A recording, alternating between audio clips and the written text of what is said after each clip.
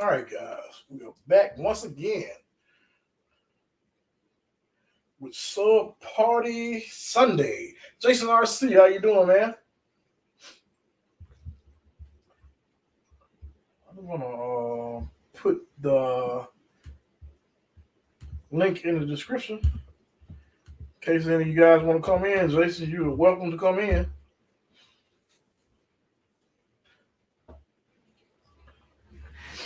How you guys doing this evening?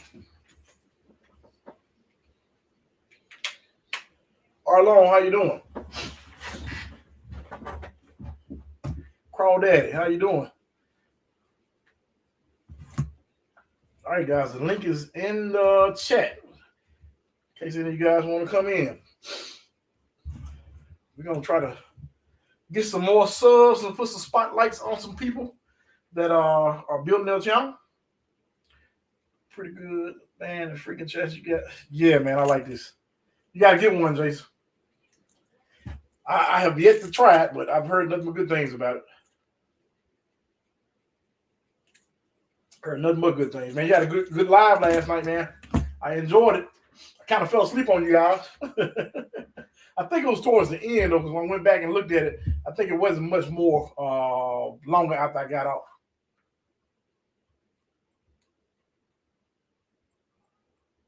Y'all did a great job, awesome job on that. Matty Mo, TBI RC. How you doing, man? Oh, you're welcome, Jason. Get a few more people in here. Get a banner going.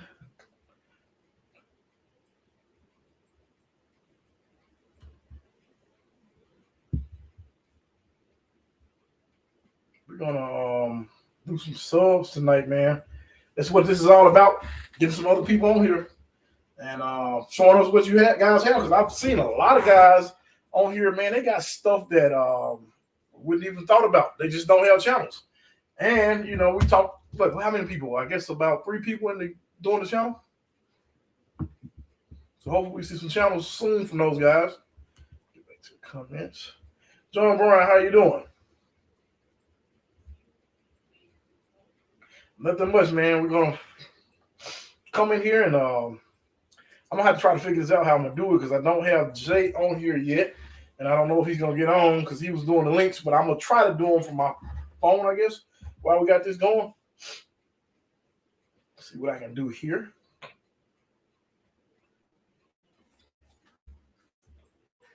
Allergies are getting to you guys. So if I hear me sniffing, don't pay any attention. Is my audio okay, guys? Should I go up a little bit louder, maybe? Maybe I should switch mics. I don't know. I'm going to go ahead and got some stuff in today. I think this is all RC related, so I'm going to go ahead and open this. I need the mount for the servo. I'm going to go ahead and open this. Kind of off camera. Yep, that's what I needed. Servo mount. Probably not going to be here long. And yes, audio is perfect. Okay, thanks, Jason. I appreciate you joining. Oh, yeah, and I figured this was going to happen. Servos, the horns, these are way too large. So I'm just going to have to go ahead and get a NSDRC one. This is way too large.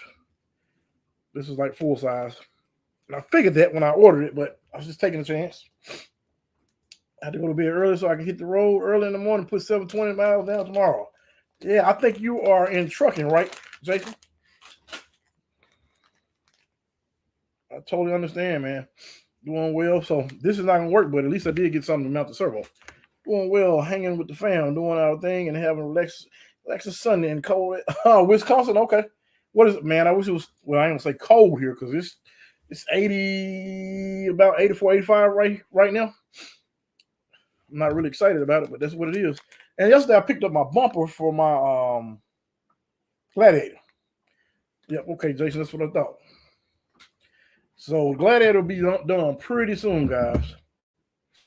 And I'm put a link back in the description as well in case any of you guys want to jump on and spotlight you. We're going to show some of your bills or whatever you want to talk about. RC related, of course, or some things that can make people lives better.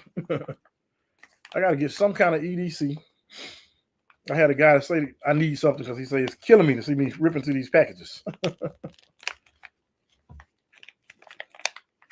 And I mean a knife, not the other weapon. Okay, let me rip this off camera, guys.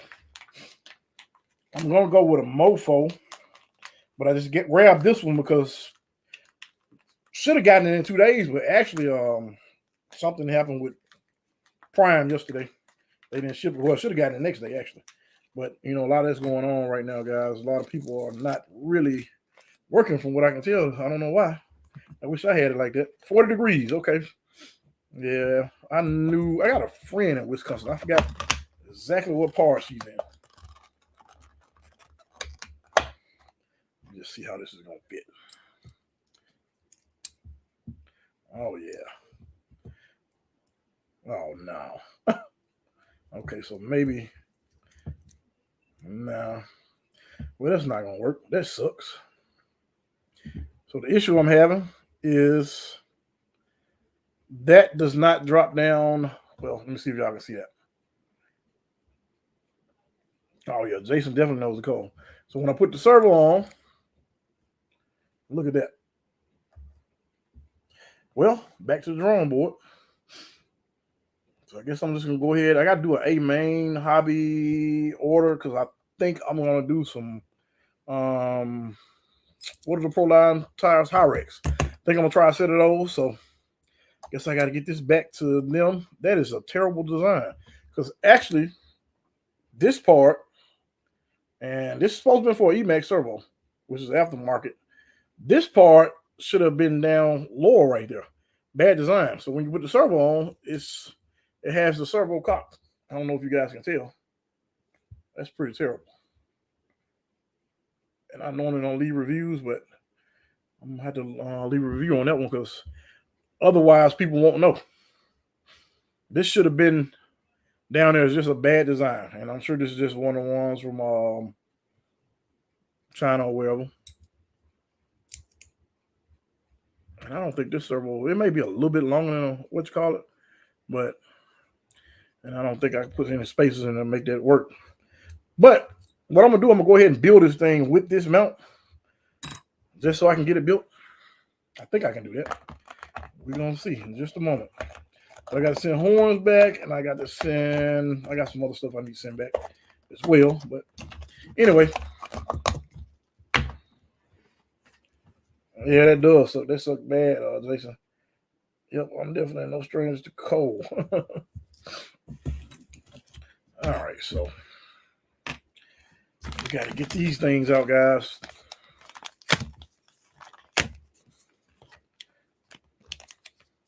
Now, I kind of didn't want to use these. I want to go for an ultra light build, but we're going to go ahead and do it. Get some of my crap out of the way. That is the front. Am I right? Yeah, front. And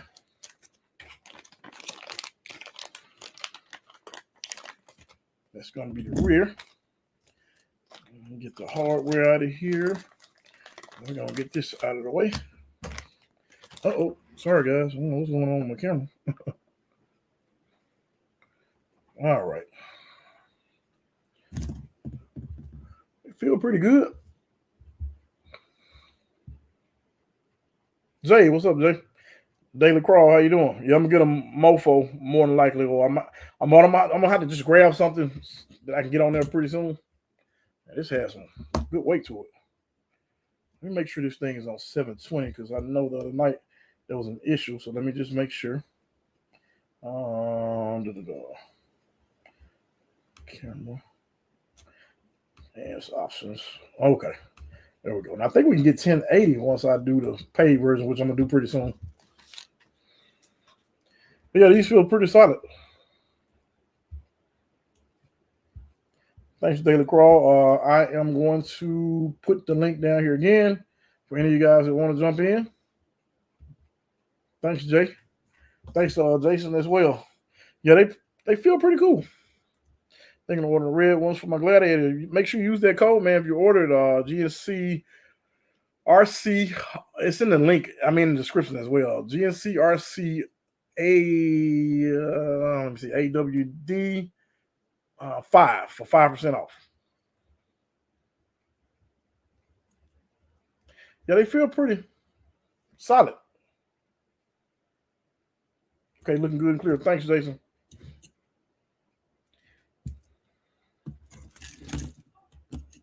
So I guess we're gonna go ahead and get this thing installed. We're gonna do the rear first.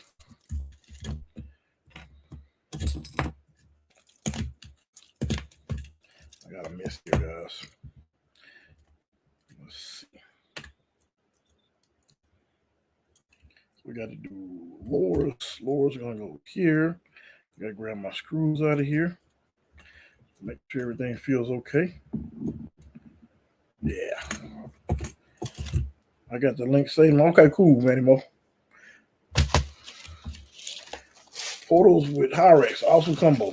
I'm hoping that'll be my first set of Hyrex, but I heard a number of good things about them. Kind of excited about them. Let me just look at something, make sure I'm getting about the right length. Let me just see.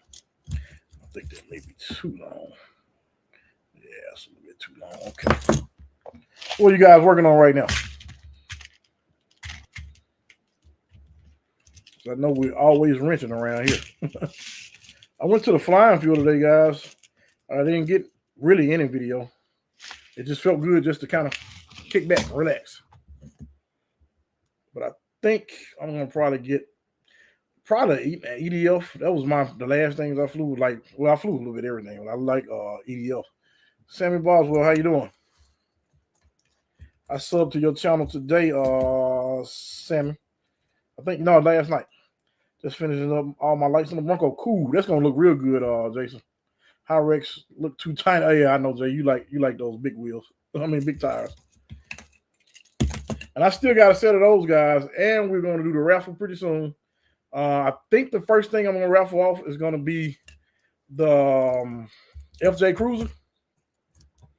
And I really want to get that started this week. So stay tuned for that, guys. I really want to go ahead and get that done. I got to get rid of some stuff, man. I got too much stuff. Working on getting my life in order. That's a good thing, Matty Mo.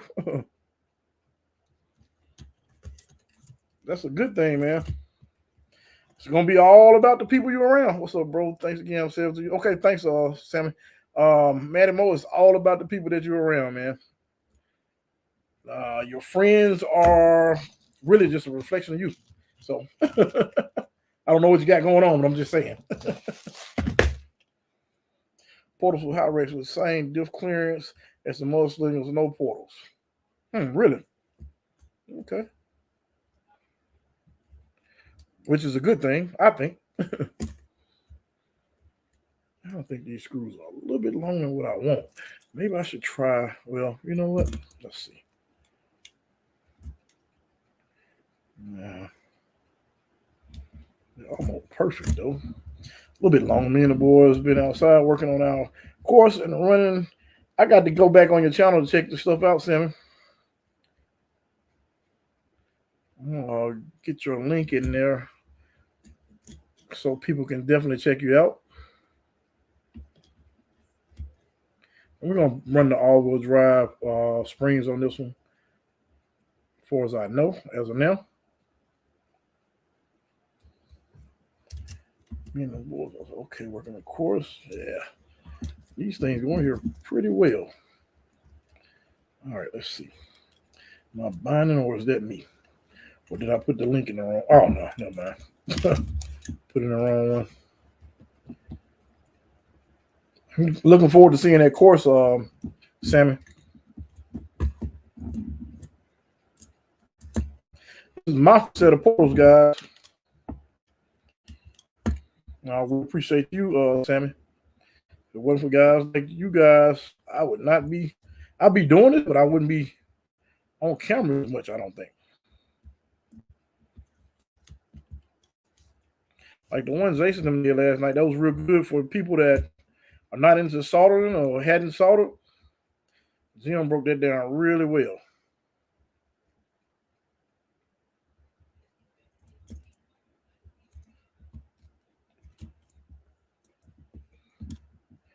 All right, the link is below. I see the Cheatcode. Oh yeah, I'm working on it, man.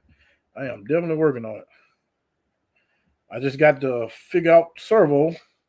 Jason, Jay, appreciate that. I got to figure out the servo horn, and I may just have to order one from NSDRC. And I really wanted them, but I'm gonna tell you guys the reason why I didn't order it because we always have issues out of mail. I know a lot of people that work at the post office, and man, they're really short staffed. Really short staffed, and it's hard, man. Small packages, like they disappear, and you just almost never see them again. I know that sounds bad, but it's the truth. Like if they get lost, once they make it to Memphis, a lot of times get lost. Sometimes they don't even make it to Memphis. Like these links, they came from California and then they went to Vermont. You know, and I'm in Mississippi, so there's no reason it should have been in Vermont, but you know, it just happens all too often. And I don't know anything else on the sites that I was looking at. I don't know anything else I want to order. So I wanted to order something that had a little size to it, you know. Everywhere short staff, yep. And what's crazy is, man, I remember at one point when I was younger trying to get on to the post office, and I never got to the point where I could go take the test. Not one time. And now they got people I got friends that are, you know, in that field and all different levels. You got people walking into that job and man, they might walk out same day, you know. They just don't care anymore. Should I use a little Loctite? You know what, fellas? I'm gonna use a little Loctite on here.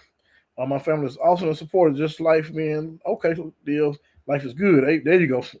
Which is I got you. Stop rain so we get working in the yard. But Matty Mo, that's the cool thing about these, man. You can stack up some books and just crawl, man. I got you. Kirk, how you doing, man? Thanks for joining. That's why I like Amazon. Yep, I'm with you on that, Jay. Because you almost get it. That's why I ordered this stuff before you got on here. I had some stuff from Amazon. Parts I got to send back, but yeah. The mini line, how you doing? What body are you gonna put on it? I got a what is that body called? Cliffhanger by Proline. VNB Speed. Oh, how's it going? Just got back from the mountains. Dang, I know you got some video, VNB. Can't wait to see it, man. Make sure you guys check out his channel as well.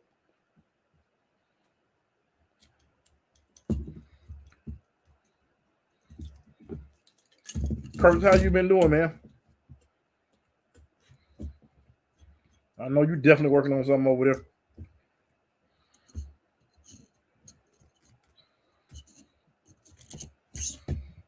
We're going to use a little Loctite, guys. I'm going to be looking forward to that video, VNB.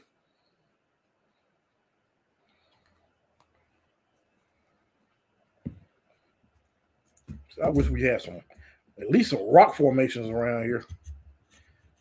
It's just like we were talking the other night. The area I'm in, you're going to get red clay for the most part.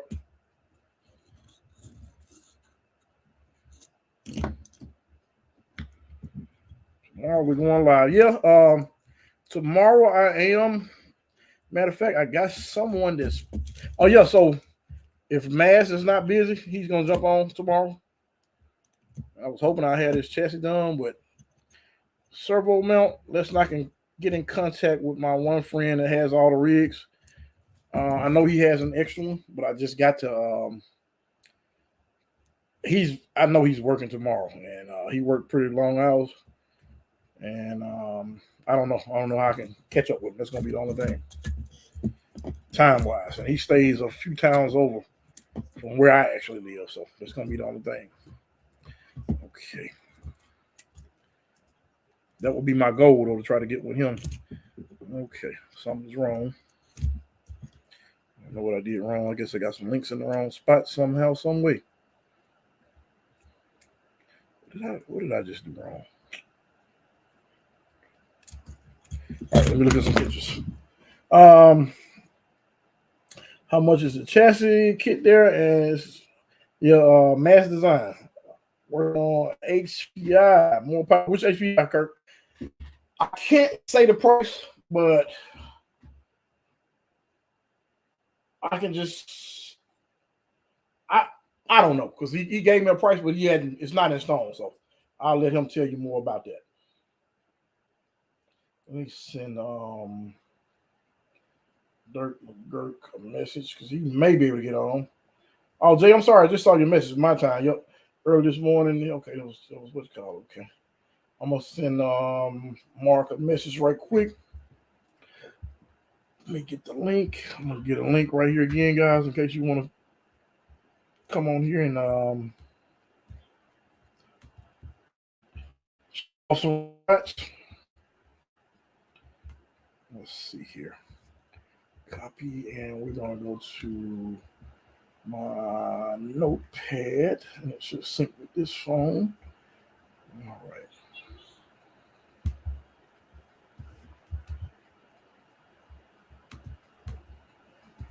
I'm gonna send this link to Durt in just a second, guys. Let me see what we got.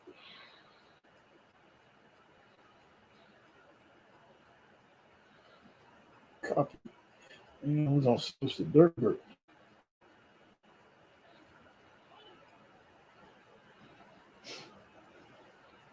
If he's not busy, because I mean, I think it's actually like 5 o'clock where he is. Okay, I see him online. I don't know if he's busy or not. All right, let me see what we got here. I have an 8-year-old autism. We have blast building courses out of Legos, books, pillows, and everything in the house. There you go. I got back in RC so we could bond and work on hand-eye coordination. That's great, man. That's great, Matty. Definitely. Mini line. Great for you, Matt. Definitely a good way to bond. All right, so I think I know what I did. And if I did, I'm gonna have to take a lot of stuff back apart. But no, I didn't do it. No, something's not right. I gotta figure this out.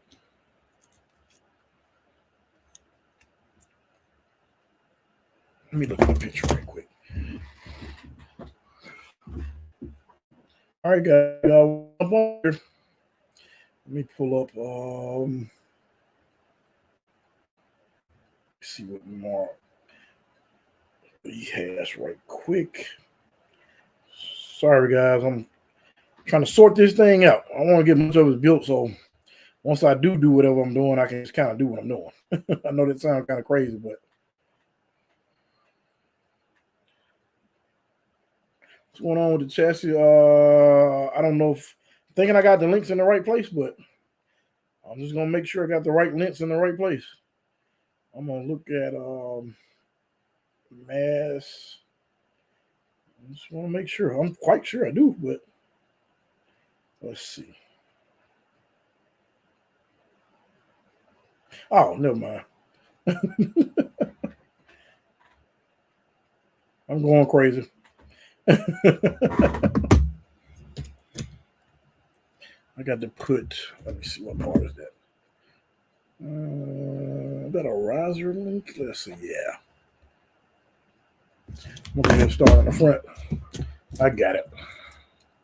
I see what's called Red Clay Strong living in Sandstone Hill in southern Wisconsin. I just sent him a message. He looked like he has gotten it, but I don't know if he can get on just yet. But we're going to know in just a moment. Y'all see what I did. Let's see.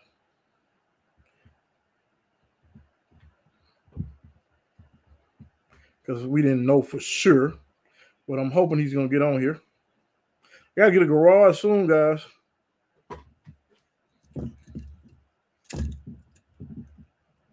We got people inviting me to different places to show off my rigs, and my rigs are nothing special.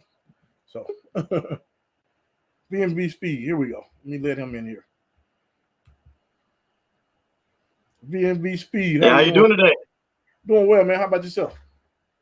Just getting in for the mountains. A little tired out for the weekend. I hear you. I'm about to spotlight you, man. I'm letting you take over. Hey, I appreciate you doing that shout out for me this weekend, man. Oh yeah, man. I try to do that for people all the time. So, are you still gonna go live tomorrow? Yeah, hopefully 7 o'clock. That's the goal.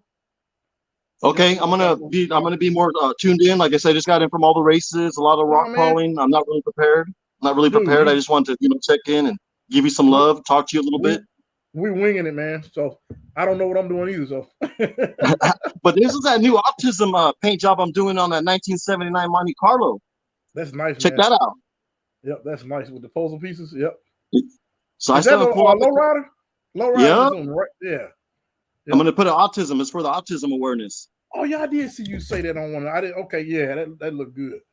So it's gonna come out. I'm gonna put more puzzle pieces on there. But there you go. You got a sneak peek for everybody. I'm gonna share that with you and your viewers. Yeah, they see it. Okay. It's all we also got some of these new scramblers. Yep, we're gonna be putting them on the Bronco. I ordered some other rims. Nice. And we ordered also the more bottom metal. And we're going to be dropping a new video this week on that. I went out there to the lake. Oh man, we got some great crawling videos showing. Is that rear steer I see on there, man? Yeah, I got rear steer on that already. Yeah, okay. See that? That's the first one I've seen anyway. There you go. Yeah, Jason say look sweet. Green Frog, how you doing? Sick looking autism awareness paint job on the Monte Carlo VMB. Yeah, you doing a great job on that. Y'all got to definitely go there and follow him. I tell you what, let me see, can I get his link up? Well, go ahead. I'm gonna let you go ahead and talk about it, man. Do your thing. I'm gonna get your link up. Thank you. Yes, sir. It is for autism awareness. It's a special custom project for Barbara.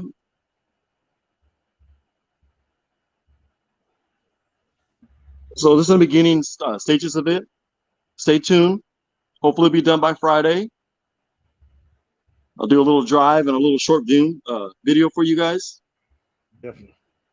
We're also going to be tuning in our drift. We're doing those on Thursday nights down here in the valley. Cool. We'll be dropping another video on drift, giving you locations where we could drift in the valley. It's like a drift box? Yeah, it's for the, I don't know. I'm not too much into it. I'm barely getting down into the drift. I thought it was just, just getting the wheels to spin. No, there's more to it. Yeah. Oh, yeah. There's more to it. So I got that V4. This is the one they recommend. It's more professional settings than a cheaper one. There's a cheaper one out here, but this is a little more high end, better quality, better control. You could adjust a lot more. So we got drift. Go ahead. We got drift videos popping up too. So TRS just jumped on. He's really into it. So TRS. I'm gonna let you take back over. I'm just putting I'm gonna mute myself and I'm putting the links in the chat. I just put V&Bs in there, guys. Oh, Jay. Okay, Jay. Thanks, Jay. He said we're winging it today, so I just got off the rocks, so it's pretty dead. But yes, we do have forced steer, like he said, and there's aluminum rims. Nice. I also picked this up. It wasn't in the video. I just threw this in before the rocks today. I don't know if you guys could see that. The link. Yeah, we just put that in. Can you see the name? I'm trying to focus. Sammons? No? Yeah. Okay. I couldn't really tell. Yep. That's who we got. So man, this handles. I seen you got one. What's going on with that? When are you gonna drop a video on updates? I don't even want to talk about it. I got to get rid of a whole bunch of stuff. I'm gonna tell you why. I got the Gladiator that I hadn't driven, that I put all this stuff on. I really haven't been driving anything but the Jeep. The Bronco, man, I really want to put some kind of chassis on there like that. I don't know if I'm gonna do it, but but I got to get rid of some stuff before I can do anything. I'm also thinking about getting rid of that. What is the one called? I can't even think of the name of it, but I call it Gullum, but it's a dragger. I'm thinking about getting rid of that one too. I don't know. Sammons make Gurt cars. Yep. Why don't you just grab that rear steer off that Jeep and put it on your Bronco? I'm gonna check it out like it is, and then it has four channels. It has 4 channels on it. Yeah, and I'm running what's called anyway. I'm running the DX5R. So. Oh, okay. You went to the big boy toy. I always have run aftermarket radios. And nothing wrong with those. Those are really smooth, man. We were just talking about that yesterday. The stock ones are really smooth. But Yeah, yeah, it's coming, Jay. I used to do a lot of racing, man, so I always had like some type of radio, just for a little bit more functionality, you know. Oh yeah, especially if you want to be serious and you're taking it seriously. Yeah. We used to be real serious. So every so often when they came out with new ones, I just go get a new one. I'll sell the one I have, all the receivers, depending on. I saw all my old micro receivers. I got the new ones now, but yeah, that's what I do. I just go get a new one. I don't have the newest one. I got the next to the newest one. And I'm trying to skip this generation and I get another one. I hate to get so far behind because you can't get much more money out of it once you get so far behind. Oh, exactly. Also picked up one of these batteries before I hit the trails this weekend. Nice. They're pretty good. Nice. Gen Ace, yep. Got a little short pack for the weight. You know, if you go big, it's too much weight on the rigs out there. Which one did you crawl? I crawled the Enduro stock. I just put some 2.2 mudslingers on there and just put a tuck body, that Toyota tuck body, the purple one. Okay.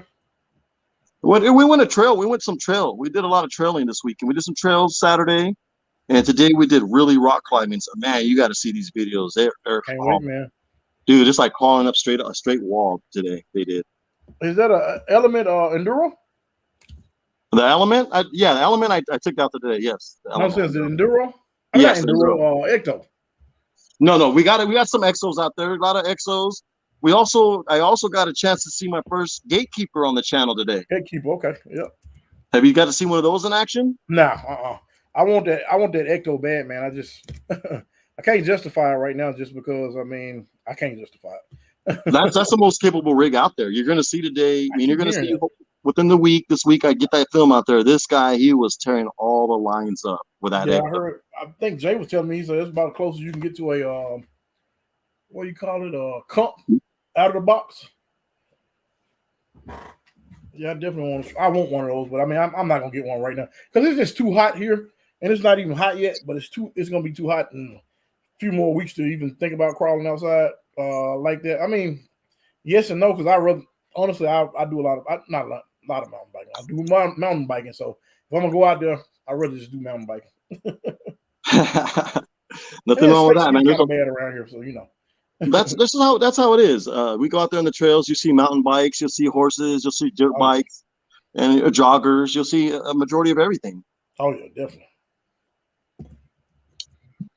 So there we go. We got all four of those. Those are gonna be coming in. But I want to stop in and say hi real quick, and I'll be looking forward to talking to you tomorrow. 7 o'clock, man. And we're gonna try to do like 7 o'clock, same time, pretty much. You're gonna do like a notice before, or what's going on? Yeah, I'm gonna do because I did one on I meant to put this one on YouTube in the community, but I forgot. I should just do a short, but I forgot. I'm gonna do I'm gonna try to do one. I'll definitely do one, but I'm pretty sure we're gonna be on at 7. Only thing that'll prevent me is if I don't get home in time. Let's just say it like that to get right on at 7. But I'm gonna do it regardless. I just don't know if it's gonna be exactly 7. Let's say. Have you followed me on Facebook? Have you followed me on Facebook yet? No, I don't think I have. Let me do it. What's your name? It's just like V&B Speed on Facebook, or you can just give me my regular name. I don't care. I don't mind. Here, I'm about to pull it up now. I'll give you my regular name. You ready? Hold on. Let me see what I got. V&B Speed. Is it gonna come up? I got you right here. No, okay. You got a group, right? Yep. I'm joining now. Just join. And then we could message there right there through private. Okay. How's that? That's cool. I can take. Well, you might not want to put your name on here, but yeah, I got you. You can send me a message from there, and we go from there. There you go. Then we're better. We're better. Just send a request, and I'll accept, and I'll send you one. I'll just send you one. Yep. There you go. Okay. Yep. Well, have a good night, man. Thank you, everybody, for watching. Really appreciate you jumping on. Thank you. Okay. Thanks, V&B. Have a good one. You too. Thanks. All right. Let me check with Mark, guys. Let me just see. I think it says he just saw it. Are you going to be able to hop on? All right, I just sent him a message. All right, let me grab my other one right over here. I think I got to take something off of. Where is my, what's that thing called? Oh, here it is.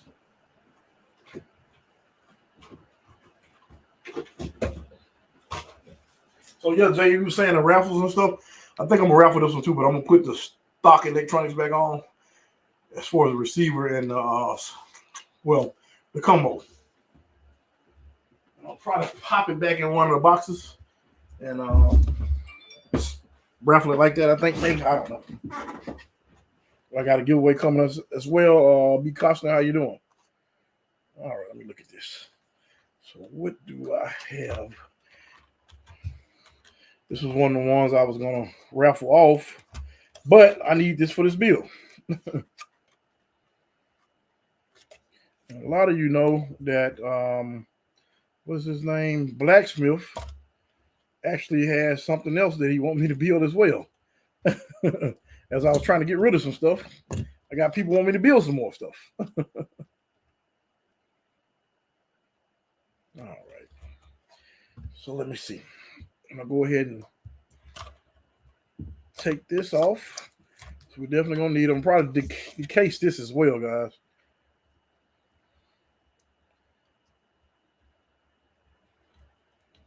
Be cautious, just relaxing. I'm putting a link in here again. So if any of you guys want to jump on, you're more than welcome. We're gonna take this lizard off of here. We got somebody that's gonna be doing some cases for these pretty soon, too, guys. I won't say anything till he actually has them. So I got a case on that other one that I just showed you guys, but it's the older model. So I think I'm just gonna take this, get this stuff sorted out.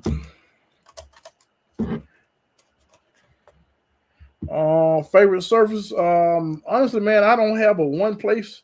I mean, a couple places that we crawl.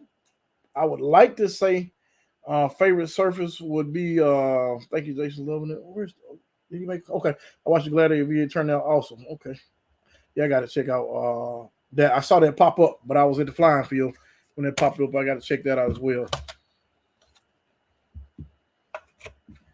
My wife. Oh, I just realized what you said, TRS. Crawdaddy asked, "What's your favorite spot to crawl?" And look what he said.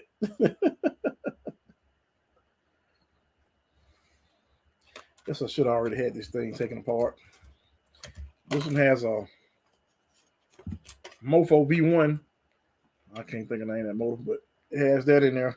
I'm going to use the rest of these parts for another build I pretty much got coming up, guys. So stay tuned. Hood Wiz, how you doing? Link in the description, guys. If you guys want to jump on. Twin. Y'all are a miss. Because you're a miss.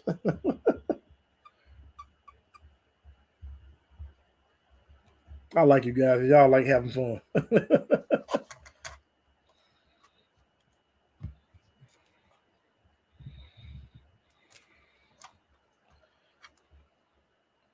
So, got anybody that want to come in? I know, Jason, you said you couldn't because I know you said you about to knock off for the night. Got 720 to do in the morning. But if anybody want to jump on, just, feel free. I'm going to put the link down there again. Feel free to jump in there. And I'm waiting on a response. Let me just see. How long you on? Oh, okay. Yeah, he's. I think he's gonna jump on. He said he's about to eat dinner. I'm gonna say, let's see. Y'all want him to go jump on and talk about this cheat code? Because he's really been crawling hills. So I think it'll be good to bring him in there. And he's pretty much one of the ones that are responsible for me being able to get one of these things early, guys. I'm pretty sure, don't quote me, you guys will be able to get one of these things this weekend. Chris, keep up the good work, man. Thank you for your time and content that you create for the rest of us. Good day to you. Oh, yeah. Thanks, Chris. Place to crawl my garage, rock garden, anywhere in my house. Yeah, that's the cool thing about these. You can just crawl these things anywhere. Am I doing this right? What am I doing? Hold on. Yeah, I am. I'm gonna have to get another one of these. I'm gonna get ready to build the other one. Link in the description below if you guys want. Oh no, that's the channel. I'm sorry. That's what's the name channel. Let me put the link back in here. Copy. If you guys want to jump on, let us know what you're working on. If you don't want to jump on, let us know where you. I think this Mark sent me messages. Let us know. You quickly, okay? And film. Oh yeah, definitely. So he's definitely getting on. Okay.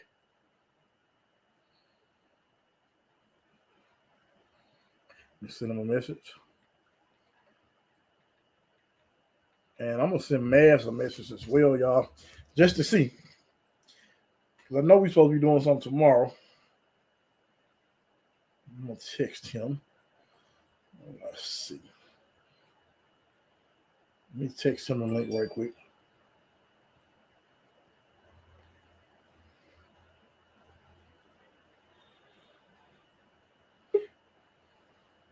Oh, there's Jason. Here we go.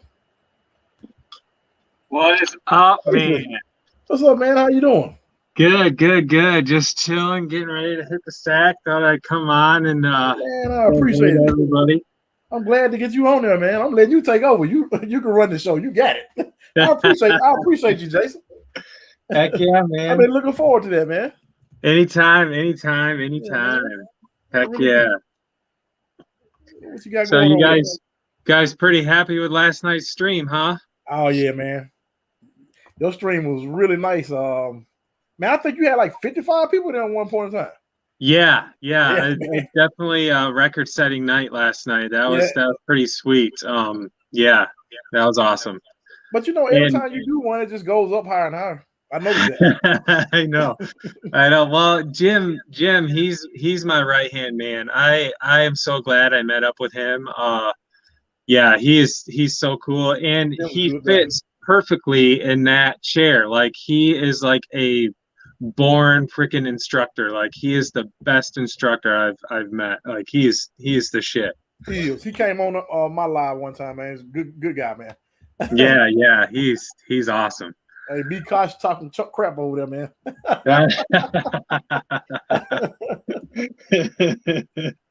Be cautious a mess, man. Yeah, his Gladiator's turning out pretty good, and what you got going on there on the bench, that's looking pretty sweet too. And I definitely got to get one of those chassis. Hey, I can't mess with Be Cautious though. That dude is sick, man. Stay on the lookout, man. I'm thinking, now this is me thinking out loud. Friday, I might be wrong, you know. Yeah. Thanks, Be Cautious. Yeah, man, I'm glad to have you on here, man. Heck yeah. Yeah, I just finished up the lights on the Bronco. See what you got there. And I actually stole the rims off of my Bob the Builder truck and put them on here, those black Trials. They look good, though. I know, that black on there just freaking looks sweet. I ended up getting that color.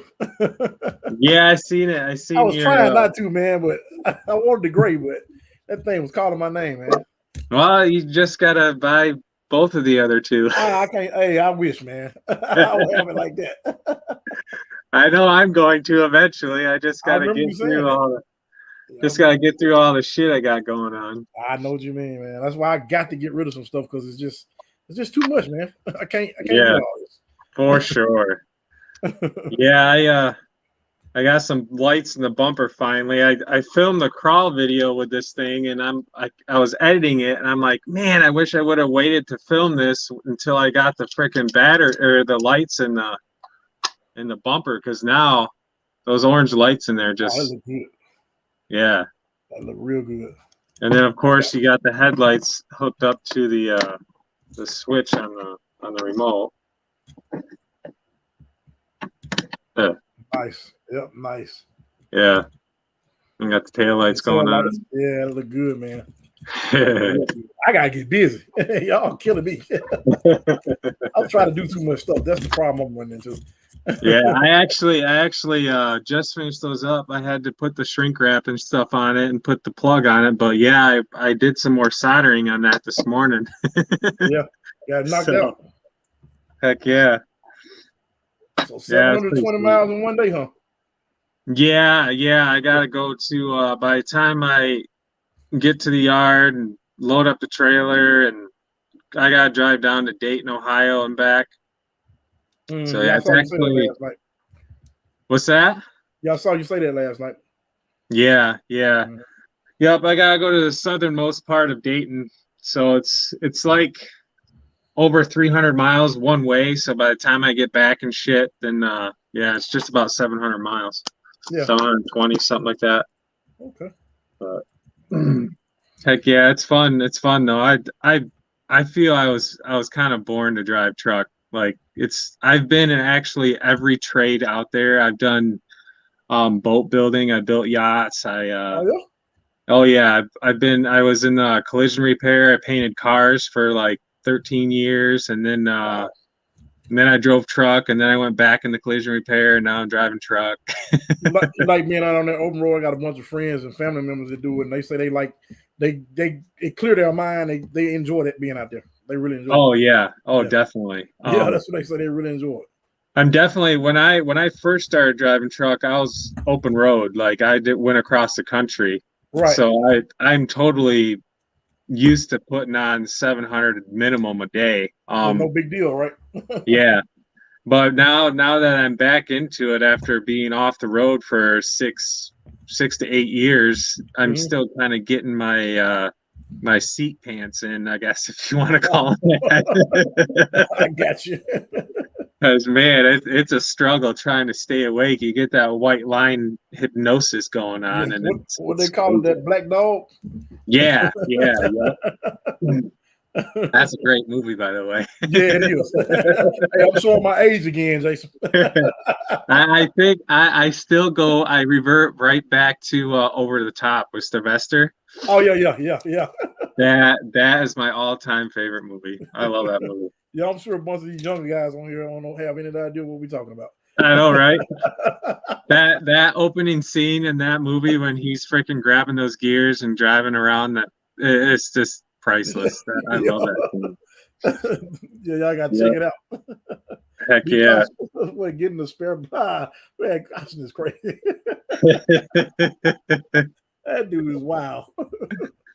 Yeah. Yep. You did another video earlier today too, Jason. I didn't get a chance to see because I went to the field. Yeah, it's I'm gonna go back and check those out as well. Yeah, I'm doing kind of it's not probably gonna happen every Sunday because it's kind of hit or miss if my dad comes over on Saturday. Because right. Yeah, but I like doing this follow the leader Sunday thing with my dad. Right. I think that's kind of cool. That on that other one. Yep. Yep. That's pretty cool. Your dad crawl with you, man. Yeah, I love it. It's so cool. When I was little growing up, I used to be his like shadow. Like I followed him around all over the place. And then you know how it goes. Life happens. You grow up, and so it's real nice to have that connection again. It's pretty cool. I always tell everybody, say Superman was their hero. I'm like, no, my dad's my hero to this day. Hell yeah. My dad's 81, so a lot of stuff I do. I've been in all kind of hobbies. It's just like okay, that don't make sense to me. Car audio stuff and guns at one time and just all kind of stuff. It's like, okay, I hear you, but for sure. Yeah, he's cool. And yeah, to tell you the truth, if it wasn't for him, I wouldn't have half the shit on this course that I have. He helped you build a lot of that stuff. I saw where he was building. I saw, Yeah, he didn't help. Cool. Like he built everything. I did like the rocks and the soil and stuff like that, and he did all the other shit. That's cool, man. That's super cool. Yeah, that is super cool. Yep. Yeah, it's pretty sweet. So you're gonna definitely try for one of these chassis, man? Oh yeah. Well, it might be a little while, but I definitely, because one of the guys that comes here on Wednesday night, he went out and bought this thing. And oh man, that thing! Did you see the one on my channel? Yeah, I did actually. That's pretty sweet.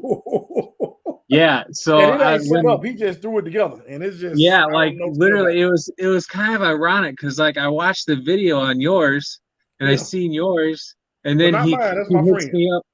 Yeah, he hits me up on Messenger, and he's like, "Hey, Jason, I got this chassis here that I bought, and it's not what I expected. Would you be interested?" I'm like, "Oh heck yeah! How much do you want for it?" And he's like, "Oh, you can just have it." I'm like, "What?" Yeah. So yeah, his name's Joe. I saw can't you say pronounce that his last last night. name. Yep. Yeah, but Joe, I met him at Reaction up there, and he freaking gave it to me. I'm like, freaking sweet, dude. That's And all good. he wanted is a shout out. So I'm like, I'm gonna shout out to him every time I get a chance. Absolutely. You know, that's just one of those things, man. You give out good energy, you get it back. Yeah, heck yeah, heck yeah. That's it, man. I didn't know how to accept people, you know, being nice. Well, I'm not saying being nice. Let me see. When people try to give me stuff, I'll be like, no, I pay for it, blah, blah, blah. And I had been offending people. I didn't know. Yeah. I was offending them by telling them, you know, no, I'm gonna pay you for it. I didn't realize that. You know? Right. Yeah, Jim's the same way. He's been giving me so much stuff. I'm like, man, how much you want for it? So I'm like, you know what? I'm just gonna. So I went behind his back, and when the Gladiators got released, I bought him the blue one, and I just gave it to him. That's nice, man. That's nice. So he was so geeked when he got that. Yeah, that's a good thing, though, man. That's a good relationship. So Jim, he lives close to you, or? He's about 2 hours away. He's about 2 hours south of me. So y'all can crawl. So yeah, he's not far. Yeah. So, but I mean, he is, but he's not. I'm from the country, so 2 hours is like whatever, you know. Yeah, 2 hours for me too. 2 hours is nothing because shit. Oh yeah, it's definitely nothing for you. Yeah. So yeah, whenever I actually deliver to a landscaping place down there, and he lives like 15 minutes away from where I deliver. So every time I go down there, we meet up and we exchange parts and shit and shoot shit. It's pretty fun. Told me he's out in the country too. Yeah. Oh yeah. Yeah. He's like where my parents grew up. My parents are on like I think 13, I don't know, something like that, acres. But I mean, we only cut 2 acres of it, and the rest of it is like wooded area and all that. But yeah. He's actually sitting on 10 acres, and me and my dad are supposed to be going down there. We're gonna build them. I think we're gonna build like what I have pictured in my mind is probably gonna be all of at least 1,000 square feet of a 110 scale crawler course. Oh, yeah, really? That's probably on the small side because he wants to do like a whole scale like mountainside. We're gonna rent some equipment like a bobcat and stuff, and he's got a backhoe over there that we're gonna use, and yeah, we're gonna go to town. Oh, that's gonna be serious, man. I can't wait to see a video on that. That's gonna be a video. Oh yeah, we're definitely do some filming on that shit. I definitely can't wait to see that. Yeah, definitely. Yeah, but Jim and we got a bunch of close friends of ours. Jim, he's one of my good friends, and then mutual acquaintances between us is Dave from SCX24 RC. Yep, we got him and Donovan Banks. He's a pretty good guy. And then Tinker Time, Brandon Olson. Yep, we chat with him. One of my local guys, Ben, is sponsored by Tinker Time. Oh, nice. AUCRC. Yeah. Yep. Yeah. So if it wasn't for basically Jim and Donovan and Dave there, when I was growing, trying to get 1,000, they were freaking putting up all these posts on Facebook groups and stuff, and they're basically the reason why I got my 1,000 subscribers so fast. So yeah, that's good, man. Yeah, that's pretty sweet. Your channel is definitely growing, man. It is doing its thing.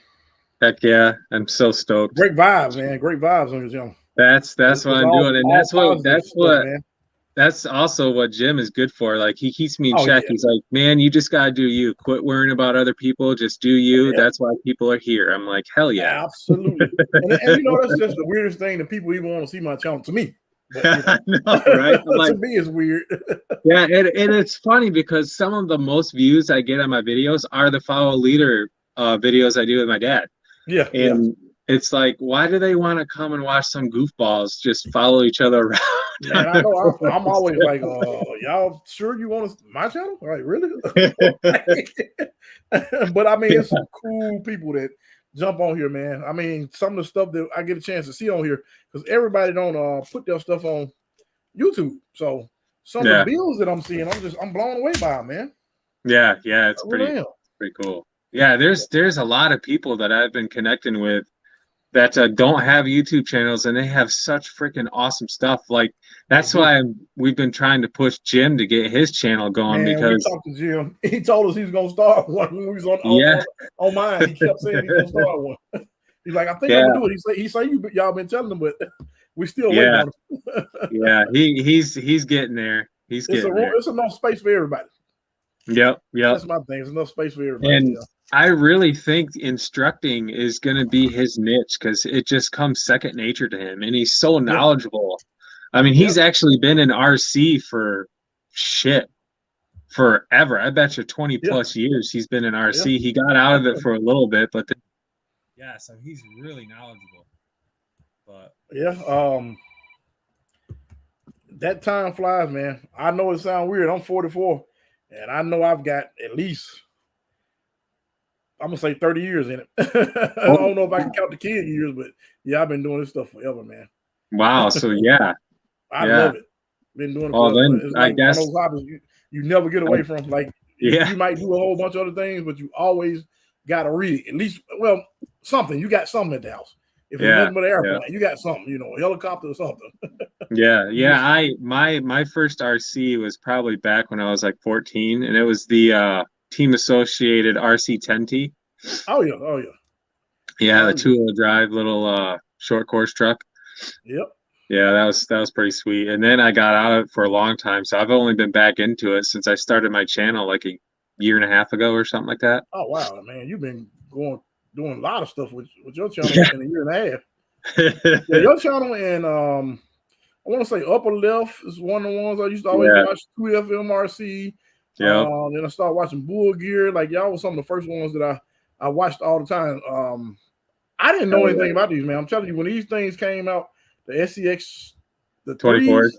Not threes, the 10s. Yep. I remember when everybody was getting it locally. I was racing cars at the time. And I didn't want nothing to do with them. And now it's like, I don't even want, I don't care about going fast at this point. Right. I tried experimenting with the go fast ones again. Like I got that little short course, and I grant you, I bought 2 little like $60 1/18 scale short course trucks, and I'm like, I'm not good at controlling fast shit anymore. I still got it, man. It's all about the setup, because we used to race on road and off road. Man, but it turned to work because we were leaving here, going to a town called Jonesboro, Arkansas. We raced over here one week in the Memphis area, and 2 different places. Then we go over to Arkansas, which is about an hour, maybe an hour and a half, a little bit. It started turning to work, and I was just like, okay. And I stopped, and I went and I got into mountain biking, but I still had several things at the house I played with and bashed with, I guess you would say. And I don't know, like I happened to see these online. I'm like, dang, these are cool, and like they don't cost that much until I started getting them and started putting all this stuff on. I'm like, wow. So I thought these were the coolest things ever, man. Oh yeah, they're so. And COVID, with that, during that first shutdown of COVID, is technically right when I got into it. And my first 2 I bought was the Enduro 24 and the Panda Hobby Power Wagon. And then from there, I bought my first deadbolt, and then I'm like, oh, these freaking SCXs are just the shit. So I know, right? I mean, I'm with you, man. Like, dang, so that's when I really started. During that first freaking shutdown, I was home. I didn't leave the house because nobody knew exactly what it was. Everybody was scared of it. So I didn't leave the house for like 2 months. Oh, wow. Really? Yeah. So I was just down here. I started building my course, and here I am. Played at it on. Heck yeah.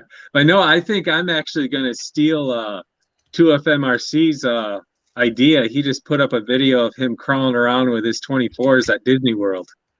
Yeah, I saw that pop up. I hadn't had a chance to watch it yet. Yeah, definitely gonna check it out. I saw that pop up.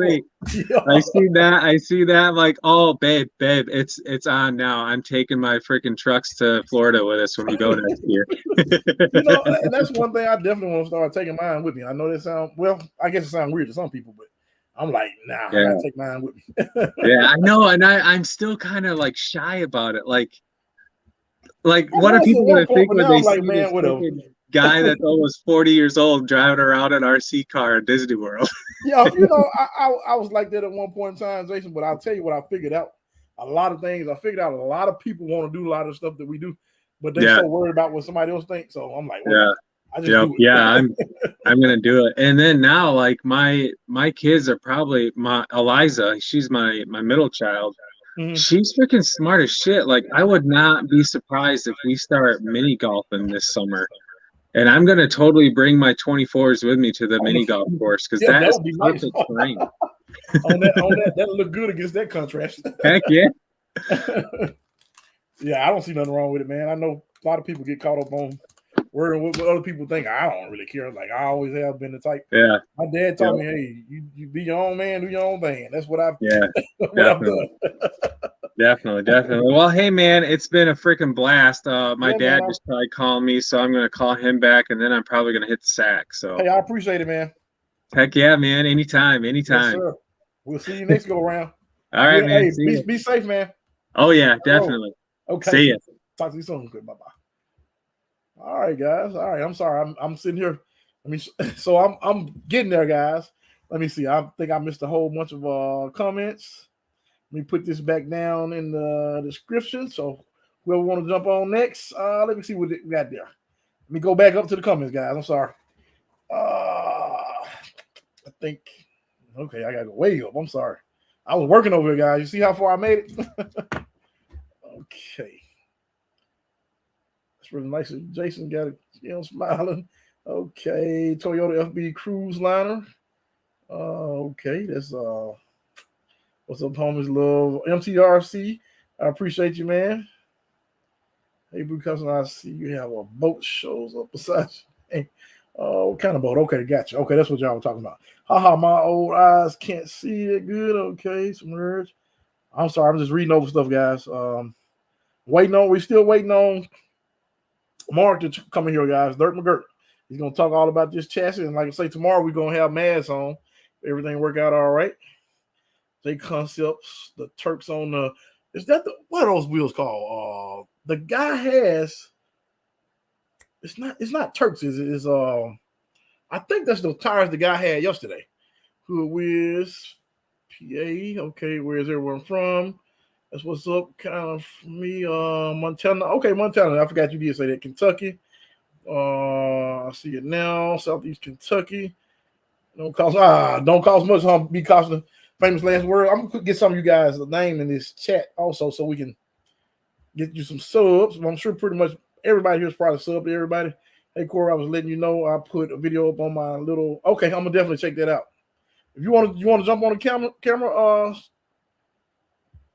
Sammy.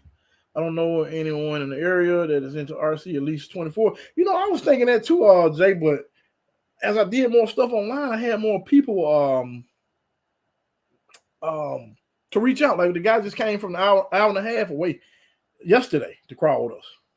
He said, "Man, where are you from?" And I told him. He's like, "Yeah, man, I'm coming." And he was an hour and a half away, and he said he's gonna come back next weekend. Of course, you guys know what's his name. He's Ben AUCRC. He's an hour and a half away as well.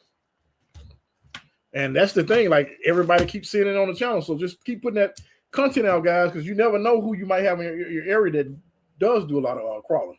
Later, Jason, that was cool of Jason to come on here. What was just yes in the chat? Okay, what tires you gonna build? MTRC. I'm gonna do what do you call those things? I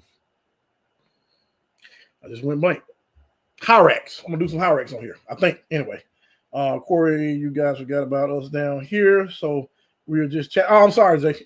We sure did, man. So right now, I'm gonna go ahead and put. I don't really know how to do that, man. I am pretty done here. Okay, so I'm gonna put a link right here, Sammy.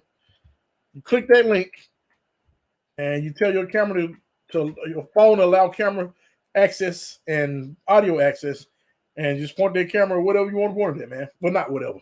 I know that's weird, but point it at your rig or whatever, you and your rig, whatever you want to do, man. Go over what you got over there, man. There's nothing to it. Don't be shy. I'm gonna check with what's his name. We're gonna see what he got going over here. Since he's still eating, he'll be on pretty soon. So little guys, man, I don't know if you guys can see that on your. Hold on, let me see. Can I brighten this thing up? So what I want to do, let me turn this around. I want to get rid of some of the stuff I currently have so I can do things like this. And I can't do that when I got all these rigs that I'm trying to do things with. So that's why I'm getting rid of some stuff. I feel the FMS Katana shocks I got 50K. Oh yeah, I remember you telling me going to do it last night. Okay, Lou helped a lot. Are you using damp shocks too or non-damp? Indoor Hyrex or the real thing? I don't know, man. I was looking on Amain. I was just gonna order some from there because I got a couple other things I want to order as well. These are I really don't know, man. These shocks. I don't know what's what with these shocks. I got to get some of you guys. This is my first time you open this. I don't know if these are oil filled or what. Let me see. I hadn't really looked at them on their thing. Let's see if I can kind of tell. I think well, it might be okay. I might run the stock shocks. Springs. Let's see if I can get it open. I think they sell a set that's oil fill, and yeah, these are actually oil fill. I don't know. Yeah, these are definitely oil fill. And it's not much in there, but all of them pretty much come like that has oil. So we're gonna try to get these on tonight as well. I just got to wait on my the right servo mount and a servo horn. And I know it's gonna be bad, but man, I might just throw that regular horn on there for the time being, just so I can get this thing up and going. Yeah, little Ultra 24 is also looking rig high in my opinion. We really want one. Yeah, I don't think I'm gonna do the Ultra. I don't know. I like to do the Ultra, but I want to get that Jeep, but it won't be anytime soon, guys. I got to get everything else up and going. So let me find these other screws and go ahead and get this front link on here. What do I do with those screws? I got them somewhere around here. Let me get, did anyone see the brass high clearance links that NFC Hobby made posted? I hadn't seen them, Jay. I hadn't seen them. So I'm missing something. Let's see what we got here. Jay, you should jump on here and tell us about them, man.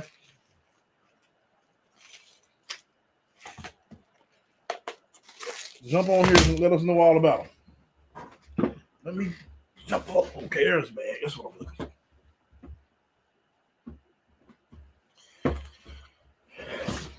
for. All right, get this link on the front of here. Look at one more picture. Let's see.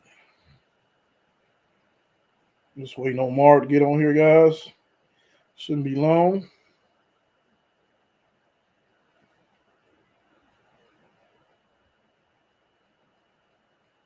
Okay. I was just looking at that, how that link goes, but I got it. He does give you he includes the screws for that as well. I'm gonna give you guys the link again. So anybody want to jump on, you are more than welcome.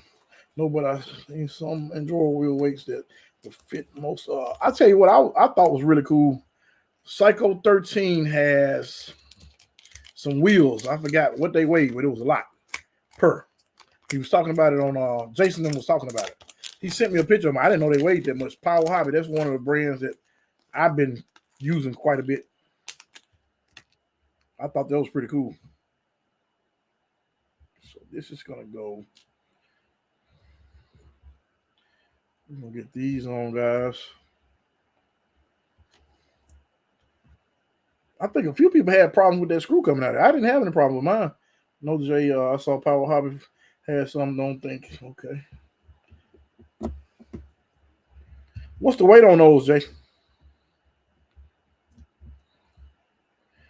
I don't think I need any Loctite in that, but you know what? I'd rather be safe than sorry. Probably don't, but I'm gonna use a little bit anyway. I'm gonna use a little dab. Brian, you have Instagram. I don't think I've seen him on Instagram. Yeah, I know, MT. I got you. I'm showing the same stuff though, MT. This is definitely the same stuff.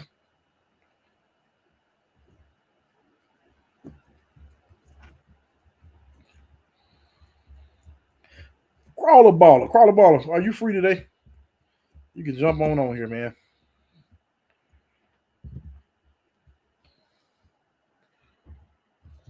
The link is right above there, Crawler baller. Oh, no problem, Peyton. So Peyton has invited me to jump on his show on Instagram on Wednesday night workbench, I think is what it's called. So I'll be on there on Wednesday. Here's the other link. Peyton and T-Shack. I know he said he couldn't get on here. I was telling him to get on. So Crawler baller. 41.5 grams with ball joints. That is crazy. I saw that, Jay. He was talking about that last night. He sent me the wheel, but I didn't realize they weighed that much. And from what I can tell, those are the heaviest ones that are around. From what I can tell, I got to put a screw in there. It's the heaviest ones I've seen. Where is that other link? Oh, there it is. Let me put this link on here again, guys. Crawler baller, you want to jump on?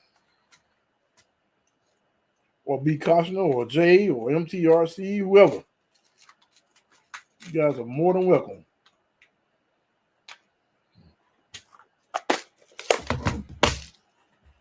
We're going to put a little dab on here as well. There's a point where it's too much weight. I ain't going to answer that, man, because I'm going to tell you what I always heard, but these other guys can answer more about that again. So like I said, I just got into this, but from what I understand, you really don't need to add weight. You only need to add weight in I got a little bit too much of that on there. In certain spots, but you only add it based on where you need it, from what I understand. So like my Gladiator build, from what I understand, that's just a waste of time. What I did was just put a lot of weight on it, and I probably have to take a lot of weight off. But I don't know, That's what I always heard. Well, take that back. That's what I just recently learned. I didn't really care at the time. I just wanted to hook that thing up. But if my Gladiator weighs a ton, I never had a problem. Never had a problem, Jay. Plus, you've been building crawlers all along, so it's not a really big deal for you. You're definitely not going to have a problem. Now, people like me that's just getting into it, I don't know. What are you guys, low weight to counter high weight? So lighter upper bodies do not need to weigh too much overall. Let me read it again. Low weight to counter high weight. Absolutely. So lighter upper bodies don't need weight to... Okay, got you. Stock motor, bro. I don't know. He might be talking to you. Yeah, so... I really didn't want to use these, but I thought that would have been good.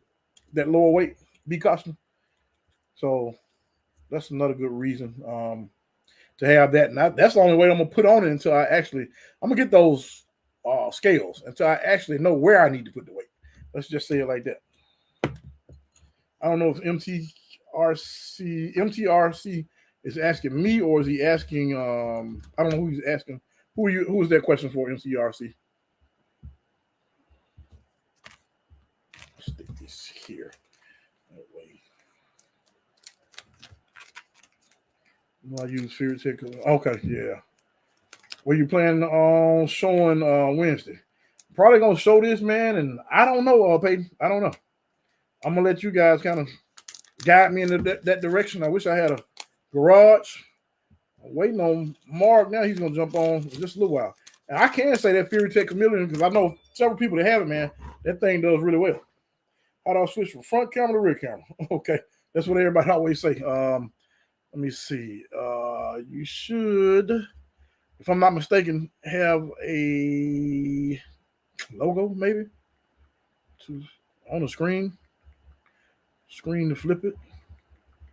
I think. So he'll be jumping on in just a moment. As soon as you get the camera situation figured out.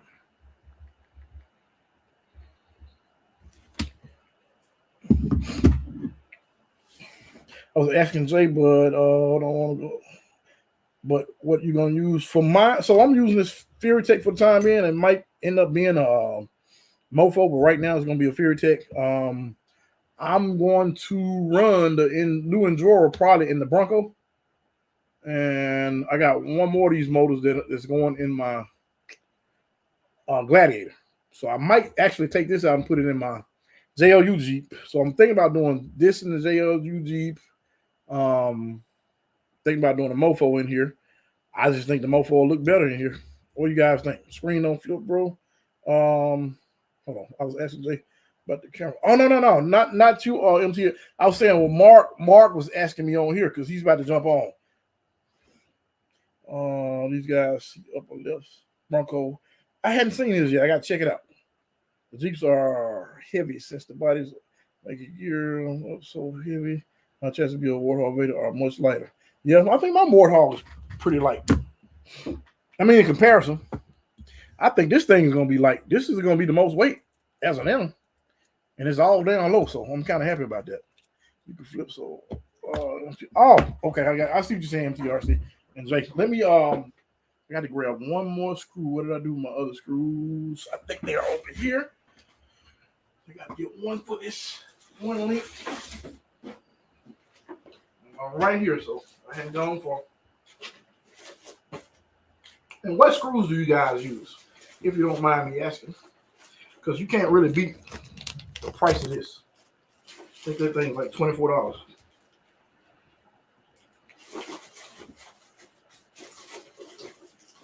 I'm going through my crap, guys. I got so many lights, guys. There we go. There's Durt McGirt. Let me sit back down. Got him on. The man of the hour. Durt McGirt.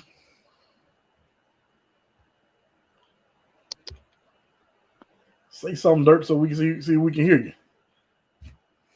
Hello? There you go. There you go. How you doing tonight, man? Hey, I had to figure out the volume.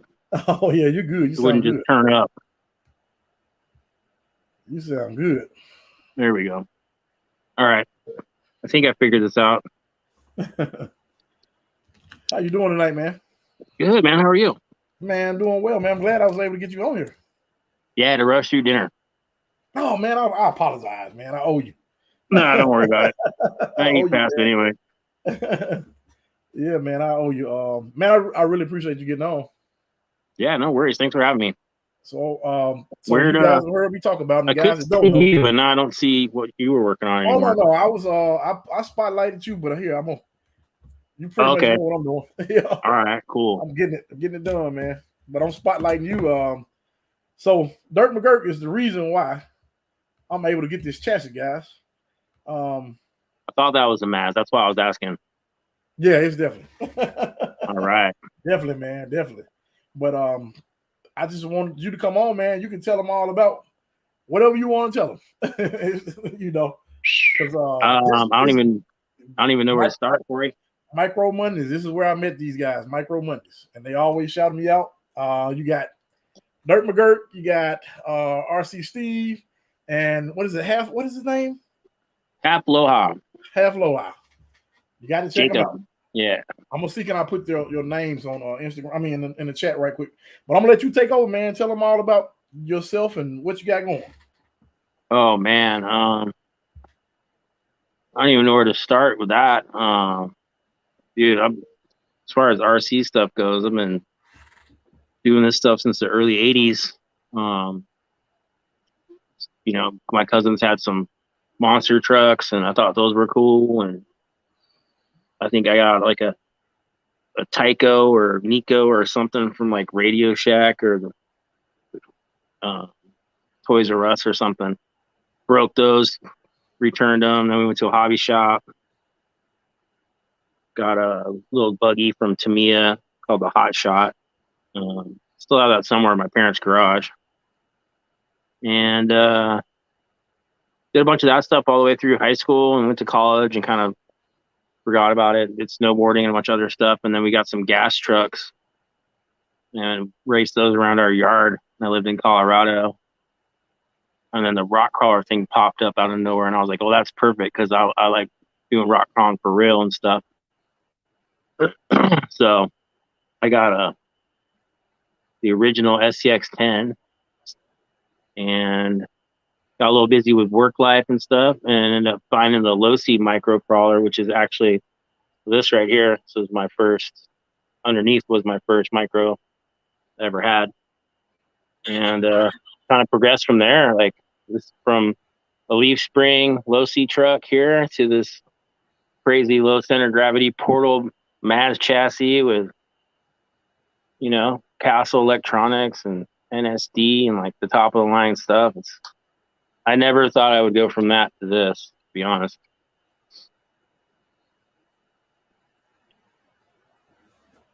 Yeah. Talk about that Mazz, man. Because a lot of people asking about that chassis, man. There's a lot of people asking about it. I mean, far as I know, in my mind, and you tell me if I'm right or wrong, that thing is gonna probably sell out pretty much as soon as they list it. Don't you think so? I think the hype is real, Corey. I think we've hyped it up. He's hyped it up. Everybody else who's got one's hyped it up. Every time we show it off, people go nuts, and with good reason. The quality. I mean, you have one in front of you. The quality is insane. It is. And that's pre-production. Like, lucky to grab an early version of the actual production one. Came up yesterday. Mazz sent us out, you know, B2, if you will, some minor adjustments and the stuff we did to help them out. I'll look at yours right now. Like the skids are the sliders are basically parallel with the skid, and there's not much clearance to get any body without it being like super low and cut up and stuff. So he raised up the slider so you'll have more clearance and more options for bodies. So that was a big thing because I struggled to find something that would fit mine. And that's different. Like, I don't like doing what everybody else does. I mean, like I said, this Toyota, I had that like 14 years ago at this point, 15 years ago, something like that. And then they got popular with the SCX thing came out because they got rebooted, and everyone, you know, it fits and it looks good. It's a good looking truck. So, yeah, I never thought I'd end up with Lexan either, for that matter. I'm always hard body everything. Even my 110s are all hard bodies. Yeah, I know you guys are all one hard body gang. I know. I mean, it took me a little bit of convincing for the other fellas. Yeah, because y'all straight. When I met y'all, that's all y'all talked about was hard bodies. Matter of fact, you know, that's how I really, because I was showing. I mean, I got that RC all-wheel drive, four-wheel drive. I'm sorry, and that's when I started talking to you guys more so then. You know. Oh, okay. The Trail Finder. Yeah, they are into that, and the hard bodies, and some of the stuff they do is just it's insane. Yeah, that's the RC four-wheel drive life. The scale, realism, performance is secondary. Yeah. Well, hey, tell them because a lot of people ask about the ESC setups. So so you know, I have my preference, but it's not really a preference. It's only because that's what I'm using right now. I've never used other ones with this, but I have used Castle stuff on all kind of other applications. But just go ahead and explain some of that stuff to them. Explain to them about the motor, like the one you told me about, the 130s and all that, because a lot of people are not aware of you can get great modulation out of other setups other than just the one that I'm using. I'm not gonna call it name, but you know the one I'm using. Yeah, I mean, you know, this all stems back to the early days where they didn't have any aftermarket. It was all do it yourself. You know, we made links. We found helicopter servos that worked in the micro stuff. We used lead weight or shot, like buckshot in the tires for weights. Like this one, I don't know if you can hear it, but there's pellets in that. no phones. So we learned how to use different, scale stuff to work in micro stuff, and Castle, Tekin, and then Homes more recently all has very small footprint ESCs that you can use. I literally just finished wiring this one up. So that's underneath there is a Homes VR Mini with also in the shrink wrap is NSDRC 8.4 volt BEC power in the servo. Nice. So the footprint's pretty small. It's flat and doesn't weigh much. And that's next to a 130 can motor right there. But yeah, the modulation, as long as you're into you're not afraid to use a soldering gun and cut stuff, right? And put wires back together, then that's the way to go. But if you're, beginning, and I understand the plug and play stuff, I would have killed for that when I first started with the stuff. Yeah. Yeah, I mean, just been trial and error. So that one has the Mazz. My Mazz chassis has a sidewinder in it, and it's the same thing. External BEC mounted underneath it. I just have that one running sideways for the body, so it clears that. Fully tunable with a Castle link, just like their 110 stuff is. Same with the Homes. The Homes uses Castle technology for programming.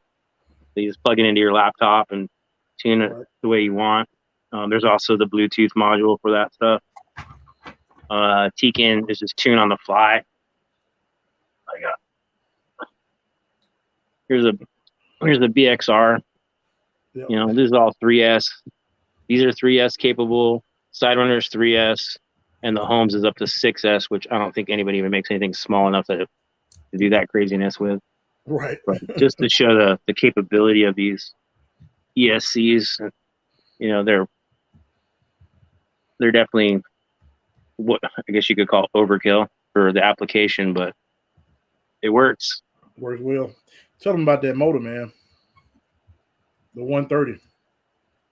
The Jacob special. Yeah. It's just a Mabuchi motor. Probably have they're probably in some electronic device you have or had in the past, like a CD changer or in your car door or anything along that line. You get them off eBay and they're I think the last time I looked, they were $1.87 or something around there. No more than $2 a motor. And that seller ships quick. It's usually about 10 to 14 days. It's butter smooth. It's as smooth, if not even smoother than some of the brushless stuff available. They work really good with the PN Racing motor mount, and the gears are the 2mm shaft on those. So yeah, it's a great setup for the money. I mean, it's better to me. I like it better than the PN90. I don't know if you've used one of those. I hadn't used one. I got a friend that has one, but I hadn't used one. Is it more power or just smoother? It's definitely smoother. The startup to it is, it's really, really smooth startup, and then it's got plenty of go. Okay. It's not shy to move too. Right. 3S, run them on 3S? Yeah, 3S. Okay. Yeah. Okay. So I think I have everything. Everything I have, I think I've converted to 3S at this point, or in the works of doing. And what batteries you guys? Those batteries are not available anymore, right? That you normally run. Oh no, the nanotech guys. Yeah. They stopped making that battery for some reason. I remember you but there's plenty of stuff now that Protect. We've been looking around. There's these Hyperion makes a small milliamp, about the same size as the Nano is. Mm-hmm. 240 milliamp power. With a brushless setup, you're getting 45 minutes of runtime out of that battery, easy. Easy, yeah. Because they don't chew up the power like a brush does. Right. Even that, I'm still getting 30 plus minutes on a brushed. And then I also have a couple of, they're a little bit larger, like the E-Flight 3S batteries. They're kind of tall. Right. from Max Amps. Really good batteries. Right. So Max Amp makes some real good batteries. And then there's this new one that Steve, a couple of the other guys got. Off the top of my head, I can't remember, but it's a robot RC company. Like, man, I'm drawing a full blank. I'll find out for you though, and let you know. Yeah, no problem. I haven't grabbed one yet, but for the price, I think it was $14. Oh no, Yeah, they're like the same size as those Nanotech ones we have. Right. So it's a good option. I got a few questions in the chat. So let me see. They asked about. I think I answered that for B Costner. So I think B Costner asked the BECs. Is there a way to see the chat, Corey? Yeah, I don't know what you have to do on your phone. I can see it right here, but I don't know what you have to do on your phone. Oh, do I just hit that chat button on the bottom? Try it. Yeah, all I can tell you is try it. I have no idea. Let's see. I got the computer queued up, so I'm not really sure. Oh wow. I can tell you on Zoom, but I don't. I really hadn't used StreamYard that much.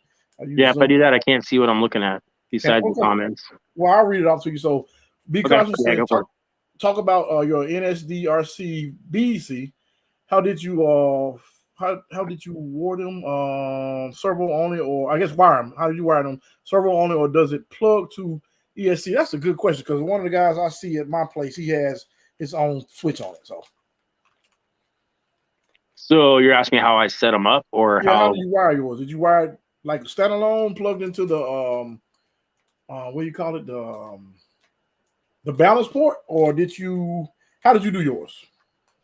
I just hardwired to the ESC, so you can't see it literally. If you would have taught me like an hour ago, soldered yours. Yep, it's right here, sitting underneath that. So it's soldered to the battery leads, and then it plugs in. There's the connector that plugs into the receiver, and that basically is your power. So you don't need an on-off switch with that. Just plug in your battery and everything turns on. So how would us guys do ours that are using, just say, the Fury Tech? Because I think majority of the guys here are using I've never tried one with the Fury Tech. yeah, I remember. I mean, you could probably. They come with a JST plugged version. Mm. So you could probably run a splitter from the battery. You might have to unhook one of the power wires. I think that's from the actual ESC. Yeah, I think he was saying that's what he did to his. And you run the 8.4, the 8.4 version? Yeah. Yeah. Okay. Yeah, I want all that torque. Yeah. You get a ton of torque then, because the one guy at our place, he's running 7.4, and man, it's crazy. He can almost use it like a dig. Yeah, it's pretty silly. Yeah. And it works on the Pro Modeler ones too. I have a 8.4 on my big boy Pro Modeler they don't make anymore. Yeah, that thing's a monster. It's even more powerful than the NSD one. I remember you telling me, because I remember you were telling me to look at some of the Pro Model ones, since I was like in a situation where I couldn't find the one that I really wanted. Yeah, the RS100. I found one NSR. Yeah, that was you telling me about the Pro Model one. Yeah, they did have some real good specs out there. I finally sat down and looked at them. Hey, A-Rod, got another question. Get it up. Have you seen the one thing? I've been looking at those too, Jay. I see them on what you call it. Have you seen the 130 motors for the Nerf guns? Yeah, if you want speed, get those. Okay. So torque, not so much for speed. Not so much torque on those. Yeah. Yeah, they're peppy. Yeah.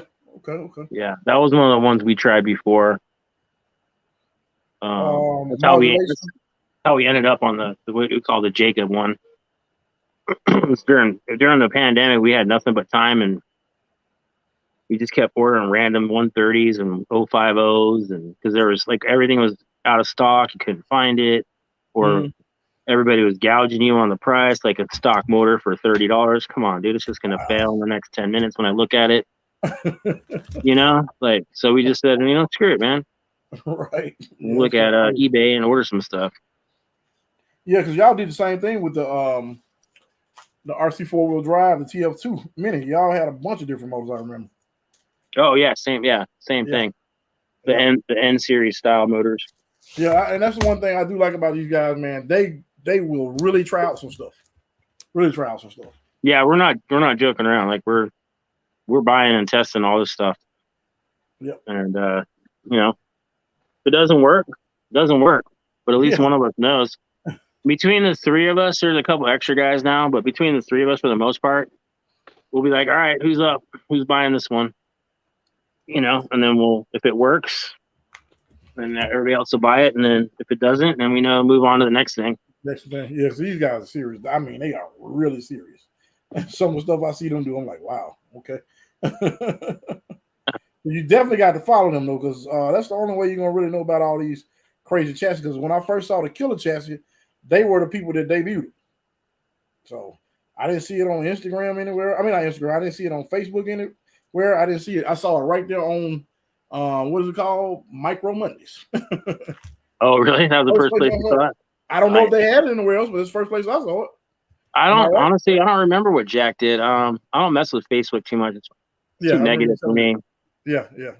But yeah, we always followed him, Bug Killer, and then all of a sudden he had this killer chassis profile, and we're like, oh, what's that? And then the next thing we know, it's like, hey, check out what I'm doing.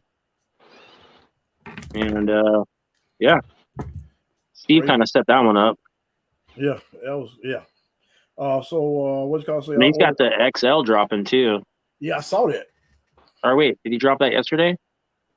I think he did, because I saw some guys saying that I know something dropped. All them maybe in the Flubber stuff they were trying to get. No, Somebody was trying to get something they couldn't get. Yeah, might have been Flubbers. I think it's next week. It's somebody dropped something and it was just gone. Like, I think that's kind of the thing with all this stuff now. As soon as they drop it, it's gone. Yeah, I mean, for Killer, he does his in small batches, and he only puts out, 15 to 25 or something. Right. And that's the thing with what Mazz is doing. He's trying to build inventory for it, so it's not, first come, first serve. If you're 5 minutes late to the party, you don't get anything, kind of thing. Right. He wants to be able to provide for more of a mass amount of people than just a small select people who actually get on their computer and get it. Right. Yeah. Yeah. So that's one other thing besides all the other things I like about the chassis is he's just like us. He likes to wrench and have fun and he wants to buy good products, so he wants to sell good product.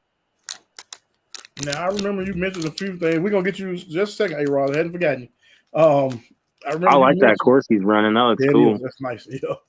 You mentioned so people talked about several different chassis. I don't know if it was you or Jay said Flubber stuff will disappear faster than donut in the police station. Yeah, you're right about that, Jay. Yeah. And same thing. I mean, Chris, he tries to make as many as his printers can handle, but yeah, the hype on that's real too. And that's another project we were involved with too, was developing the Flubber stuffers with Chris. He had a great idea to begin with, and he just kept sending us stuff to try out and give him feedback on. That's my whole point of them following you guys, because y'all always at the hem of all this stuff every time. So by the time everybody I honestly don't even know how this happened, dude. It's just like we went from, hey, we talk about RC and micro stuff all day. Why don't we try something live on Instagram and see what happens? And then bam. Yeah, because everything I figured out was stuff from you guys. So yeah, I thought that was pretty man, appreciate it. Yeah, I thought that was pretty cool. So let me see what cost. We can save you some time and money by watching the show. Oh yeah. I'm all about that. Yeah, oh yeah. But man, I really appreciate it. Anything else you want to add? You get a Bronco? Yeah, I did, man. It's somewhere around here. Yeah, I got a real one. I did. I picked up a real one. Okay. Yeah. So did you pick up one, or was that RC Steve? Nah, Steve got one. Yeah. Now, did he have a different chassis, or is he still running the stock chassis? I could have sworn I saw him. Okay, I could have sworn. The only thing left that's stock, I think, is the body and the chassis rails. He swapped everything. I thought he swapped everything because it looked like it's sitting lower and everything. So those oil shocks from Hot Racing, man, they do wonders. Yeah. I know Mazz was running the links from the hot racing on these, and I started to get those, but I ended up getting the ones from Steve, and I'm happy with them. I'm definitely happy with them. Yeah, you can't go wrong. I think Mazz was just doing his for mock-up purposes. Yeah, just to build it. Yep, that's basically what it is. Yep, just to build it. Yeah, he asked me if I could make him some links too. I think he's getting something anyway from you guys. But I think he was just doing it just for mock-up. If I'm not mistaken, that's what he told me. Yep. Kind of like what I'm doing is my darn servo mount is not going to work for what I'm trying to do, but you know. Yeah, I went with I made myself some of the Z links up front. I like those. Yeah. Oh, hey, while I got you on here, explain, because I heard him explaining it on there, but you can explain it better. The tire with the links actually turning and kind of grabbing. Because I know you say a certain type of link will do that. I don't know if that has to do with the length and the tire. We were talking about the axle and clocking it so that you get more turning radius when you're climbing, like this. I have it lean back more, so when I turn and it's climbing, it's going to grab stuff. And the link does that? No, it's the links of the links. Yes. What you would normally run on the upper link, or vice versa, you can either shorten or lengthen one of the links to get that effect. Right. But I try to, for mine, like none of my links are deadbolt, C10, JL, whatever you want to call them. It's all just based to what I think looks proper for the chassis and the body I'm going to use. I remember you telling me. So touch on that. Touch on that and touch on the weight. Because remember I asked you about the weight. If you building something, putting all that weight on there, remember you telling me that basically you build it first and you put the weight where it's needed. So if you don't mind, touch on that a little bit. I mean, for the most part with these setups, micro setups, knuckles and a front diff cover usually gives you plenty of forward weight bias. And then if need be, you can run a weighted front inner wheel well or wheel rim, whatever, in the side, like the trail ones. You can get with the brass weighted inside, or you can get the aluminum lightweight inner rim, and you can swap them around. That's an easy way to keep your weight bias forward. Mounting your electronics forward, down low. Another way to keep the weight bias down and low. And then just using lighter weight batteries. The ESCs are light. From there, then I get my nerd on and break out the 4-way scale and see where it's at. It's like, it usually comes out 60-40 ish. Close enough, huh? Yeah. So you're using those Fly Sky scales? So what now? You're using those is it Fly Sky? No, what is it? What is that brand? Sky RC? Oh yeah, Sky RC. Yeah. Yeah, I have one of those. I need to get some of those, definitely. It comes in handy if you're building a lot. And it comes in really handy in 110 world for me. Those definitely take a little more work to get the weight balance correct for more competitive, hardcore rock crawling style. Now, if you're just trailing around and just having a good time and you're not looking for the utmost performance, then just build it and run it. Links help too, because that's low weight and it's non-rotational. So only have a few rigs that have brass, like this one does. Just because I thought when I was building it, I was going to have a hard body. And then I couldn't find anything in my stash that I didn't want to cut up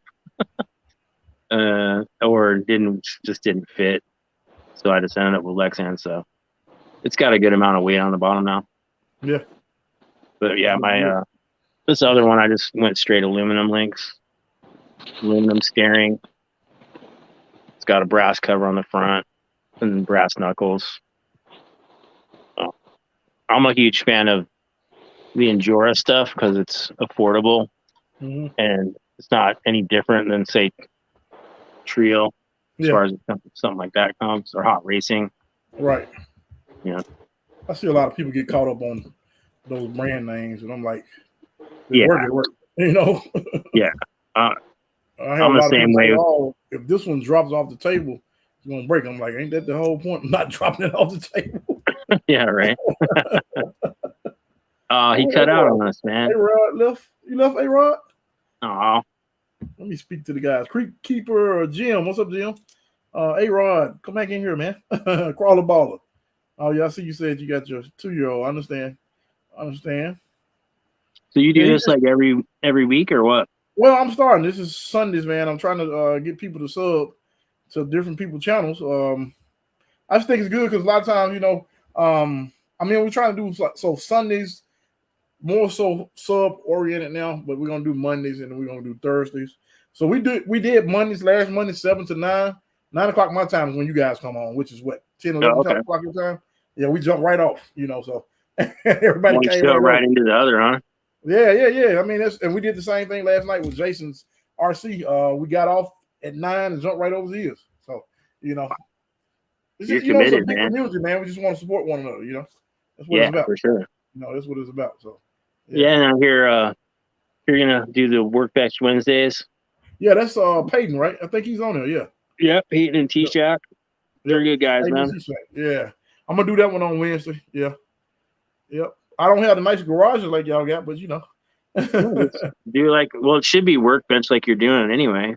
Yeah. You know, that's how they did it. I don't have a stand that holds up high enough when I'm working on stuff. Right. I just got a little mini tripod for when I'm out driving. Oh, this is just a folding disc off of Amazon. Sometimes sitting at another disc, but this is just a little folding disc off of Amazon. I may have paid $40 for it.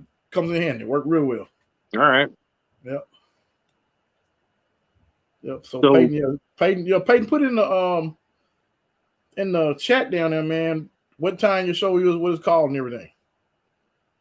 Mine's just a piece of paper for bag and look. Peyton's on here? Oh, there. Yeah, he's on there. Jim, we're still waiting on your first video. You did real well last night. I love your video you did last night with Jason, man. We're still waiting on your channel, man. And hey, I've been trying to talk Durt into go ahead and get in the channel as well. But he said is it a time thing? I have a YouTube, but I only have like 3 videos on it. Why? Just don't want to do it. Just straight laziness, to be honest. I understand. That's funny. Cheap is cheap for a reason. Well, expensive is you're paying for a name is the other reason. So find the middle ground on that there. Yeah. You know what I mean? I hadn't had any problem with my Injora stuff, but I mean, you know, I actually like them. I don't get me wrong. Now I've used everything. I got these links. I got the Trill links. You know, I'm not one of those people that got to be this. Now I'm liking these after I got these. Now I kind of hate I didn't get the what do you call it, brass. But you know, it's all good. I think you'll be all right. Oh yeah. You don't need. It's not many grams, much more to be honest. No, I just meant the look because the brass. I was gonna say that looks sharp right now, man. I like that. I kind of want to get this. Well, I don't want to say this on, but so I'm thinking about going with the other motor, the Mofo, because of the look for one. And I hadn't used this motor, so I don't know how this compares to the Mofo. Have you tried one? I have the Micro Komodo, and I haven't had a chance to put it in anything yet because of all these crazy builds we got lined up for the show. Right. Jacob's used it, and he hasn't said anything negative about it. But I also saw a video from a friend, Travis, who ran his, and it was cogging a lot. And really, I don't know if it was his setup more so user error than it was actual anything to do with the motor. I had a guy. To me, it's only a little bit bigger KV and a little bit bigger can than the Nano Beast. Well, I had a guy. I absolutely love the Nano Beast, man. Yeah, I had a guy, man. He had a setting last night that was completely off, and I couldn't really help him over the what's called, but one of the other guys here locally helped him, but he just had a setting off. Setting was just completely off. He was doing the same thing. He's like, man, something wrong with this. And I'm like, no, I don't think so. So, you know. Huh. Well, I don't know. Have you fired that thing up yet? No, man. I think I'm doing more building now. I don't even want to talk about No, I know. it. Hey, yo, but you got the RCAWD portals, I see. Yeah. Okay. Learn from my mistake. About I the screw. didn't heat mine up For this? and broke the 2 screws. These two? One on one knuckle and one on the lower to get it out so I could put overdrive gears in it. Oh, yeah, I remember you saying that. Yeah. But they were quick with it, man. 10 days from email to my door to replace it. I'm having the hardest part getting this link on here with this nut. Yeah, this comes from overseas, so yeah. I know. I was impressed though. I got the mail and I was like, oh, what's this? Opened it up and I'm like, no way. That's good though. That's a good sign. So Peyton said, I hate Trill axle housings. They are a battling machine. Trill is? I hadn't had those what's called. I always say Injora, okay. That's a great idea. Sub party is dope. Everybody hit that like button. Appreciate that, Jim. Crawler about Jason is rad dude. Yeah, he was on earlier. Crawler. I think you may have seen him. Peyton cheap is cheap for a reason. Peyton, okay, good to know. Peyton, mine is a piece of paper for I guess the back for Florida. Okay, I think he's talking about the garage workshop Wednesday. There you go, workshop Wednesday, 8:00 Central Time, and that is on Instagram. Y'all follow. I think it's the same name, Peyton's RC, if I'm not mistaken. Put your Instagram name in there if you don't mind, Peyton. I think T-Shack actually launches it. Like how Steve, how Steve launches ours. Right. Thank you very much. Doing YouTube is a hobby. Yeah, it is. It's fun too. Yeah, the Injora houses are cheap and they suck, but the Trill is stupid expensive, but very good quality. I spend more time planning my videos than working on rigs. I spend 0 time working on rigs, but that's funny, Crawling. Man, that's I have my weekends where it's all wrenching, and I have some weekends where it's all driving. So I see y'all, man. Y'all been a bill weekend. Yeah, y'all get in. Working towards it last night was a good start. Yeah, it was, man. You do real great instructional videos, Jim. MC Crawler, he's gonna have to jump off. Thanks for the show. Oh yeah, appreciate you, man. Thanks for coming in there. Nice to meet y'all. I subscribed to a couple new channels I found here. Thanks, MTRC channel. That's what it's all about. The mini line. Hey, GNCRC and Durt. What are your thoughts on the Trail King from LI little guys?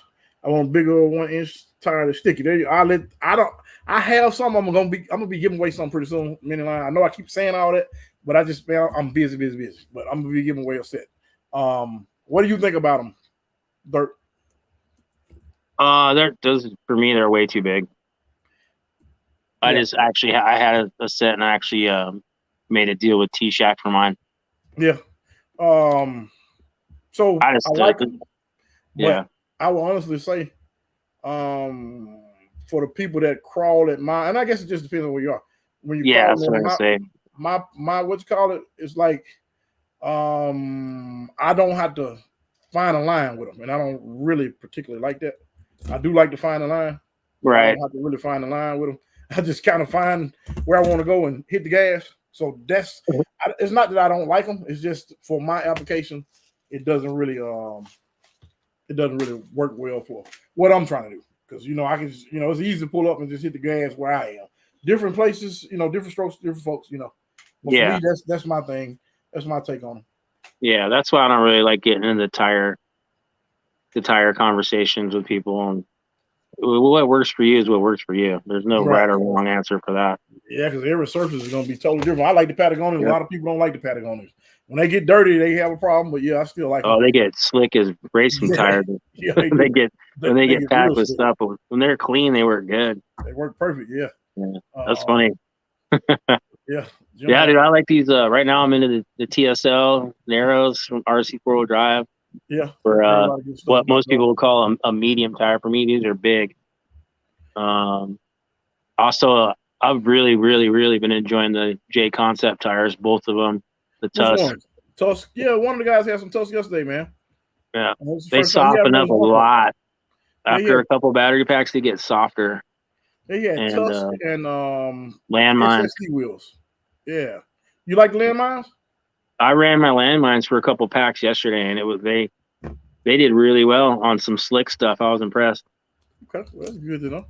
Now, that being said, am I running stock foams? No, because the foams are way too stiff. Flubbers. So I use Crawler Innovations. For that size tire, I cut them into thirds each foam because it's a pretty small and narrow tire. And, you know, I don't want to fill it up like a balloon.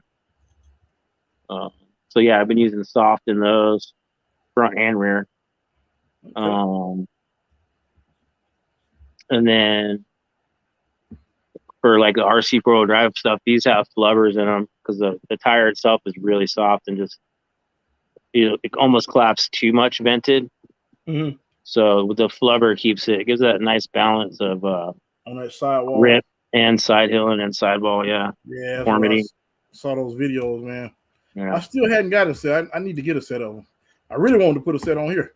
I really still don't know how to choose them. So, you know, but I know I can reach out. It was a little confusing even for us listening to Chris talk about it, developing them. Just hit me up, man. When you're ready, let me know what tire and rim you're going to use. Yeah, you know I will. And we'll straighten it up for you. Yeah, you know I will. Oh, yeah. Yep. Let's see what do you got. Jim has some cool courses. Your videos are cool. Carl the Baller. Personally, I like Injora. I bought the Injora axles for my first video. They work great. I've got an absolute shelf queen. That's Peyton. Place to be. Oh, appreciate that, Rich. Thanks, A-Rod. CMT. Okay, that's right. He left. Yo, it was cool to see Gurt and Jaysens RC and A-Rod's course. Everybody have a good night. Thank you, MTRC. I probably missed you before you left. Agreed. I've been happy with Creek Car. Oh, I meant to speak to you, Creek Creeper RC. I've been happy with Injora parts. Yep. It's Peyton. There we go. Peyton RC. Thanks for the support. Oh yeah, Jim. Now, thanks for coming in here, man. I have plenty of fitment issues with Injora parts that require bearings. I don't use those type Injora parts anymore. Other parts have been great. I think the toggles are a little bit laxed. I was just reading that one too, and that name sounds familiar, and I'm not. Because yeah, you know, because of all those bad bills, yeah. Most of his thumbnails are like white, and he has like black and white writing. Bad bills, man. All right. I think I know him from back in the day on the micro crawler pages on Facebook and stuff. Yeah, because has some sweet bills. Yeah. I gotta check out that video he just did too. Crawler Baller was just talking about that. I agree with Brian completely. Sweet GNC. Yeah, it's coming. I'm gonna try to do something this week, and I'm gonna try to get that FJ Cruiser posted this week also. And so yeah. The FMS one? Yeah, man. I'm not gonna use it. I got too much going on, man. I got another guy even sent me something to build the Injora chassis, and I told him I was gonna do it. I hate to break blacksmith hard, but I might have to tell him I don't think I can do it. I just got too much going on. So before you got on here, I don't know if you heard me say I want to get to where I got my bills are like I want them to be over the top, but I want them to be like I'm thinking about putting a cheat code or something underneath the Bronco. I don't know, something different under the Bronco. Right. I want to get my Jeep all the way like I want it. Well, my Gladiator and my other one. I want to put the Fury Tech in one of those. I just want my bills to be like bills, and I don't want them just to have a car just to say I got a car. That's where I'm kind of going with it now, because after I got this really just changed my whole outlook on the crawler scene, you know. Right, on what's actually possible. I hadn't even used it. Yeah, I hadn't even used it, you know. And it's just like now at this point, I'm like, everything I do, I want it to be like this. And if I only have 4 to 5 vehicles, I can do this. I can't focus. I can never get anything completed because I'm working on too much stuff, you know. Man, tell me about it. Yeah, I'm working on too much stuff. And I got projects for days, man. And it's to the point where some of the stuff I bought, I could have been putting that money towards. I regret buying the Bronco. I like the Bronco. I love the look of it. I hadn't driven the Bronco. I hadn't driven the Gladiator. I love the look of both, but I hadn't driven them. If I could redo it, I would only keep my JLU Jeep, probably that Warthog, and I would have worked on this. And then I would have gone from there and bought another Jeep and another Bronco and worked on those. With the money I put into the Gladiator, man, I could have had this thing built 3 times. I mean, well, I ain't gonna say 3 times. I could have built it a couple times, and the Bronco, you know. So I'm keeping the Bronco simple. I think I'm gonna do that 130 motor with that what's his name? Nick Alban mount. And Oh, the well, not big 130. valve. I'm sorry, PN 90. I'm sorry, PN 90. Yeah, mount. you can do our buddy Adam's mount, the Rakanishu. Oh yeah, I need to check that out. We had to talk. Yeah, hit up Adam, man. He'll hook you up. Yeah, you're gonna have to point me. I've known that dude for years, man. He's OG RC. See, that's why I'm cool with you, Durt. You always hooking me up, man. So I do want to do that, and I want to do something where I lower it. I hadn't made my mind up with a lower center of gravity on the Bronco because I know it's gonna tumble. I think I'm gonna take all the stuff off the top, and that's gonna be pretty much it. I'm not going over top with it because I still want it to look stock, you know. That's what I want. Right. I mean, you're on the same boat as me. I'm just waiting for that body to be in stock separately. Yeah, you can pre-order it, but it's not actually available. So honestly, that would have been a smart thing for me. I could have, because I don't have to have my drag anymore. I could have taken all those parts and moved them over and made that into the Bronco, which would have made sense. But you know, yeah, and you can buy all the parts you need separately. Yeah. From whatever brand you want or want to try. It's me, man. Yeah, I don't blame people. I mean, my roommate / brother-in-law, he got the Bronco. That's his first micro, and he took it out front. He's like, "Why is this thing so bouncy? Why doesn't it fall over on the side?" I'm like, "Okay, buddy, here we go. You ready to go down this rabbit hole?" Ooh, yeah, here we go. So he's what, a weekend now, and he's already got knuckles, diff cover, some links, new servo.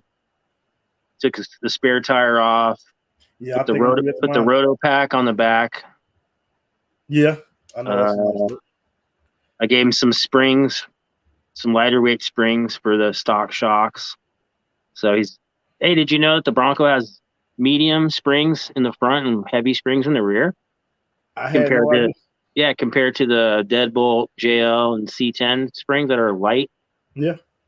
That one has two different ones. And I guess again, I don't have the Gladiator either, but I heard that the rear springs on that were either the medium or the stiff ones.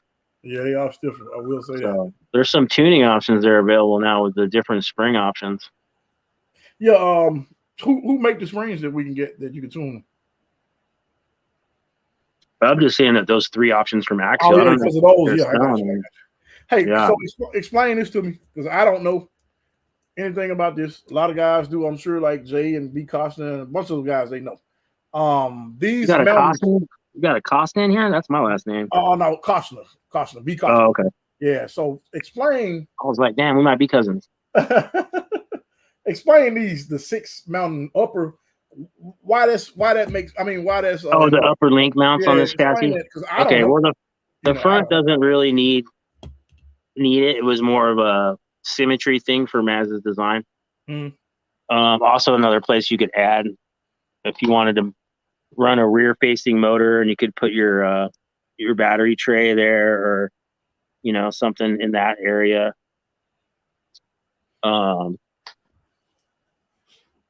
So the front, really, I just put mine on the lowest, farthest hole back, so it's close to the stock geometry. Now for the rear, it does make a huge difference. It's called anti-squat. And what that does is it keeps, when it's climbing, it keeps your suspension from bottoming out and unloading, which will make your car flip. That, along with some good shocks and springs, and you're in the money there. What you look for is, see how that's parallel, the upper and lower. Mine is the bent part, obviously, but they're parallel. Right. And they stay in that same plane, and that's what's called anti-squat. I'm sure there's a more technical way to explain it, but that's the more basic way that I was taught. Okay. And that applies to drag racing as well. Right. Yeah. Definitely. It's the same thing, because if you hit the gas and it just sits, you're not getting traction. Traction, not at all. Yep. You're gonna be hopping and skipping. Yep, exactly. Probably plenty of drag racing down in your area, yeah. Yeah, man. I used to. Well, I've never done not where it count real cars, but the actual RC cars. Yeah, we used to do a lot of that, man. I'm gonna be honest. In our area, not where I live, but once you go cross over into Memphis, sketchy group of people that do the drag racing. That's what we kind of got out of, like the parking lot bashing, because a lot of guys come around, man, and they like, hey, race the car for this much and blah blah blah. I remember some guy got shot on the news, and that was it for me. But the group of guys I'm around, you know, they all like hard working regular people. But we just stopped all together because it wasn't for me. It's not worth going out there. But you know, nah, he's just on. You know, yeah, you know, it's not. There's plenty of other ways to die than drag racing. I know, right? You know what I mean? Life's too short. Let's have a little more fun than that. It ain't that serious, not to me. You know, I never race for any money. Like I just do it for fun. You know. So Yeah. That's a pretty hot segment in the RC now, the no prep drag racing. Yeah, it is. It is. I think people kind of go overboard with that stuff, though. I think a lot of people like it because it's not really structured in some places, like when they just parking lot bashing. But people don't really like to do the structure thing because then it's like they got structure. So you know what I mean? Right. Still got structure. But they kind of eliminate certain element, which is a good thing, you know. Yep. Okay. Let me read MTRC crawler anti-squat. Yes, sir. Yep. That's it. I hear that, Corey. I have come to a similar conclusion. I am going to focus on a set number of rigs. And yep, I'm with you on that, Jim. Axle changed the Bronco spring stiffer after review releases, I think. Oh, okay. I didn't know that, B. Costa. It must not have been working that well, huh? With the they're already changing the springs? Yeah, I think you were saying I guess they changed it to these after the initial release. Because I guess people had some problems, I guess. Oh, so the pre-releases were... Yeah, probably softer or something. I don't know. Loving this banner, by the way. Thanks, Crawler Baller. We got to get you on here, Crawler Baller. We're waiting on you to get on here one day, man. Anti-squat, my new band name. I like it. Yeah, it's Crawler Baller. Are you on Instagram? Yeah, he's on IG as well. Yep. Crawler Baller he just hit 1,000 subs on YouTube, man. Congratulations on that, nice. Crawler Baller. Nice. Yep. Heck yeah, I use real link risers for shapeways. Lots of hole options also help you clock. That makes sense, B Caution. I looked at those. The shapeway ones for shapeway, lots of hole options. Also help you clock your diffs and driveline angle. Okay. See, I'm learning. That's my whole point of this, guys. Learning. Yeah, what he's talking about is a rear link riser here. Raises that up, and that does this anti-squat as well. Oh, I have that set up on my on one of my element builds, not micro, my 110 one. Yeah, Ecto or something like that, or the Gatekeeper. That's RC Steve. What's up, man? It's just the kit. Okay, yeah. I started to get that one, man. I'm gonna be honest. I don't get any kind of people. They don't want to see 10 scale stuff. So, and I like this anyway because this is perfect. So you know. Yeah, it's all micro on here. Yeah. I mean, that's what people want to see, you know. Steve, it's a link right there, man. You want to jump on? I just saw him. RC Steve? Yeah, RC Steve, yeah. Right on. We're gonna have you see JC real link risers. Yeah, catch him while you can, man. His baby's I know coming. his baby's on the way, right? Yeah, his baby's on the way. He might not be able to get on. I just thought it was cool, man. Man, I'm so glad Durt you came on because you cleared up a lot of stuff. I've heard a lot of this stuff, but a lot of people are not aware of that Micro Mondays, which comes on at it's 9 o'clock Central Time. Yeah, so we're 7 o'clock Pacific Time, and that changes for me because I'm in the Arizona non time zone changing. Right, that's pretty cool. I wish we had that here. I wish they let I that don't go. know. I think they've been talking about letting that go at some point. It was really for the daylight savings. It's dumb. Yeah. I lived in Colorado and California where it happens in the wintertime. The sun goes down at like 4:30. It's stupid. Well, you know, it was for the farmers back in the day. So I get that, but I mean, we got too many machines now. They should have been. Why don't you just get up an hour earlier? Who cares? You know what I mean? Yeah, definitely. I wish they'd save your own daylight. Doesn't make any sense. It's archaic. What's up? But we'll see you. Okay, we will see you tomorrow night on Micro Mondays. Okay, Steve. Yeah. You know we're gonna come in, man. As soon as this thing goes off, I'm jumping right in there, and several guys jump right in there. And did Steve write that? Yep. No. Tell him next Monday, unless you want to come on tomorrow. Oh, you talking? Oh, no. Next Monday. I'm cool with next Monday. That's how I give you a week to finish up your build. Yeah, I need to get it done. Yeah, I'm cool with next Monday. Yeah, I thought he was talking about he was gonna be on, and I'll see him in the chat. Oh man, he might mean that too. But I told him you're gonna be. Yeah, Well, no, because he said tomorrow night on the show, so he probably thinks it was tomorrow. Oh no, who y'all got lined up for tomorrow? Well, I don't have anybody lined up for tomorrow. I think we're just gonna try and go with some new release stuff and get one more show that we know Steve can do, unless the baby comes. Okay. Because it might just be there might be a couple weeks there where Jacob's working and Steve's not available. But might just be me. It might be me talking to people. Yeah, you can handle it. You can definitely handle it. So y'all make sure y'all check them out because so everybody's where did you get this chassis? Where did you get this chassis? This is the reason. He's the reason why I have this chassis. Micro Mondays. Well, you're the reason. You know what I mean? Yeah, but I mean, without if you weren't a cool dude, like I wouldn't have hooked you up with the Mazz master. Yeah, I appreciate it, man. Because I was about to go with something else, and I'm not gonna say that name because it's still great. But yeah, you can't go wrong with the other one. Yeah. Either. We Yeah. I was excited when he was like, "Okay, well, cool. I'm getting something that's just coming out." I was so excited about that. Yeah, I was stoked that Mazz had another pre-production one. Yeah, and if you want to, and he has the new ones that are gonna come out, and he asked me that I want to do it. If somebody wanted to get this one, I possibly would, but it's not that big of a deal for me. It's not a. I was gonna say if you wanted to hit him up, he'll send you the new updated sliders and the magnet mounts. We talked about it. So one of my friends, if he actually get a chance to get in there and buy one, he's just gonna. I told him he was trying to give it to me like as soon as he made them, but if he actually get in there and get one, he's just gonna. Whenever my friend get one, he's gonna throw one in his package, and then I'll just get it from him at the what's called. It's not that big of a deal, man. There you go. It's not that big of a deal at all. But I think that's one of the advantages you get with the portals, with the lower skids, is you still get the low ride height, but you get the clearance for the body too by using the portals with this. So my next one, the V2, is going to be straight axled and all that. So I still have the box here. V2. Here's the box. Okay, yeah, man, his packaging is off the hook, man. That's why I told everybody my prototype. Yeah, it's off the hook. Hold on, let me take the other stuff I have in there that didn't come with it. I got you. That's my box of goods for the build. Here we go. This is a sneak peek, guys. So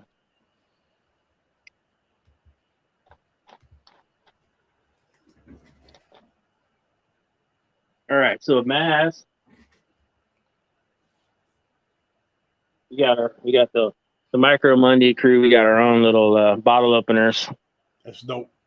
I think he's gonna do an actual wallet sized one. Yeah. Credit card size or keychains for the next production run. That's dope. But he gave us those because it was the wrong thing. And then you open it up, and man, there it is. All the 3D printed parts in a baggie. That's all taped down tight. Flip it open. Little Mazz design sticker. The rails taped to the box.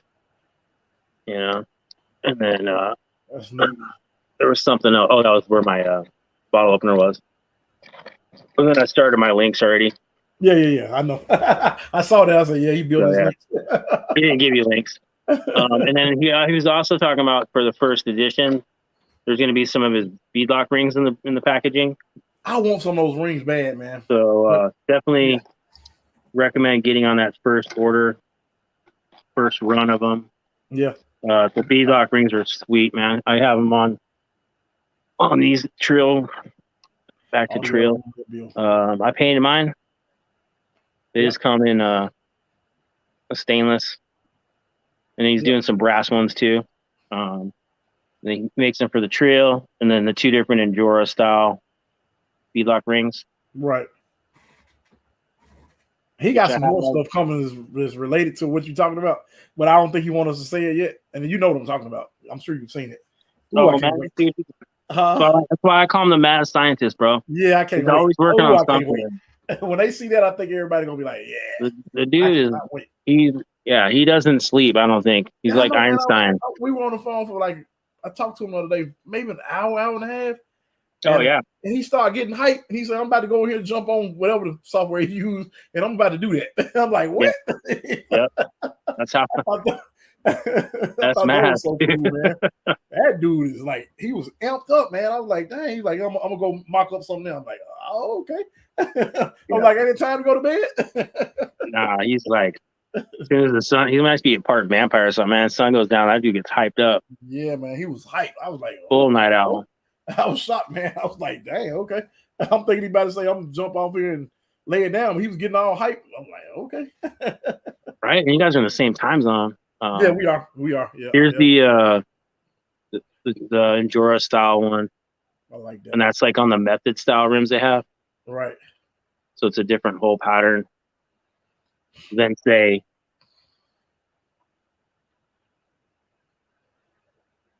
there's this style too. That's kind of like the race line rims. Yeah. He makes rings for these too. I just haven't put them on this setup yet. I haven't run these tires in a while. But yeah, this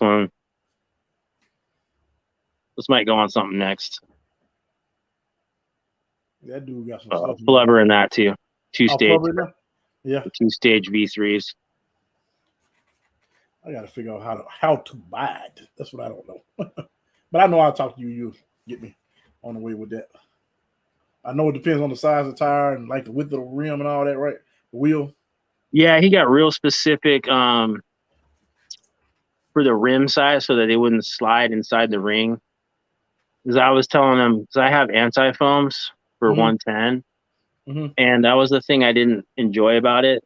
Is I'd be crawling and the wheel would move like outward like this, you know, and it would be stuck there because it would slide inside the ring, or vice versa. You go this way and it would stick like that, like it just moved too easily.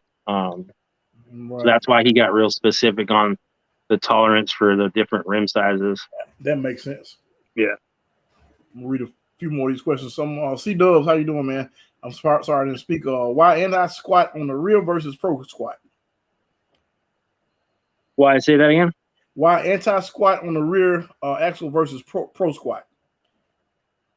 Front squat? Pro, P-R-O, squat. Oh, why would you want... Why would you not? Why would you want anti versus pro squat? So if it's unloading the suspension, you're not getting traction for one. And yeah, most crawling comes from the front. But also what happens when you're crawling and it squats, what happens? Your truck lifts and then you fall over. Right. So sure, there's a fine line. Play with it. That's why there's so many different holes on there. There is a term for the front, and I can't remember what it's called offhand. I need the homie PP Platter from Instagram in here for that one. Yes, you don't even know who that is. That's what I mean. That's Burner's cousin. Yeah, that's Burner's cousin. Okay, yeah. Burner got some bad bills too, man. I definitely need to get him on here. Oh yeah. He has some get Jay on, man. He was on one of our first shows we did. Yeah, I know. Man, I've been on every one of y'all shows. I watch every one of them. If I miss it, I go back and play it back. And also, guys, they are on YouTube as well now. RC24 I think. So 710. 17. You can watch the replays.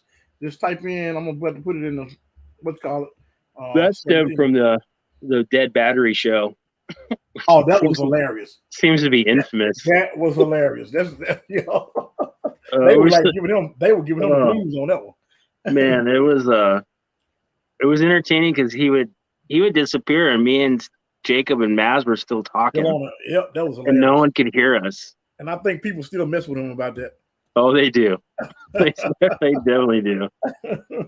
I can't even do it anymore. It's like, I've been seeing in the comments, they've been still messing with him. Yeah, it's pretty funny. Let me see what else we got here. Let's see. Stopping by us. Okay, that was Steve. JCRacing.com, Brian. Okay. Oh, he's talking about those riser. Corey's definitely a cool dude in the RC community. I appreciate that, Jay. I stay pushing Jay, man. I want y'all to get Jay on the show, man. I know you know Jay. Jay's RC Expedition Jay.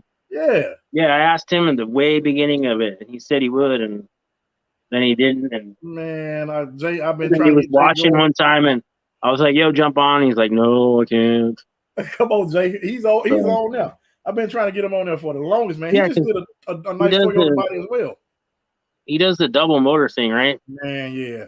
Yeah. Jay is bad. I'll just say it like that. That's what I was saying. Like, I'm like, why are you looking on the show? I've learned a lot of stuff from Jay. Jay, you going on tomorrow night, man.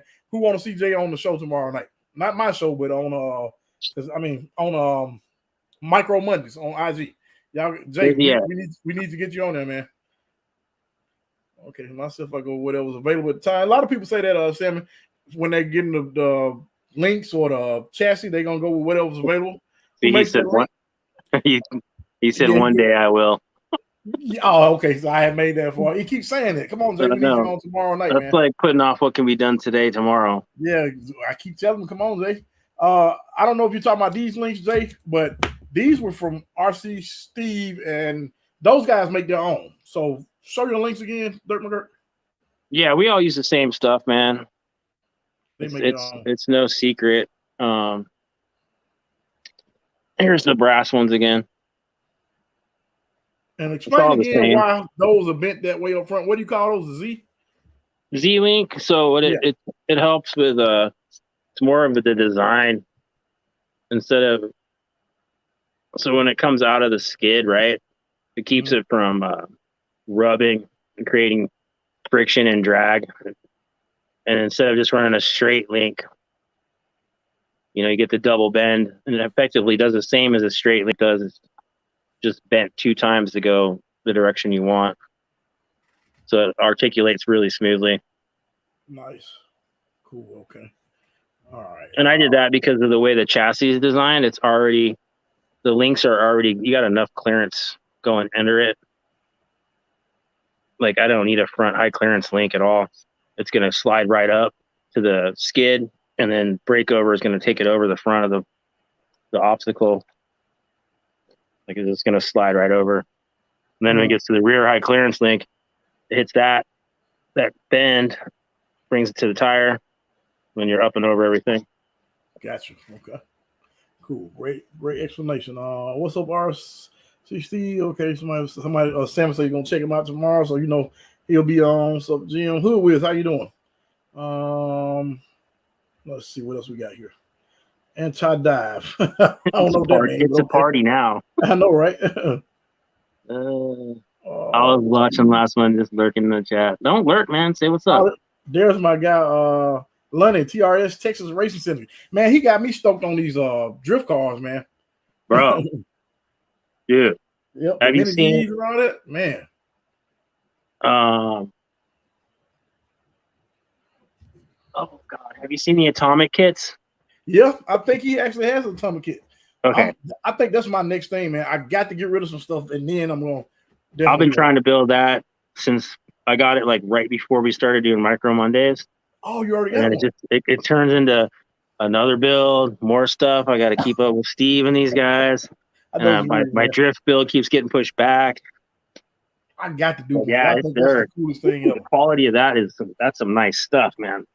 I think that's TRS is selling one too. I don't know if it's the Mini Z or the Atomic he's selling. He's selling one of them. You can put it in the chat. So, yeah, you can't go wrong with the Mini Zs either. Yeah, but I heard good stuff about the Atomic.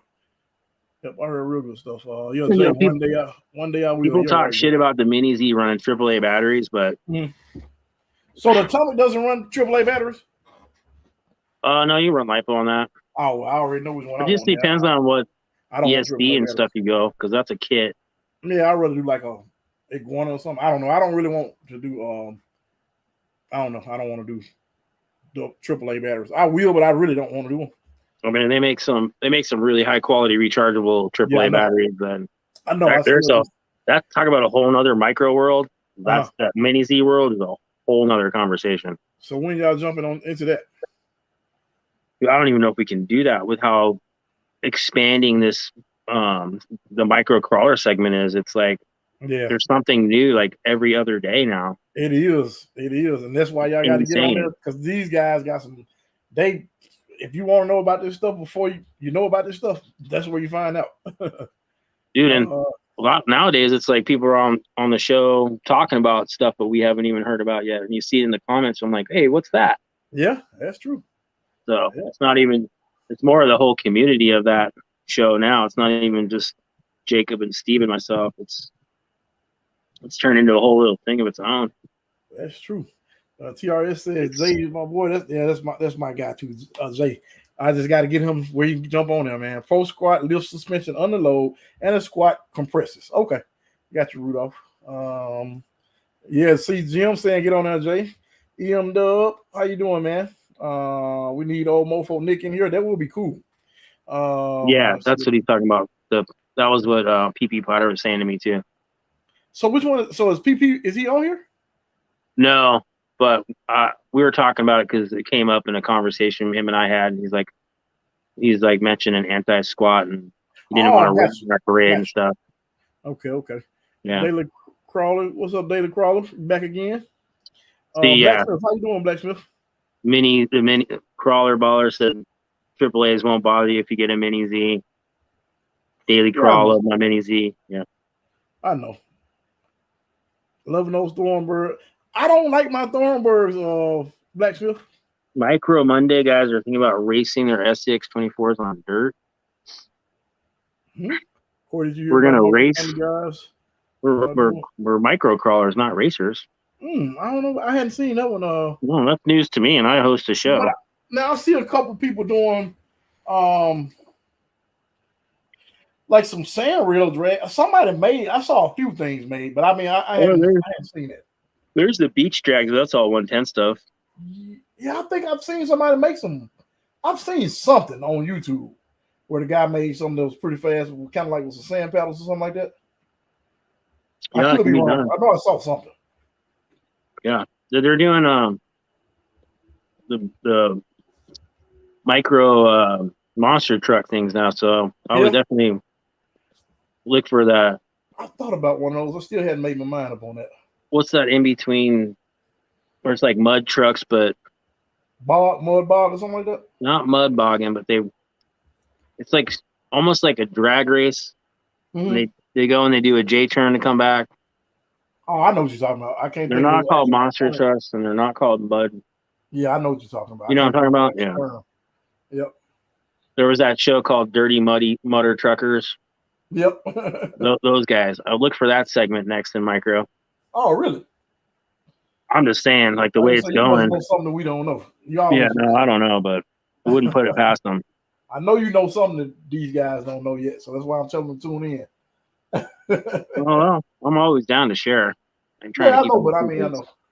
But get them over there, man, because they'll see way more stuff than you can shake a stick at. You'll be surprised. Let's say it like this. And there's some cool stuff over here. We got some guys been showing Sinister been showing some cool stuff over here. What's the one guy name? Oh, Rudolph Chambers. Yes, Gamey.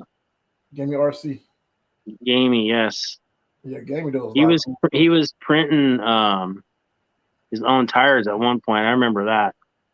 So yeah, I wouldn't put it past him. Yeah. He was putting all the big motors in the SCX24s before anybody was doing it. Yeah, I've seen some real cool lowrider setups too. Yeah, he's like an engineering master when it comes to that stuff. So yeah, he's always playing with something. So yeah, if you don't know who Gamey RC is, check him out for sure. Yeah, I think he built that new chassis Fury Tech is doing too. Didn't he come up with that idea, the concept or whatever? I wouldn't be surprised, to be honest. Could be wrong. It's kind of like I think somebody actually said that in the chat here. Like a riff. The first riff I saw was Jay. See, Jay did that. Jay did a riff before they made one. He had one. That's why I keep trying to This is why I think I know who B. Kushner is from Facebook. Yeah, B. Kushner is the man. Yeah. What are you using for a camera? So this particular one is just a webcam, man. I want to say I paid $30 off of Amazon. They pretty much all the same. They just labeled something different, But of course, you can get some that are real expensive. But for what I'm doing, your quality looks good, man. Yeah, thanks, appreciate it. Especially next to mine. Mine's just my phone. No, but I use my phone too, man. I'm just using that now because I got it above. But no, I use my phone all the time. Nice. Yeah, I do. I use my phone all the time. That's why I tell people you're gonna start this stuff. Just do the what's called GNC. Thinking the James Chassis did. Yep, that's what I was thinking about. Testing with sandpaper. That's exactly what I was thinking about. Caution.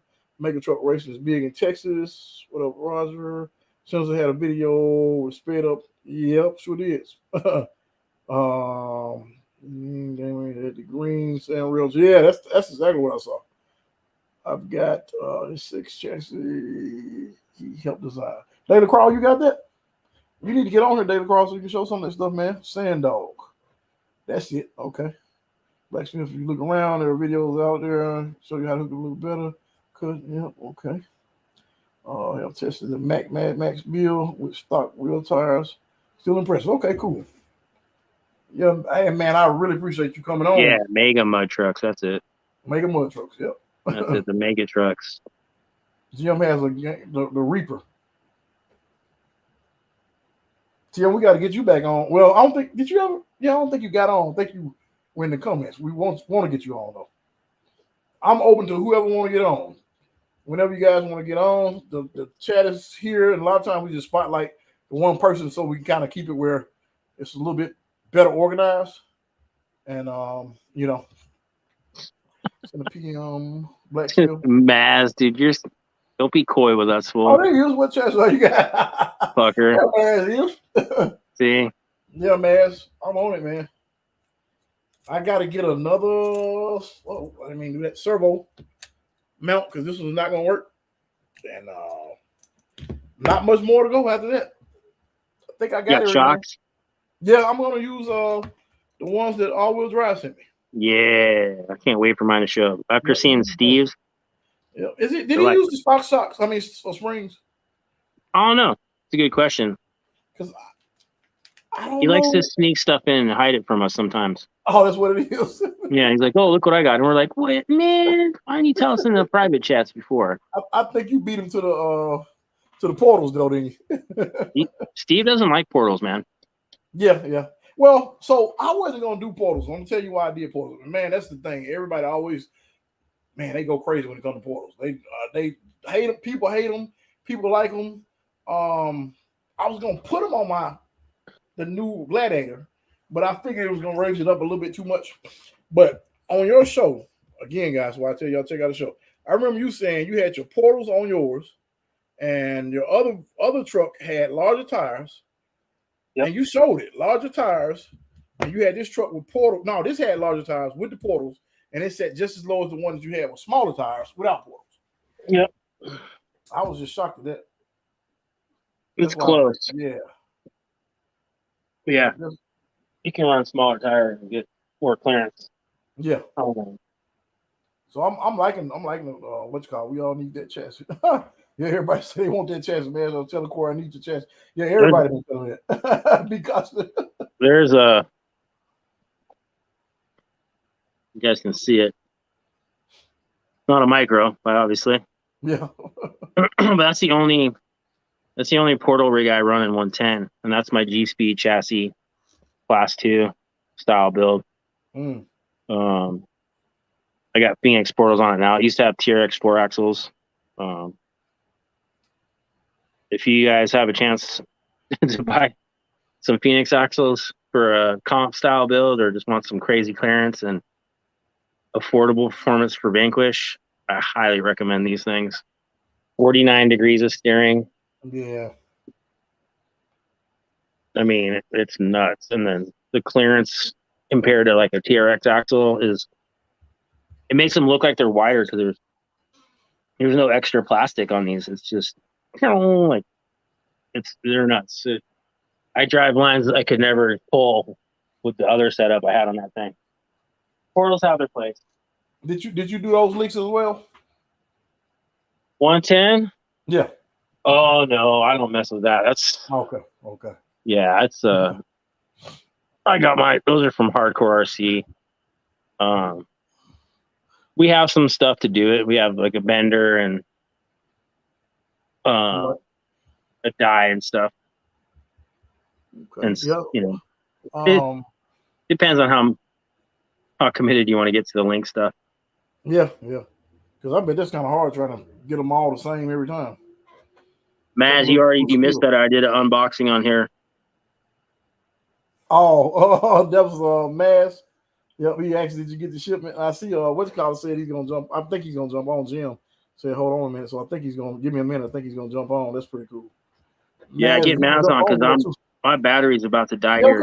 Man, I appreciate you, man. I'm sure all the guys appreciate all the information. Yeah, I appreciate you having me on, man. And yeah, let me know next time you want to do it again. No, I appreciate you getting on here, man. And I appreciate you inviting me to yours as well. For sure. Yeah, we'll have you on next Monday. So anybody who's on here, come check out Micro Mondays.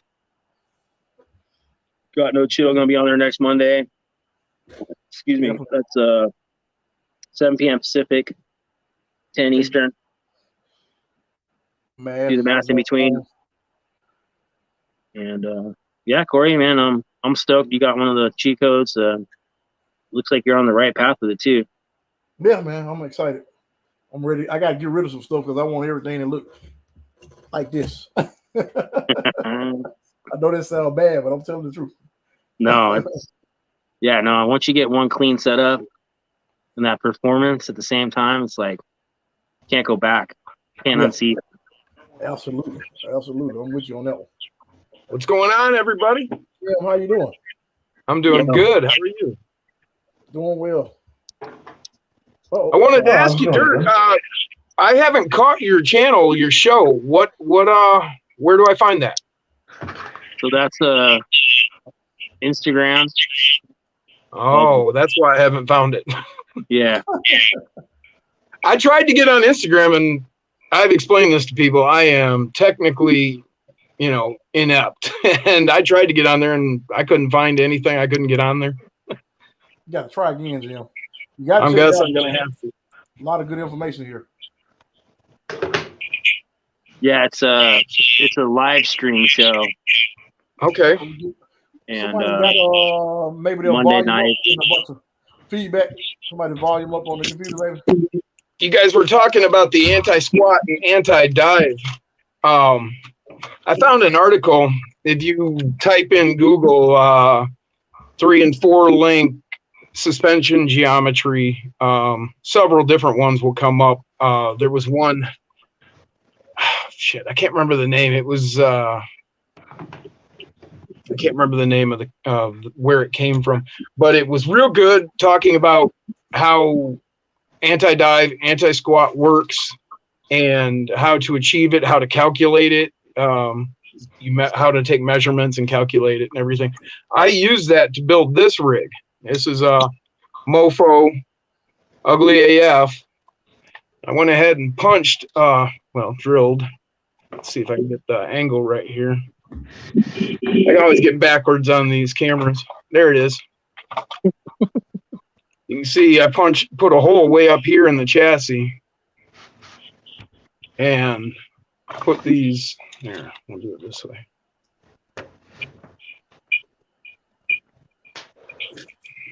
There. Those are deadbolt lower high clearance on the uppers. And then they drop down to a high-rise diff cover from Mofo. Nice. And that gives me that parallel that you're talking about. Yeah, just a different way to achieve it, huh?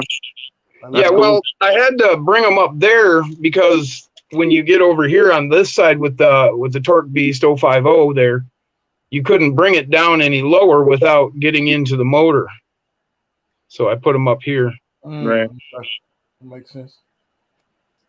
And I use those. Motor? What's that? You try forward facing the motor? Well, then it interferes with that battery tray in the front up here. Oh, okay. Wow, yeah. Yeah, so you give and take. But this worked out great with those high clearance links like that, just flipped over. It gives you nice articulation. Really nice articulation. Yeah. Yeah, I don't think I've ever seen that. And I don't think any other chassis you'd be able to do that with because the rails wouldn't be that high. Maybe not. I don't know. And then in the front, I did the same. That's a good thing to see on the Mofo chassis because What there it is. Most of them don't have that upper area. Yep. And what about the anti-dive up front? Yeah, I did the same up front. How much flex you got there, Jimmy? A bit. Let's go ahead and put her down. Whoa, shit. I warned you guys about this. You're good, man. Take your time. No, I'm talking about how my inadequacy with technology here. You are But, fine. We all have patience. Yep. Yeah, man, no worries.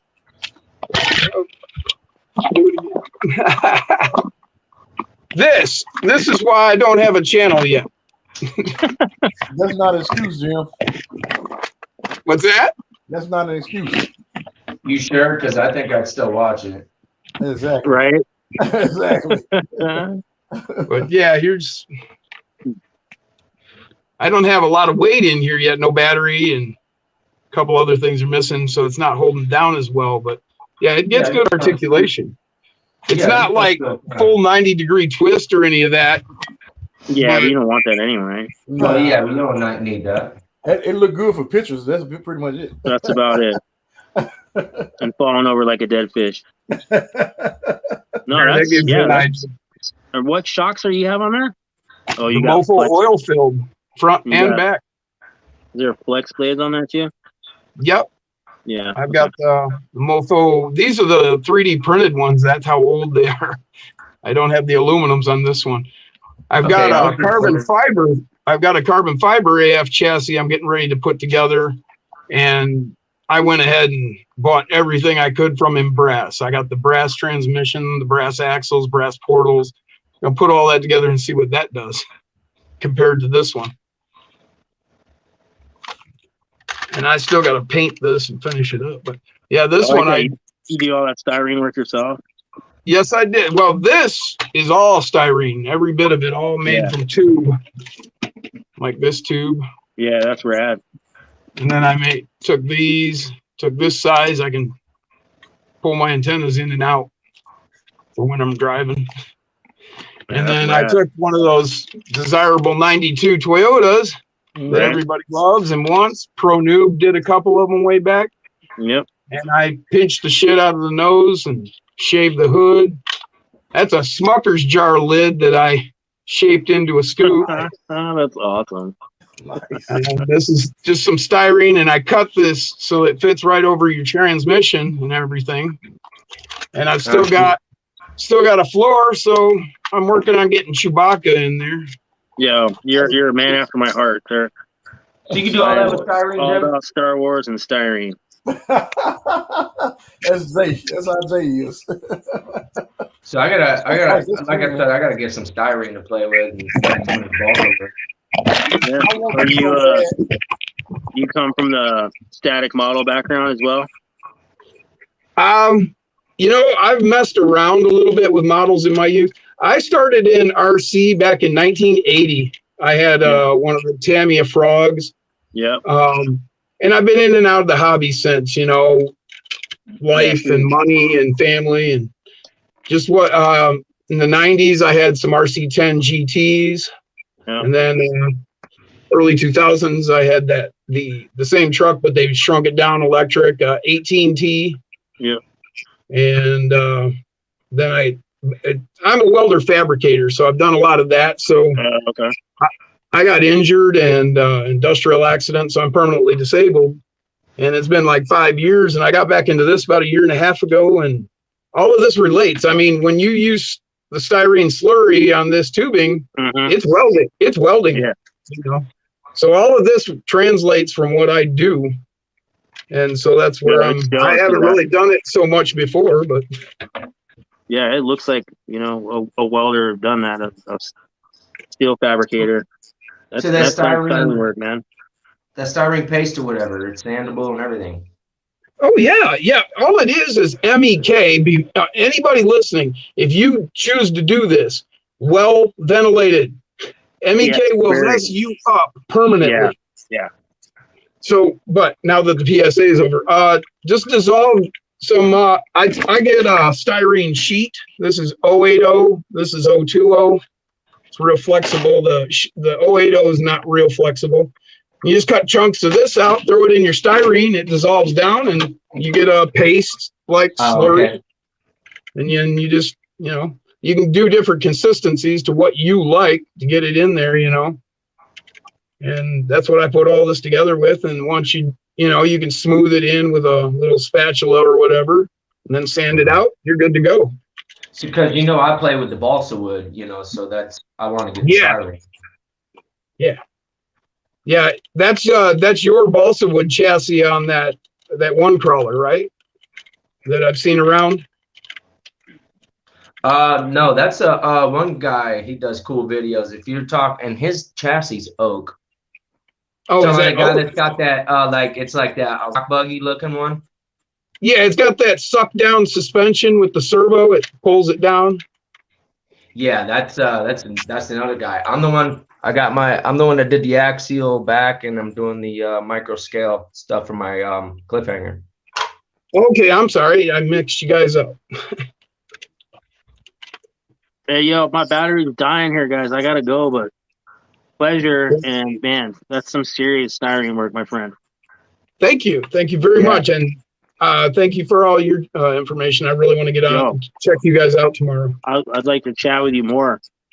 Yeah, on Facebook, I'm Eric Wolfe. There's a picture of a long-haired old guy. That's me.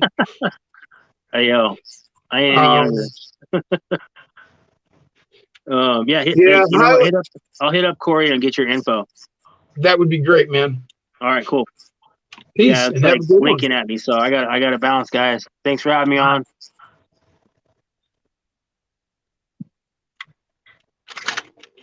So what you got going there, Hoodwiz? Oh, I'm not working on nothing tonight, but I did want to check my camera. Hey, best time to check my camera views. There you go. Right, so I figured I'd jump on for a minute and get some focusing and check my stuff here. When I do. Is that your new build? This is the cliffhanger I've been working on. Okay. Yesterday we just installed on Got No Chills video last night. I just did the Injora digital servo with the horn. I just caught the end of that last night, so I didn't see that.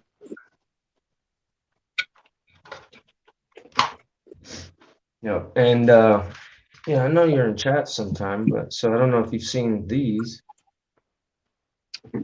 No, I hadn't seen that. What is it? Oh, okay.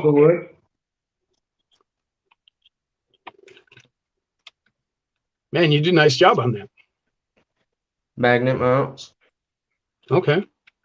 Fits. What's it weigh? Crap. What did I scale that at? I think it was like 4.6 grams. Oh shit, that's super light. Yeah, I was pretty sure it was like 4.6 grams or so. And it doesn't come out. And then I did the eyebrows. Oh, okay. Yeah. Oh, but yeah, we just put the servo on last night, and man, I like the servo. I need to. Well, I'll play with this one, but I'd like to get one of those reefs. The Injora digital. Oh, okay. Now, how do you like the digital as opposed to the analog? Because I read an article talking about how digital requires more power, and I've talked to a lot of people who, when they have a digital, they get a lot of glitching. Okay, well, I've been used to the stock servo, servo saver, and I just installed this last night. So for the micro, playing with it today, I like it. Okay. But I haven't used any other servo but the Injora, so I can't say much. Yeah, myself, I've stuck pretty much to the analog Emax, or most everything I've bought for quite a while now has been the Mofo Black Label.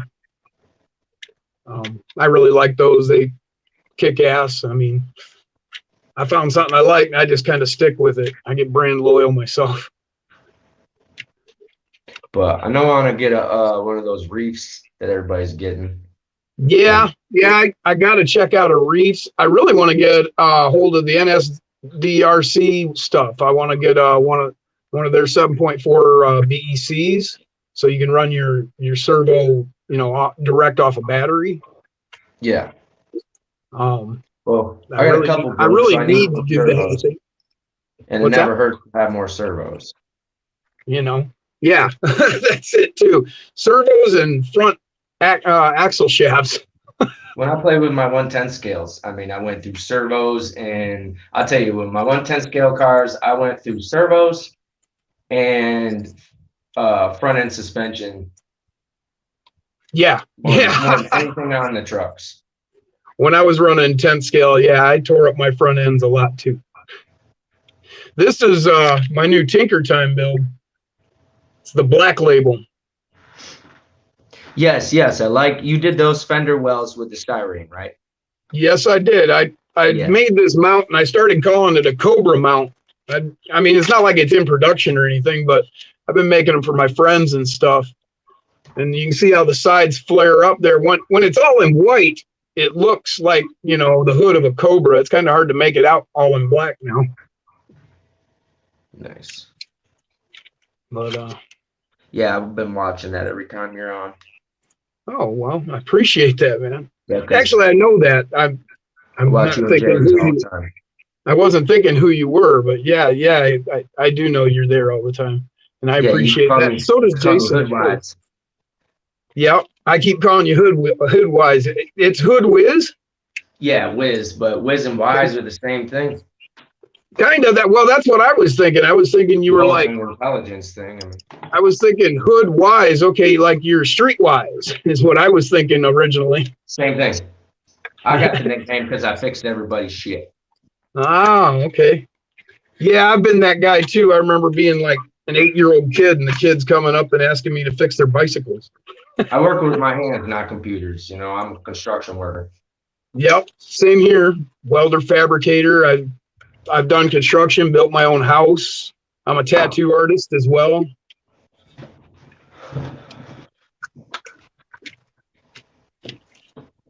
But yeah, this come out real nice. I mean, I can literally just drop a battery in there. It just falls right in. There's so much room. Yeah, you did the lights last night.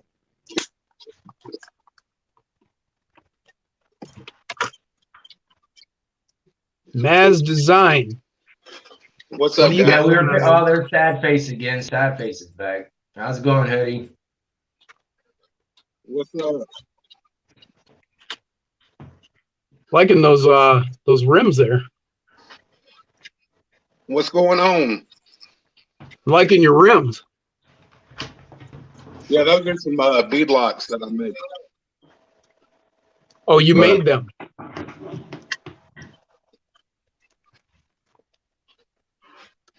All right, God, no chill. I'm gonna back out of it. Ooh, I like that. Yeah, oh, that's good, man. Okay, I seen that.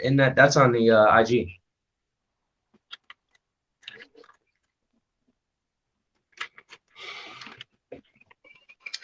Yes, sir. See, are you guys using scissors? Are you guys using the scissors to cut that front well like that thing? Oh, it up in here? In the front wheel well? Yeah. Taking that extra line out of there. Can y'all hear me? Yes, yeah, sir. I can hear you. Okay, I just figured out what was going on. I was watching the live on YouTube and in here, so I was hearing like things. So yeah, when I cut up in the wheel arches, I don't use scissors at all. Really, honestly, I don't use scissors to cut any of it. You did Dremel? Nope, I just use an X-Acto knife. That's what I use as well. You snap it off. Yeah. So use your little X-Acto knife. Just score it. You don't have to go real hard on it, or you'll end up skipping and digging into the body somewhere. Cut your release and snap it, right? Score it real light, and then in your corner, maybe take your scissors and cut up close to it, but then it'll just snap off clean. And then I always sand. I sand from 220 to 400 grit on the edges. I flatten them with 220, and then I clean them up and slick them back out with 400 before I paint. Yeah, that's what I've been doing as well, just like that. So that Yeah. body, we just finished that, or I just finished that body up today. The windows are actually tinted, but they're really dark. Yeah, So- I wanted to do the same thing on mine, and I wanted to leave the lights like you did because everybody else is cutting straight to the hood. No, I like the lights. I gotta have some bumper on or some front on it. So yeah, I hadn't got a chance to glue it yet. I'm still letting the paint fully cure out before I glue the magnets on it. Yeah, that's what I did. I waited like 4 weeks before I would drop my magnet in there. So that's the cheat code chassis that I came out with that'll drop this Friday the 6th. Where did we find you? Mazz-designs.com. Yeah. Can you say that one more time, please? It's me, Mazz, M-A-Z-Z, with a dash and then designs.com. Okay, good. I'll write that down. Thank you. It'll be available. It'll go up on the website at 8 p.m. Eastern Standard. So 5 o'clock for the West Coast. But that y'all were talking about the NSDRC. There's the RS100 Micro. Okay. So that's their micro servo, and that's a good setup for sure. You just got to make sure you have the power to run it. Like pure techs don't like it. You'll get into, you really need to have a BEC. Yeah. For their stuff, for sure. Yeah, I know the Castle. A lot of people run the Sidewinder Micro 2. Okay. And it does good with it, from what I'm told. Okay. But the PureTech stuff doesn't like it, even if you turn their BEC to the highest setting.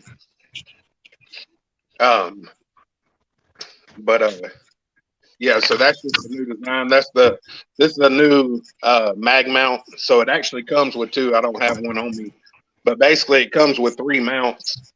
You get a high mount so that you can run like a PN90 or something if you decide to go brushed or something.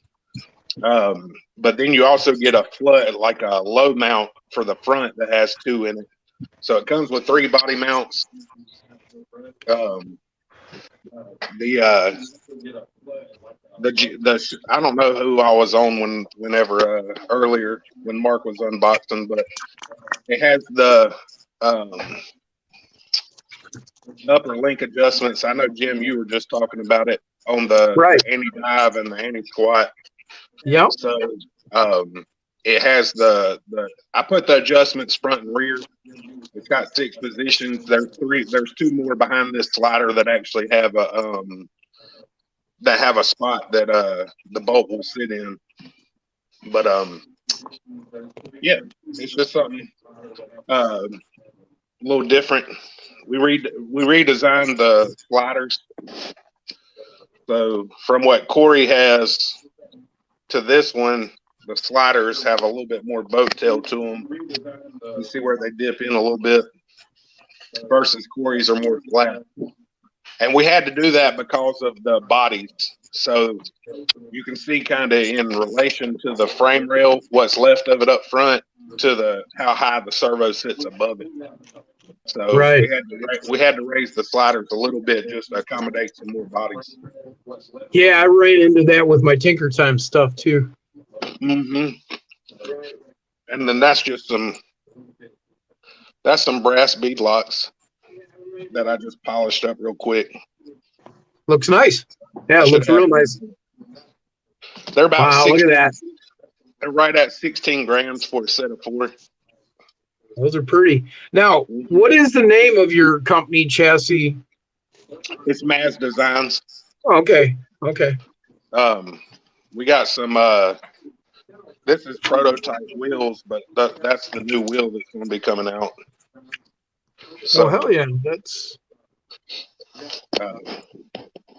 that's something. They're on order. I'm just waiting to get them now.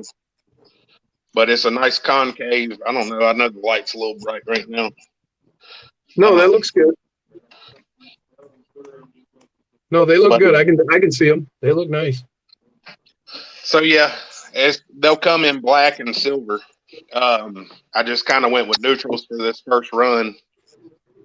And I have the scale. We have the scale hardware in them. I have that on my site right now. I have a few bags of scale hardware left, and that'll fit your Trill wheels, your Injoras, whatever. There's not That's much. what I'm installing right now is the scale hardware. The scale hardware and T-shirts are what's up on the site right now. But like I said, this weekend will be the initial release of the chassis. And how much is that going to run? So the chassis is 95. Okay. So it's titanium rails. It's all professionally 3D printed. You know, there's been a ton of time that's went into it. Looks like it. Thought and different stuff. Just like a lot of people don't mention it when they talk about it, but just like as simple as like how rounded the skids are. Like there's no sharp edges on it at all whatsoever. Yeah, I was noticing that. So the skid is angled, but the motor itself, the motor plate is parallel to the ground. So that's something different that people don't really do. Most time if they do an angled skid, they just angle the motor with the skid. Yeah, keep it all in the same plane rather than doing top to bottom, changing the plane. Right. And what I like about it is it still keeps the, you know, and it may not be a huge deal, but I like to keep the drive line in you know, similar to, as in line as you can instead of putting a bunch of kinks. Yeah, exactly. Pitching the back up real high. So you can see, I mean, it runs, those drive shafts are pretty much dead straight.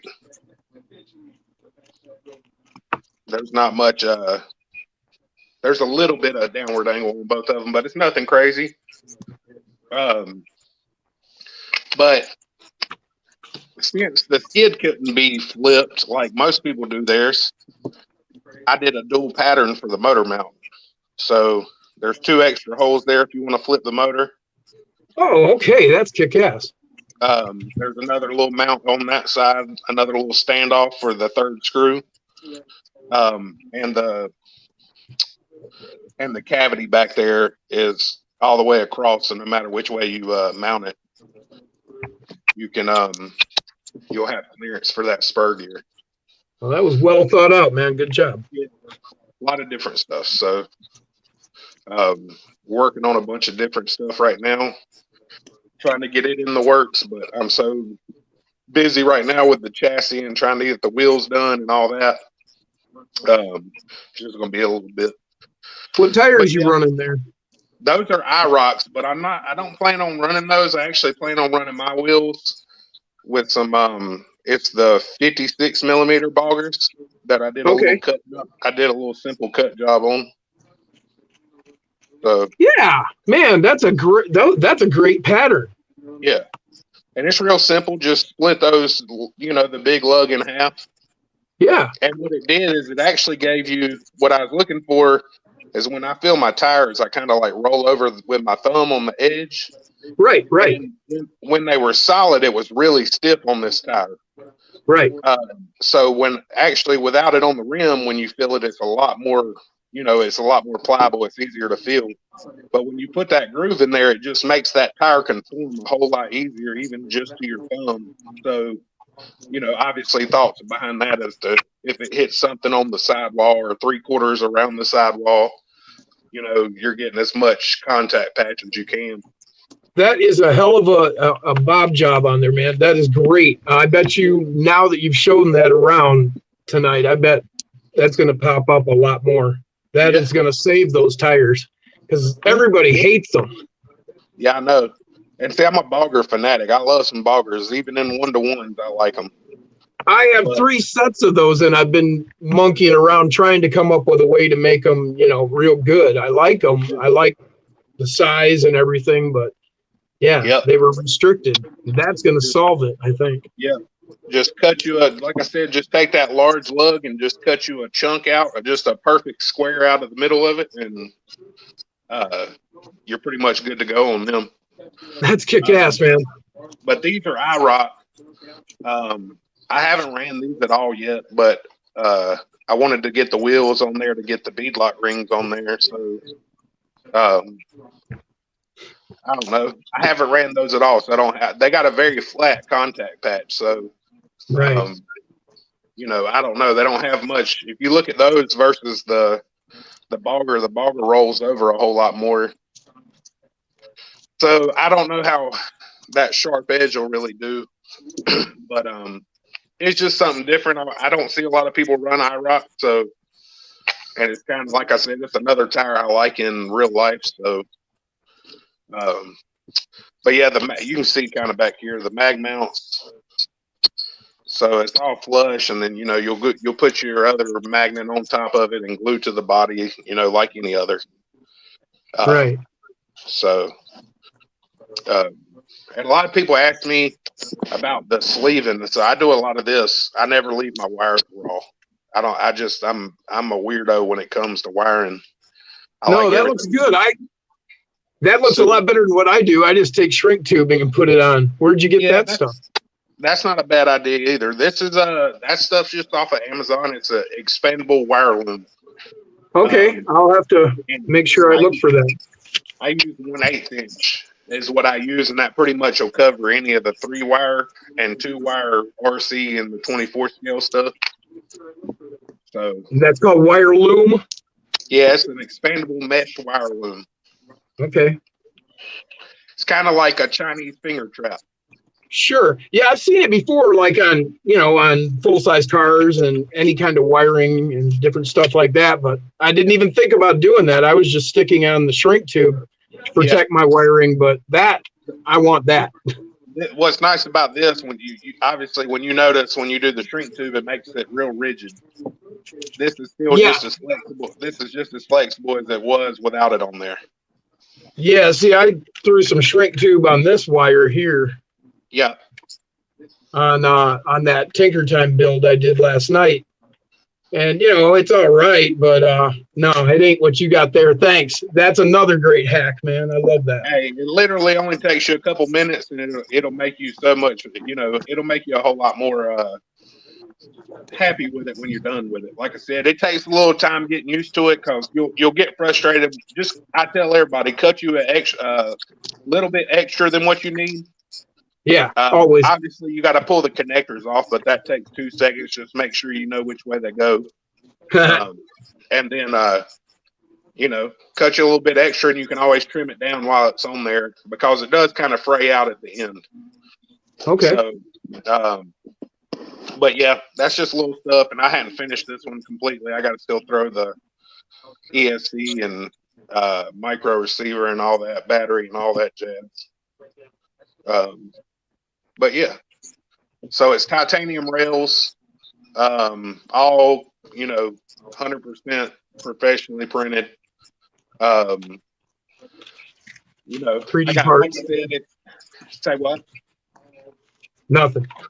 Oh, so yeah, it's just something a little different we came up with. We wanted to do some link adjustments and stuff like that. Stuff that really hadn't made it too far into the 24 yet. You're selling links with the chassis as well, or no? So that brings up another thing. So a lot of times there'll be chassis out there that you'll get, and you'll have to run a special link just to run the chassis to avoid binding issues and whatnot. But since the link geometry set up the way it is with the adjustable uppers and everything else, even at the lowest setting on the front and back, which is optimally stock or closest to stock, you can still run you could run a plastic link if you wanted to. But those are RC Steve's links. Okay. So those are his links. I like his aluminum links. I'm not a huge, it's crazy I have brass beadlocks on here, because I'm not a brass fanatic. And if it is brass, I usually like it black. But right. I like his aluminum links. I think it makes it look a little more scale. So, but you can run something as simple as like a hot racing high clearance 4-link kit. I mean, I had that on the first chassis, the prototype chassis, and it runs flawless. It has all the movement you need. So, you know, unless you want to go all out and get the links and all that, you know, Steve's links, or there's a bunch of people that do links.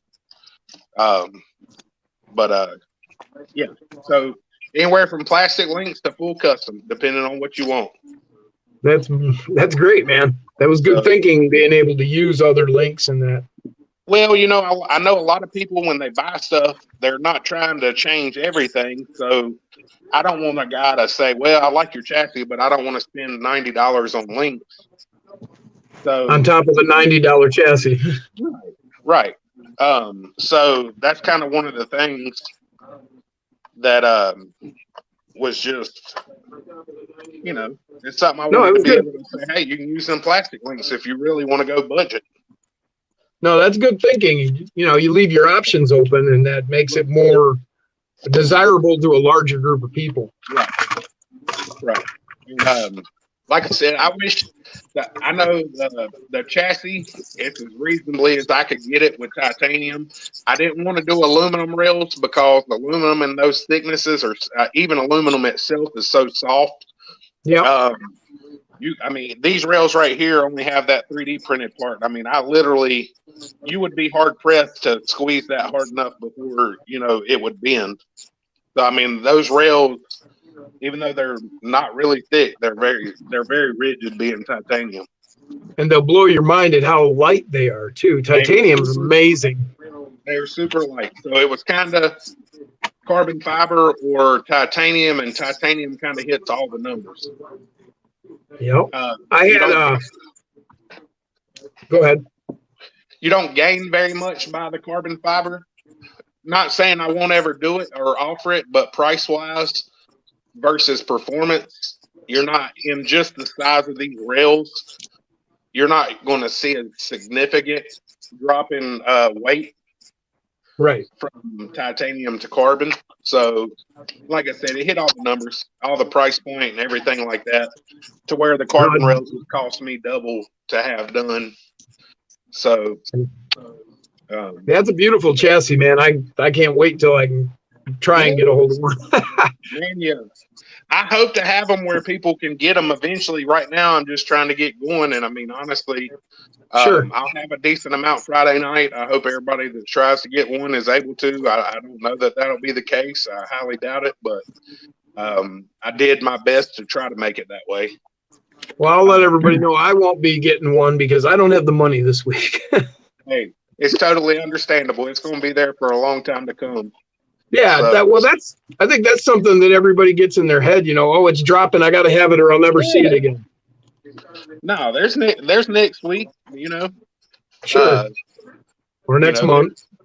You know, we live in the Amazon lifestyle, you know, the instant gratification life. Yep. You know, so like I I said, I'm guilty of it too. I see stuff dropping, it's like, oh, gotta have it now. Right. I think we all do that sometimes. Right. Yeah, there's certain things you just have to have. You know.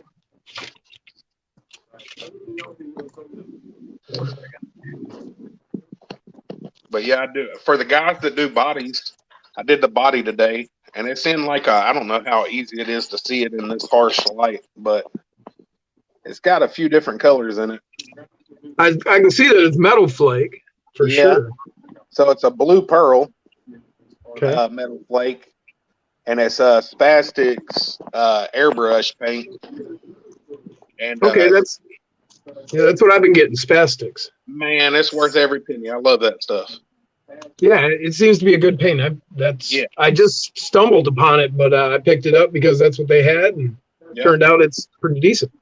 Yeah, it does very well. So the windows got a little dark because I'm not used to their window tint. Their window tint's a little, not as much watered down or cleared out as a lot of the window tints, but I've gotten to where the 24s, I just can't spray cans on them anymore. You know, 10th or 8th scale, you can kind of spray a spray can, but on a 24th, it's just too easy to run them and stuff. So I always do airbrush bodies, but on the 24th. But yeah, just different. And if you stumbled upon it, you'll find that you can even take. So that's 2 different color pearls. Mainly the blue pearl, and then the little bit of pink you see in it is just from one little light coat of amethyst pearl. Okay. So, but it's really that come out real nice. I dig that color, and depending on what angle you're at, you know, you're seeing different. And it actually looks black to the eye whenever it's in like shadows. Okay. So it's a real deep blue, but. Yeah, I just painted it up today. So, but I don't know. Y'all got any questions about the chassis or anything? Yeah, I'm gonna let them question you away, man. Man, do it, Corey. I'm waiting. Yeah, I'm waiting on them. Hey, guys, hit the chat. I know y'all been saying stuff. I didn't get a chance to go because I want to let them talk about it. So, what's up, Durt? What's up, these old flopping lips? I think I talked to everybody. So go ahead and guys. I'm sorry if I missed it, but go ahead and whatever questions you got about the chat, and let me know, and I'm gonna go ahead and put it in the chat, and I'm gonna read it to him, or I don't know if he can see it or whatever. Oh, wait, hold on. I don't know if I can see it. Hold on. If not, I got you. There ain't no big deal. Yeah, you're gonna have to, because I'm not phone savvy like that anymore. I ain't either. He said, "What chassis is this?" One guy asked, "What chassis is this?" That's the Mazz Designs Cheatcode chassis. And you'll know why. Once you get one, you'll understand why it's the cheat code.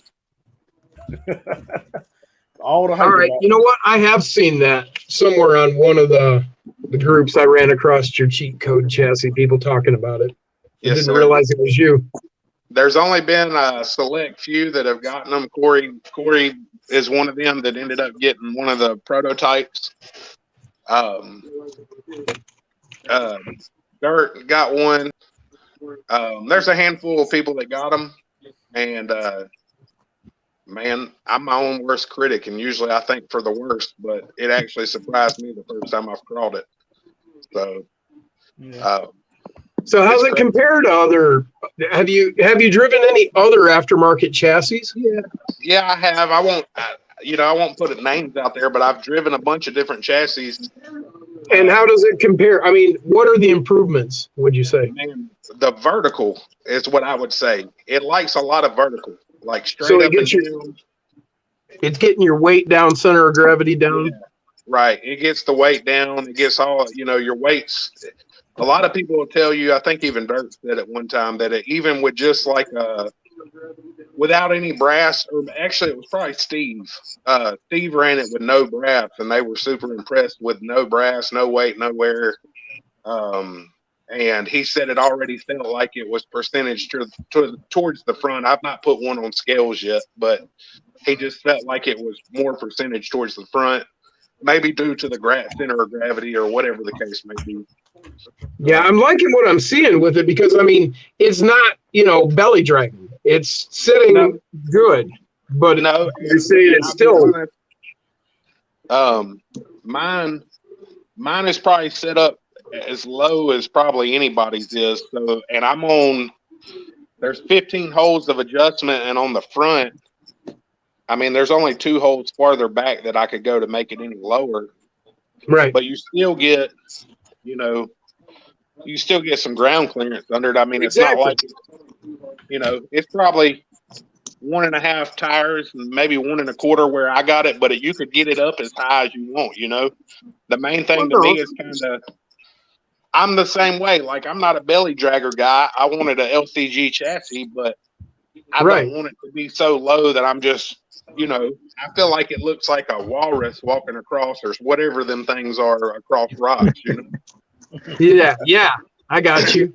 Yeah, well, and see, you saw my my ugly mofo there. I didn't want that sitting like, I wanted it sitting like you've got there. I think that works best. Right. So You know, and there's certain little things that I changed that people don't do. Like a lot of people that do a low center of gravity chassis, their front rail will just come straight down and hard 90, or even it'll be a harder, if it had a skid, it'd be harder than the 90. Back to where I kind of 45 this whole area. Okay. And it kind of goes in lines with your link, with your custom links and stuff like that, so that, you know, you don't really have many hang up points or anything.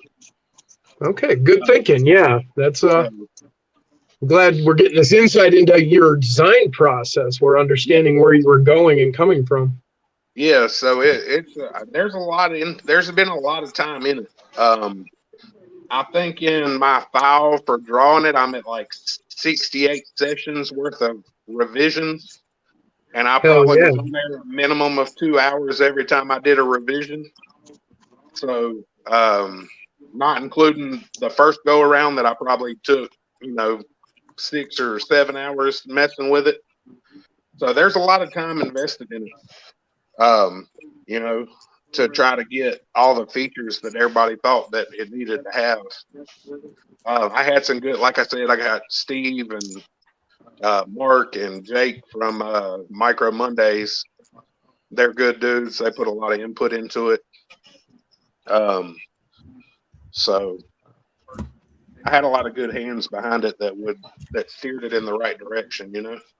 That's great. Yeah. So, well, that's where you get good things, is when you put, you know, multiple people in a discipline that are working together.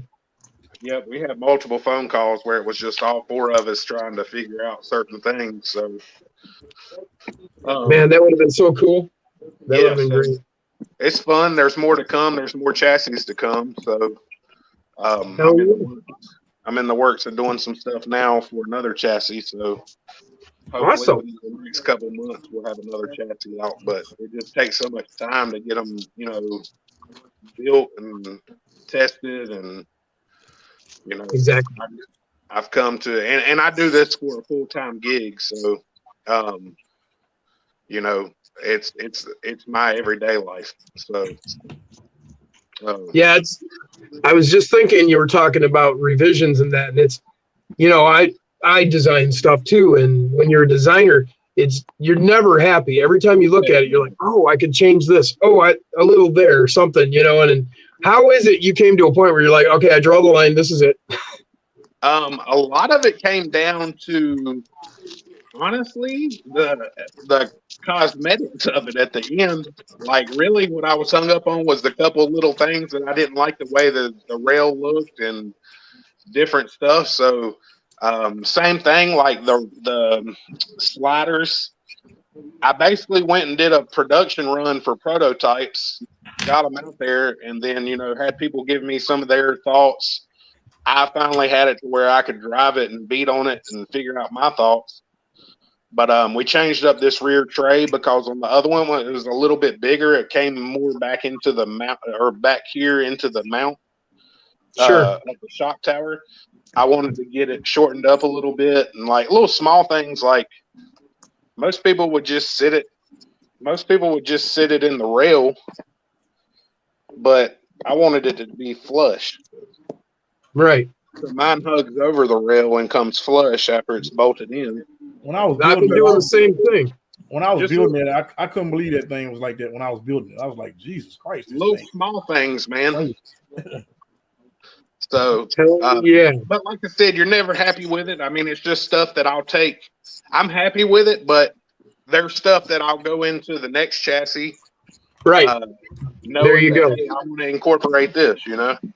Sure. Yeah. There you go. The version 2, as it were. Right. So I think this one will be around for quite a while.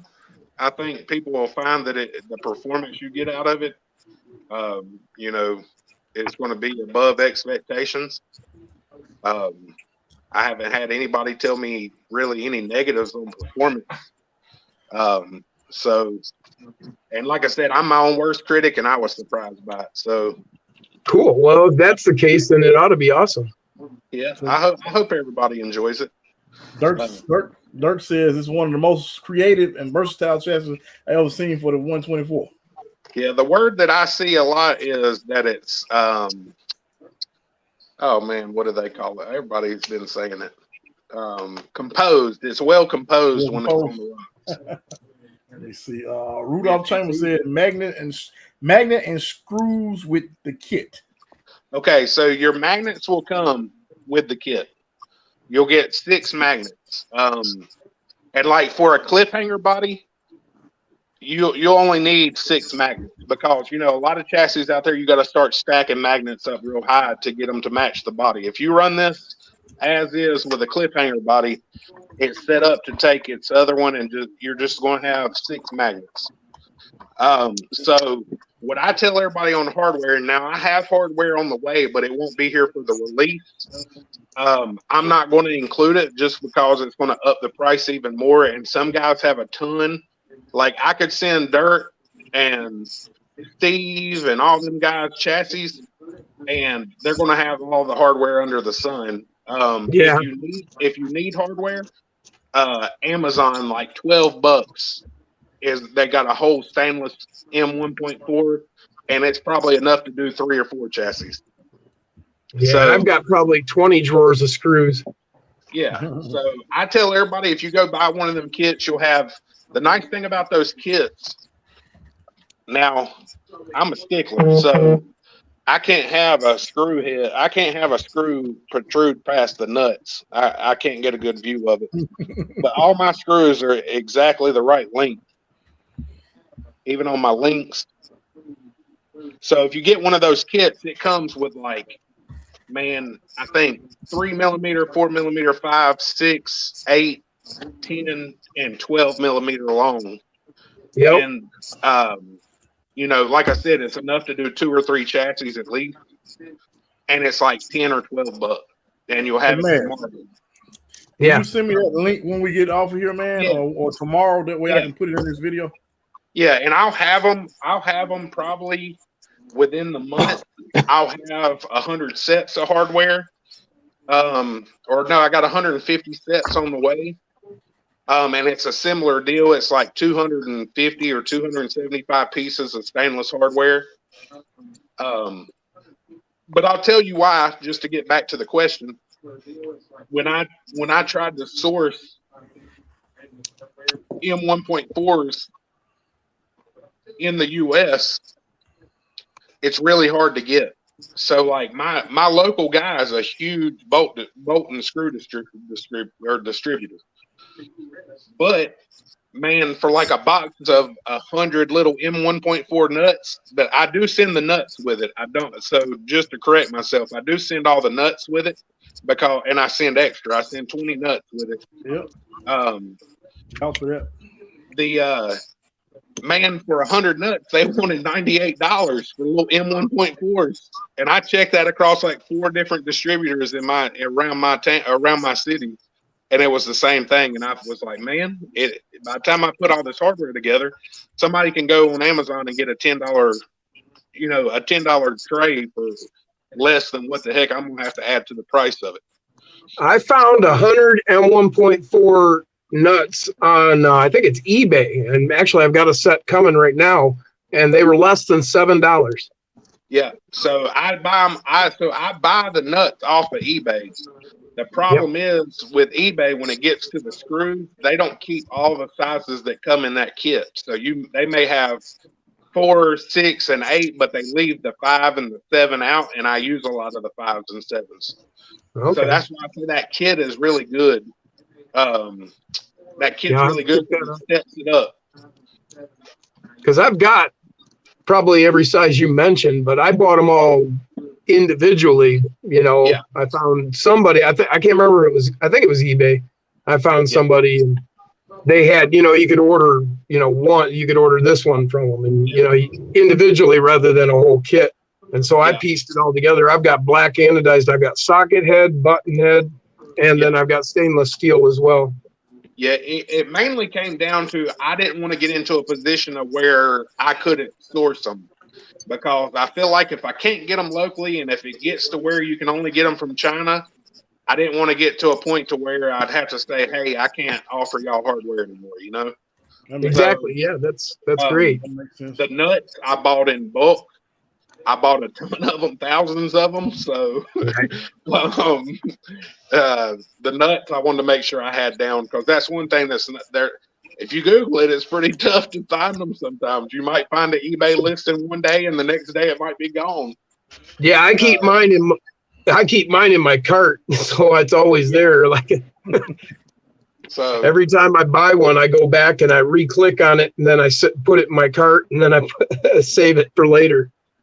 Hey, and Corey, you got to shut me up. You know I'm a babbler. No, you good. I'm answering the question. I'm answering the question. Daily Cross said, "What does it weigh?"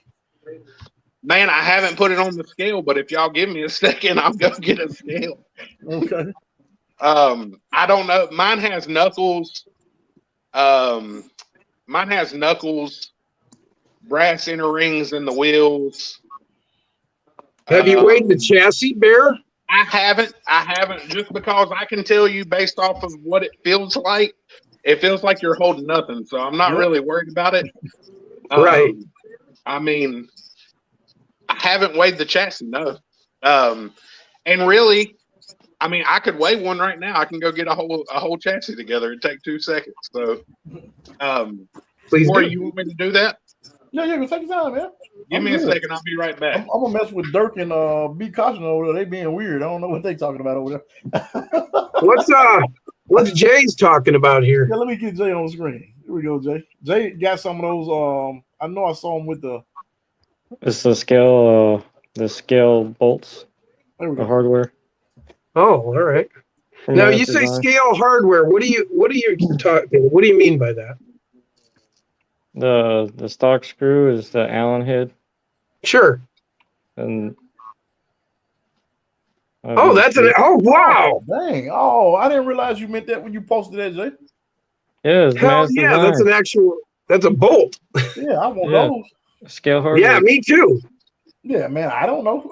This is all new to me, man. I want that. Hell yeah, that is just so cool, man. An actual bolt. Now, did you have those made? No, it's Mazz. No, that's what I'm asking. Were those made, or I mean, did he have them made, or did he find them somewhere? I think he stepped away for a second. Oh, I don't know. Oh, you can find them on his website. It's like $11 and some change for shipping.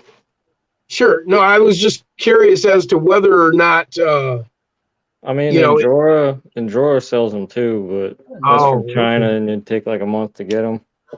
Sure. No, I was just curious if he went off and created them himself, or if he found them. That's really neat. Yeah, they look real good.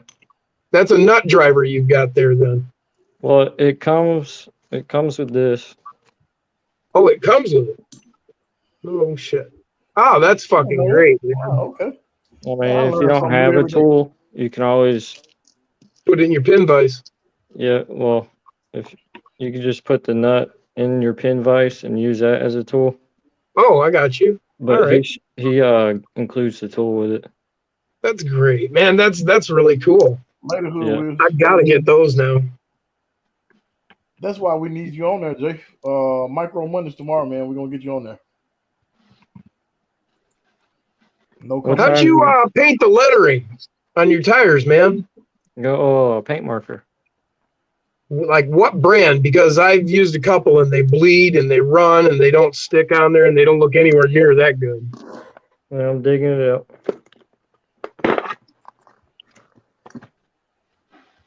Because I kind of gave up on trying that. I tried a few different ones and it kept bleeding and running and it never stayed on there. Our lyric paint marker. Okay. Huh. Okay. Amazon? eBay? I cut the tip really fine, so it works. Right. Oh, it makes sense. Huh. Well, you got lucky with that one because I've tried probably 4 different paint markers and they all ran on me. You know, you're working with it and then it just runs. Well, you got to have it like not a lot on there. If it's got too much on there, it will run. Oh yeah, I know. No, I had it. You know, where it was looking just like your tip there. It wasn't like pooled up on the end or anything like that. It just, I don't know. I attributed it to bad quality paint. Yeah, great possibility. Probably. Durt, did you want to come in or be cautious? Well, I guess, yeah. So with the Mazz design chassis, when he's selling it for $90-something, is everything included, like all the 3D printed parts? Yeah, everything except the screws for the most part. All right. Magnets and everything except the screws. I'm sure you got the screws over there. But it's got the nuts. It doesn't. It has the nuts. Yep, it does. I don't know. Hey, I don't know where you would find those. Those things are tiny, man. I found. It's small. We're gonna have to get linked up on Facebook, and I can send you a link to those and a few other things. Definitely. Yeah, I got the little bag of tiny nuts from Mofo RC, but he threw in a few extra. Yeah. Do that quite often. Yeah, I got them from him too, and I was like, man, that's not enough. So I went and looked, and I found them on eBay, and I'm getting 100 at a time. Yeah. What do they run, Jim, for 100 a time? I like less than $7. Less than Mofo. Yeah, it ain't bad at all. So I just grab up 100 because I've been getting my buddies involved. That they didn't have any interest in RC or anything. I mean, interest, yes, but didn't spend any money and didn't know what to do. And so I've been slowly dragging them into it. And so I've got a bunch of extra stuff like that because, they're building rigs and they don't know what to do. And I'm like, well, here, you need a few nuts and you need to do this. So I stocked up on stuff so that I could have enough to get them going. And then once they got going, they could start getting their own stuff. All right, so just the bag's 2 grams because I didn't want to dump a bag out. So bag comes with all your 3D printed parts. It has magnets and nuts in there. So that's 29 grams minus the bag's 27 grams. And then your rails puts it at 45 grams minus the bag, so 43 grams total. So those chassis rails are only 17 grams. 15 grams. Oh, 15. My math was bad. Well, no, I'll be honest with you. It may be my scale. Nah, 15 grams. Let's make sure it's zeroed. Hold on. I may have screwed it up. What in the world? There we go. Hold on. 17 grams. You're right. 47 grams, so minus the bag, 45 grams. Let's see if we can. That's light. Yeah. 17 grams. Hell yeah. So, and that's your bare rails. Those are not finished. I hand finish all the rails before they leave. Man, those are beautiful. I love all the little extra things sticking out. That shows thought right there. It's like, okay, I need this right here. I need this right there. Oh man, those are beautiful. So, and you can kind of see it here. So, like I said, the only thing that really threads to plastic or 3D printed parts is the skid and the rear tray, but it's literally overkill. I mean, there's 3 holes on each side that go into the thickest part of the skid, and you can run like a 8mm screw, 8mm long screw, so it gets deep in there. That's what she said. And I guess while I have this here, I'll pull this stuff out. So yeah, that includes your magnets and nuts. The only thing that would add to the weight of a completely built out chassis would be obviously your hardware. Right. Which may be a couple, a few grams, maybe. Maybe. So, let me dig this stuff out of here. In hindsight, I guess I could have weighed it without the bag. So that's just the little tray. Like I said, that's the one of the only things that are screwed directly in, but it's plenty strong enough. The holes are properly sized. You don't have to fight them to get them started. They go right in there like butter, hold tight. This will give you a better idea of the. Sorry, boy, I'm shaky. So that gives you your double pattern. Right. Yeah, that's great. That was some really good thought there, mirroring it like that so that you can flop it around. So your four links for the lowers get bolted in first, and then your rail would go in after it. Well, let me get it right. So then your rail would bolt in after it, and it covers those holes up. Oh. Then since you'll have bolt heads sticking out there, the skids.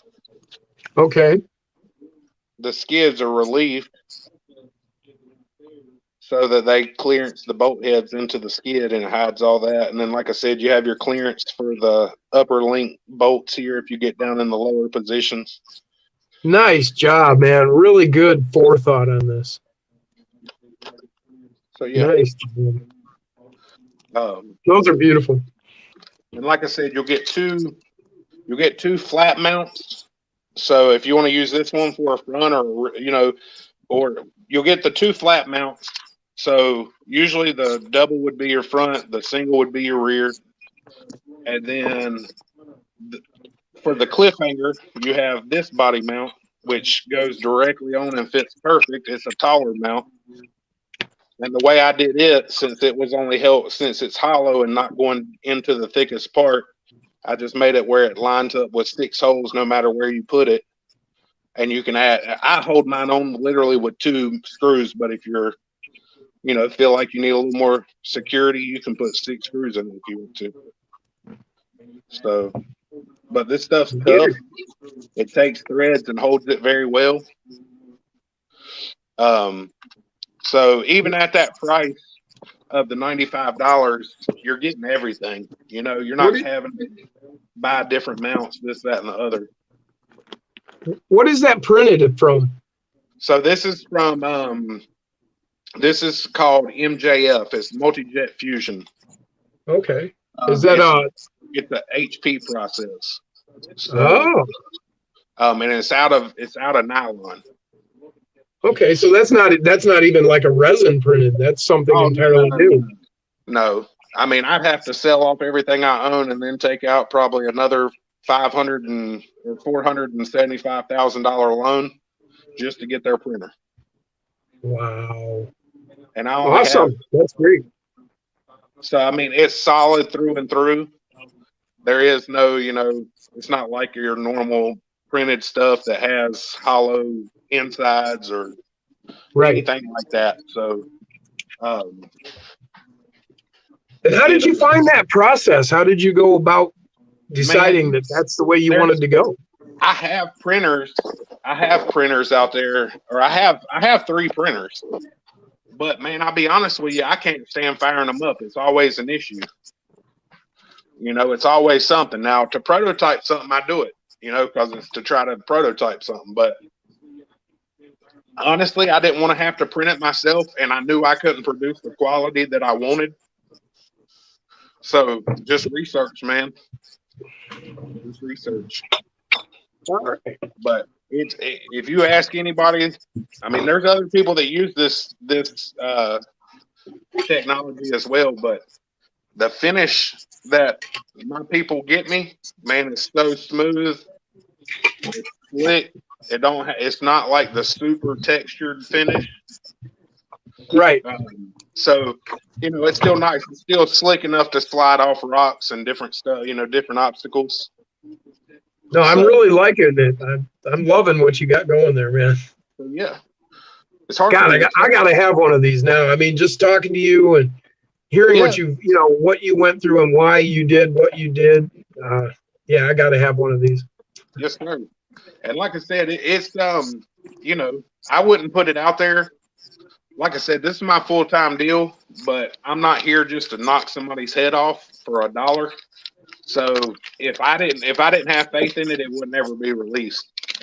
It's one of them things. Like I told you before, I'm my own worst critic, and I always think of the worst.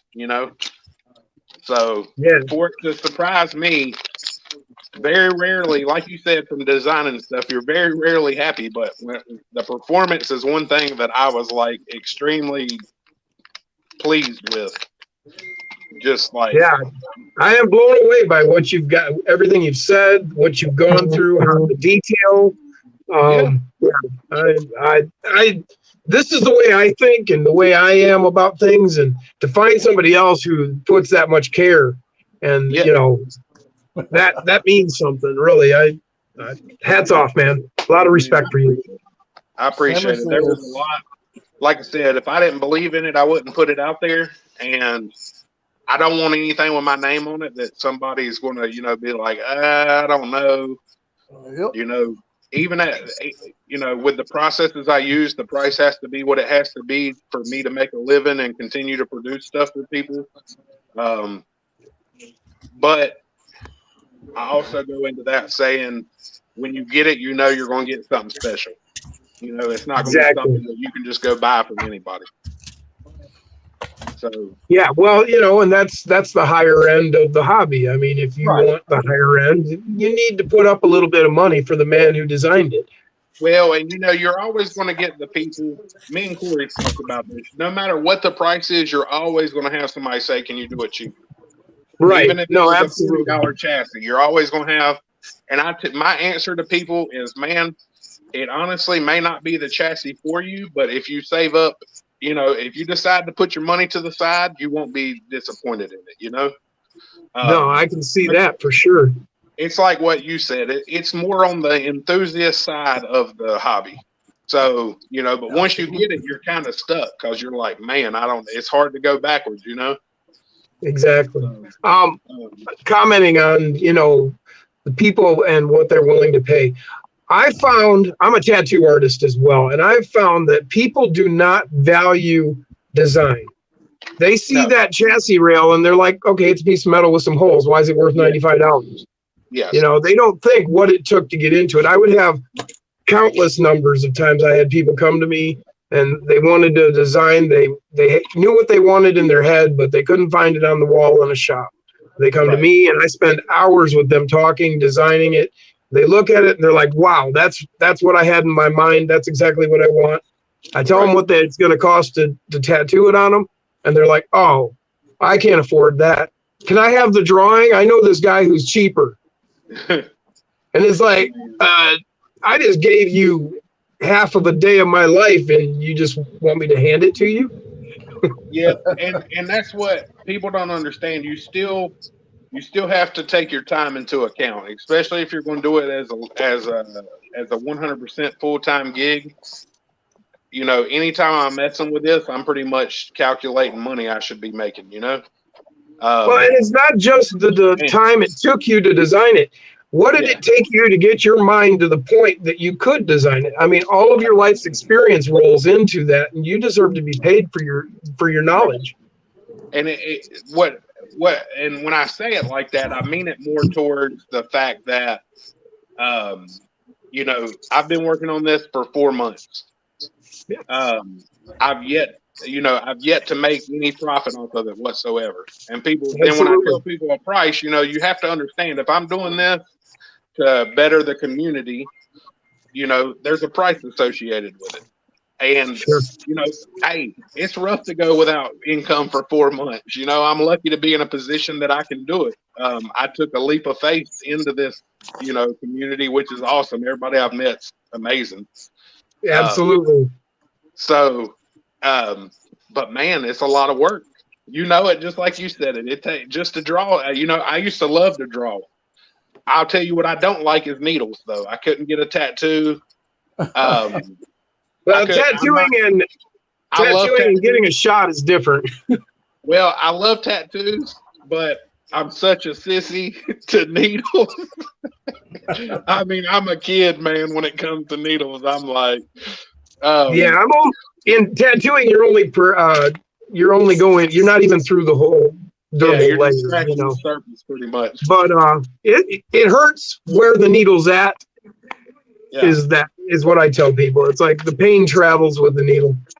You'll still never get me under a gun, I promise you. Oh, that's all good, man. That's all good. I'm just a baby when it comes to it, man. I'm a damn baby, I promise you. That's all good. They're not for everybody. Am I missing? I know I'm probably missing questions, Corey. I told you. I'm looking. So Hey, Daily Crawl goes. Hit me with the only rapid question fire. you have is where and when can I get one? May 6th, Friday, May 6th. This coming Friday. My website, Mazz-designs.com. That's MAZZ-designs.com. And it'll be on there at 8 p.m. May 6th. That's Eastern time. So, yeah, I'm gonna have to probably skip groceries next week and just go ahead and order one. Hey, you know what they say? You know what they say the easiest way to get ahead is, right? What's that? Miss a few mortgage payments. I don't have those. I paid my house off, man. There you I don't go. recommend that one. Hey, I got a question for you also. Let me get. I know we talked about it, but any idea of how many possible? How many what? How many chassis? It's going to be in the 25 area probably on the first batch. Yeah, I know that we talked about. Yeah. So it'll be somewhere around that. So for an extra 50, I can pre-order, right? yeah. Yeah, right. Right now. I'll slip you an extra 50 if you take my pre-order now. I have a lot more on the way, but they're not. It's going to be so close to getting them. I won't have time to finish the rails and stuff. It's all good, man. So, question: the next shipment is going to be the following Friday, or how's it going to work, man? Yeah, it'll be the next Friday. Oh, okay, that's going to be perfect then. Yeah, it'll be the next Friday. So worth every penny. Okay. Like I said, I would put more out there if I knew I could get them done, but I just know being a one-man show, I'm not going to be able to get all the rails finished and all that before Friday night or even Monday when I need to ship it. Right. So just take your time, man. Do her the way you do her. So we'll wait. I am doing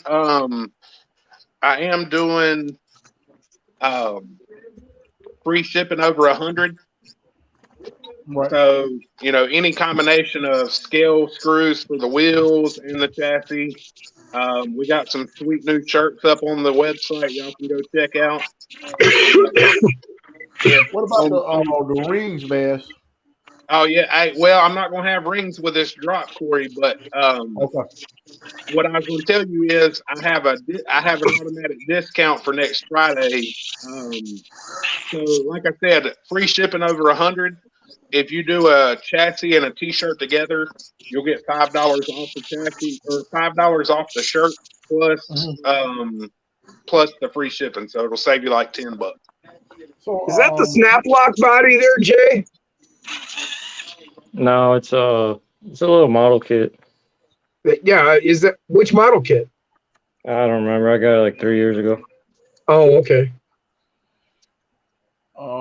What about the I made the bumper out of styrene. Yeah, that's cool. That looks good. That looks real good. Real good. It does. What wheels do those rings fit? That's what I meant to ask. My rings. They I know you got different ones. Yeah. So what I have on here, and I can't see my video, so I can't see where I'm at. But there we go. I see it now. These are for trails. I'm sorry, another dang blinding y'all with all that bling on them. Oh, that's beautiful. So love it. I got two different styles for the trail wheels, the Type B wheels. These are the D10 dozers, and then I have one called the Black Diamonds. They're more of a diamond shaped hole. I have for the Injora wheels, I have 5 styles. And how much are your rings running? $20 a set. Okay. Not for the brass. So the brass would have. I haven't priced the brass out yet. Okay. And how much is the screw set? The screw set's like $8. Comes with 110 screws. The scale screw set like Jay was using over there. Yeah. So yeah. So for 113, I get some rings, a chassis, and a screw set. There you go. That ain't bad. And I get the discount because I'm over 100. There we go. You get the free shipping. Well, yeah. Yeah. But I won't have any bead locks up next week during the sale. So I'll have some scale hardware, hopefully still left, and I'll have t-shirts. Y'all need to grab y'all a t-shirt. It's good looking. Definitely need a t-shirt, man. Yeah, definitely. I gotta have a t-shirt from everybody. Man, there you go. I probably look raggedy right now. I don't know how to turn this camera around. I got my Jaysens hoodie on right here. There you go. Oh. How do I flip this thing? Oh no! There we go, man. Yeah, so we got the little logo on there. Yep. Sorry, my beard's all in the way. Yeah. And then on the back, it has the same logo. Has the same logo with the website. It's in like a highlighter yellow surround. It's a real nice bright shirt with some camo. So. And what are those? 100 or $20? They're $20, but if you buy it with a chassis now, you do get a discount. You get $5 off the shirt, so it's $15 shirt. It's a nice, high quality Gildan shirt.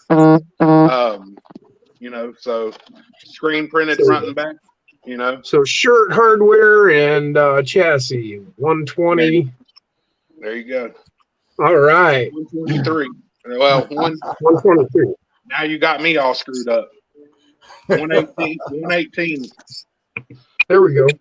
118, and it's free all shipping right. to your house. Not bad at all. It'll either go out Saturday or Monday, and you'll probably have it within 3 days. Yeah, I got mine in 2 days from you. Yeah.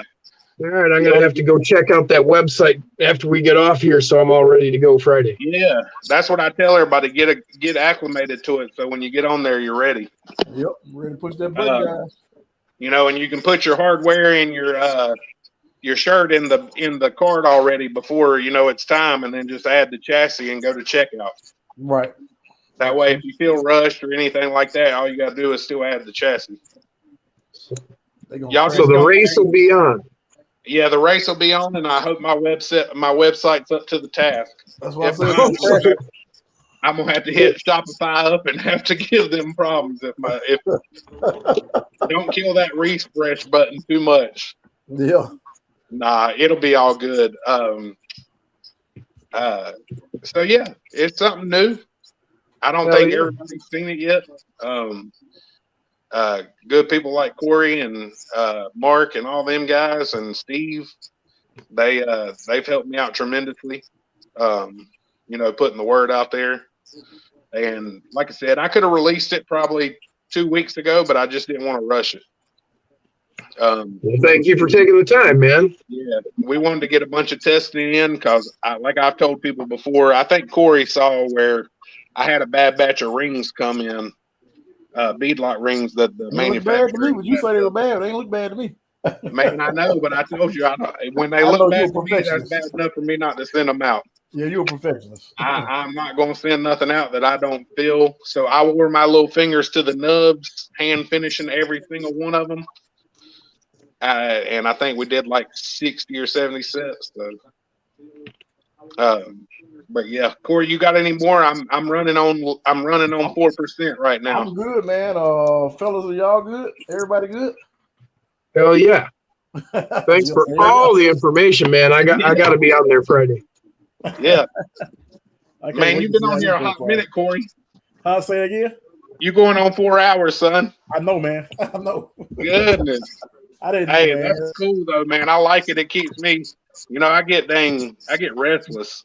You get hyped. I was telling them earlier how hyped you got when we got off the phone. You went in there and got on the. I told you, man. I started doing some stuff.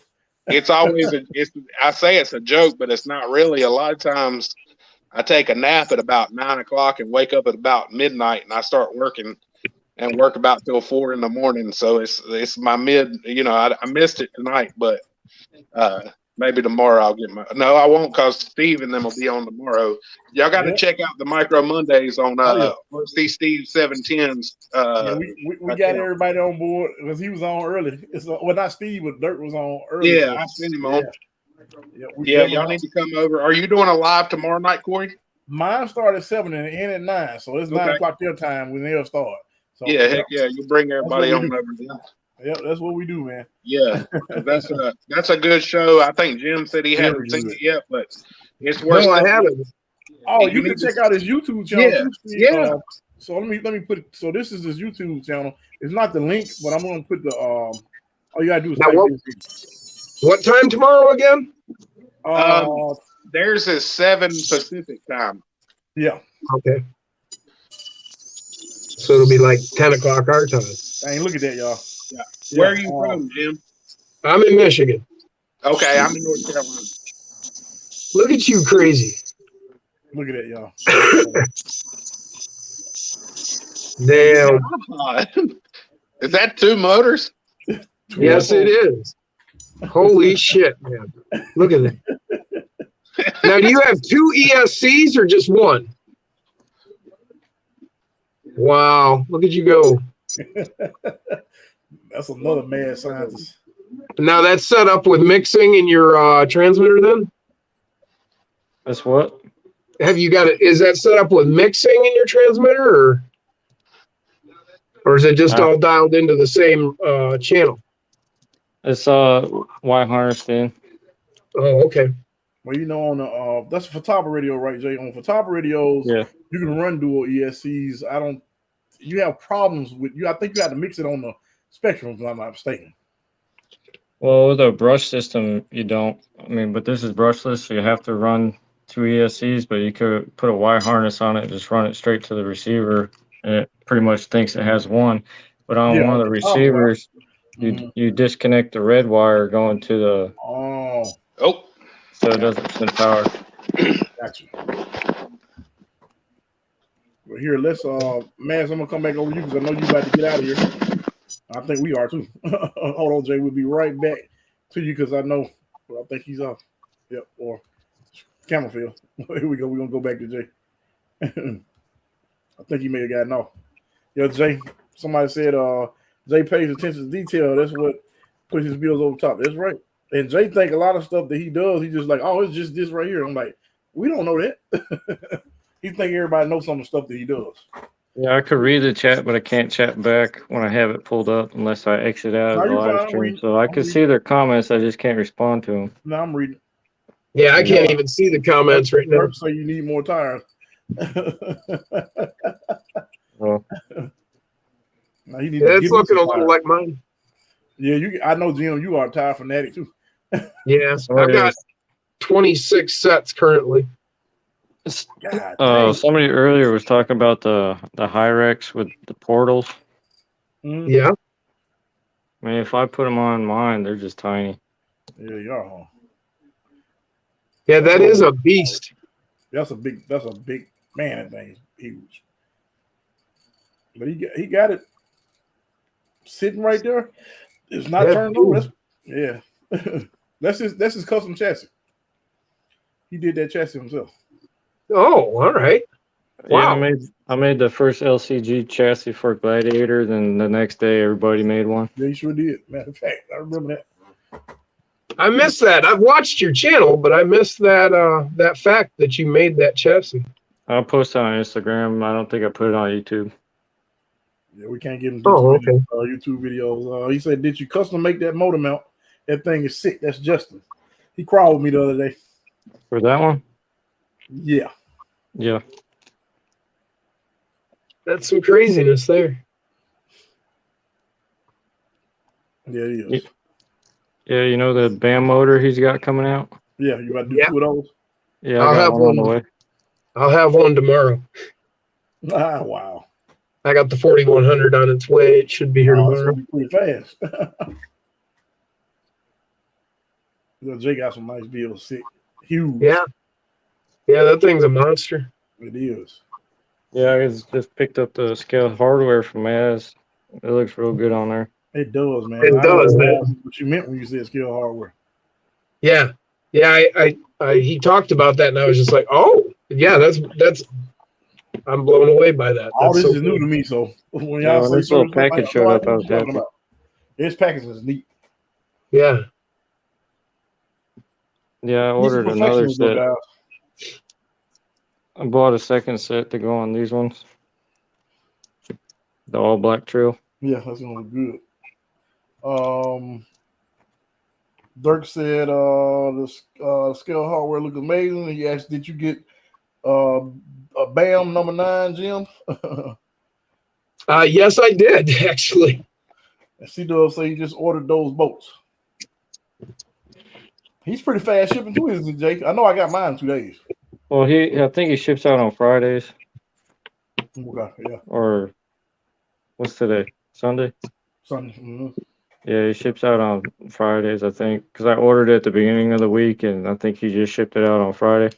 But it should get here pretty quick. He's not that far from me. Yeah, he's not far from you at all. Yeah, Hood Wiz was asking what rims I have. Oh, I didn't see it. Sorry, Hood Wiz. That was a while ago. He was asking about these. Oh, yeah, MT Hobbies. Yeah, MT Hobbies. Super deep dish. Oh, those are those island style? Now, this MT Hobbies, They're 1-inch wide rims. yeah. Oh, okay. Yeah, stock rims or like the trail rims are only 1/2 inch wide. Right. Yeah. I love MT Hobby wheels. Corey actually gave me these rims. Yeah. I run those on my they're not as deep. I don't tell a lie, I had the hardest time trying to get the tire on. I was like, you know what? I was sending Jason 3D printed parts, and I said, here, I put them threw them in the bag. You know, I just changed the last plastic part on the Gladiator too. Let me see what you got. The drive shafts. Oh, okay. Yeah, I was gonna say I don't remember you having anything else plastic left on it. Well, that was the last thing was the drive shafts. This whole rig right here is built with all the stock parts from that one. I'm ready to see some videos, man. I need some videos. Well, I had a couple upgrades to it, but And we need to see you on that channel tomorrow night. And Jim, we need you to go ahead and get on Instagram so you can see them, man. If not, you just have to go online. You can see RCawd710 channel and you can see the replays. yeah, Instagram is where it's at because you catch all the early stuff and there's so much more people on there. Unfortunately, I don't know. I had issues both times I tried, and I can't remember what it was. I'll keep trying. I guess. That's where you're gonna see it. Instagram. That's where you're gonna see it. It's a little tricky to figure out at first, but once you start messing around with it, it's pretty easy. Yeah, I get frustrated with this computer shit real quick. So it takes about 5 seconds, and then I'm done. Now you sound like my dad, Jim. Well, I didn't pick up a smartphone until a year and a half ago. I haven't messed with computers since they were teaching BASIC. Yeah. You know, I haven't even touched a computer since late 80s. Yeah. So until now, you retired too, right now? Well, I was injured in an industrial accident, so I'm permanently retired, forcibly retired. Yeah. But yeah, I'm a welder fabricator. I've been doing that kind of stuff for the last 35 years, and that's what I used to do. I haven't had any need for a computer. And yeah, I understand. Like my dad's 81, so he's like he tried to use it, but he just I try. I keep trying, but I get pissed. He can do a little bit on the phone, but Right. That's about what I get. So that's why I haven't gotten a YouTube channel going, because I don't quite have a handle on all this technology. Man, you can, to my satisfaction to actually do it without making a mess of it. It's simple, man. Jim. Yes. This one right here has two 5.0 motors, 2 brush motors. Right. And that's what basically started my channel. Yeah, I've seen that one. You watch my channel? Yes, I do. Everybody watch the channel, man. You won't make videos. I have like 126 different channels I watch, so I don't catch everybody every day. Same way with you. I'm the same way. because I've got a lot of the smaller channels. Like I'll catch something and I'll check them out, and I start, I'll give them a chance because they're just getting going. And I'll see if they're interesting, if they keep my attention. And so I keep bouncing around, checking on a lot of stuff, and I keep forgetting certain people that I wanted to. So I make notes, and you have definitely got on my notes, and I'll be definitely paying a lot more attention to your channel now. So I'll see a lot more of what you've got going on. Yeah, I need to get. I remember seeing that truck. I remember seeing you doing that 050 double motor build and that. I remember seeing a couple of those. Man, you've been an OG on my channel then, huh? I've been bouncing around for, since about 1.5 years I got back into the hobby. About 1.5 years ago, and just really been catching everything I can and learning as much as I can, getting back into it. Things changed so much since the last time I was in the hobby. I mean, I think that's why 24s are so popular now, because they've reached a level of technology that you can do everything now with the 24s that you couldn't even do in the 10th 20 years ago. Absolutely. Right. The first 24 I got was the Proline Ambush. Okay. That's way for me. That thing was a badass rig. I mean, it did pretty good. It's really cool. I like it, and I wish I could get a hold of one, but that's probably not going to happen. Yeah. Who Will says so on this chassis, that's what the leaf springs are from. Oh, all right. See all that custom stuff he does, and then he don't show it. I'm wondering, because I got into the WPLs before I found the 24s. And we gotta get Psycho on here to talk about them. I've got a ton of different hop up and upgrade parts for the WPLs, and I've got a metal leaf spring set that looks just like that. But I don't know if I think it's probably bigger than that. But it looks just like that. Now I'm curious if I can make it fit. Nah.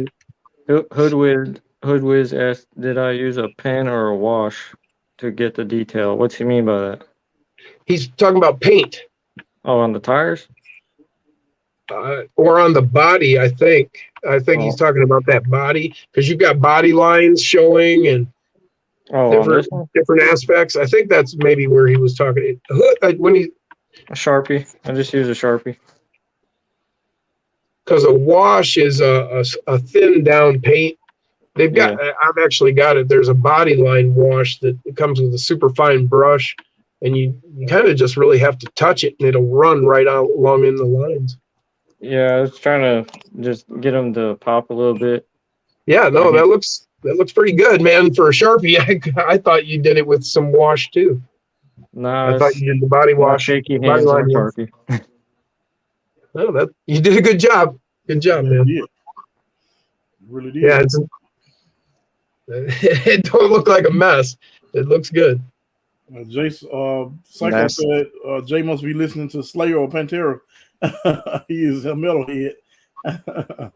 Hulu says, I like the look. It would go nice with my deadbolt body. Let's see what else we got.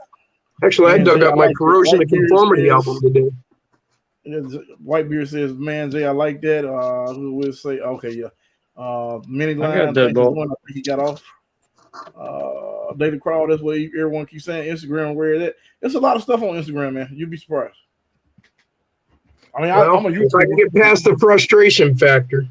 I ain't gonna lie, I'm a YouTuber guy, but I mean, it's just a lot of stuff over there you'll miss, you know. So did you post that on Reddit a long time ago? Did you, Jay? The Jeep? I'm guessing that's the one you're talking about. I think so. So you don't think so? Yeah, maybe a year ago I had a Reddit. Okay. Yeah, I didn't really post on there too much. Well, I mean, I did at first, but I got out of there. I got mad at Reddit because it gave me all these choices, but nothing I wanted. And now the damn thing keeps sending me notices of shit I don't want. I couldn't find anything on there. I think I posted a picture of it flexing on Reddit and probably some other pictures. because she flexes. Yeah, she does. Yeah. I think it's 7 tires it'll go up. Damn. What do you got for axle extensions there? It's the Mofo portals. Okay, that's all. Okay. Or do you have a +5 wheel weight or something? That Mofo sells the extensions, the 5+ extensions. Yeah, I've got them on almost all my trucks. Then it's the RC 4-wheel drive rims with the hub reverse. Oh, okay. So that's a ton of width. Man, that truck was like a these are the scramblers, and they look small on this rig. Yeah, because it's so wide. Yeah. Yeah, but it looks good. It all looks proportional and it looks right. Yep.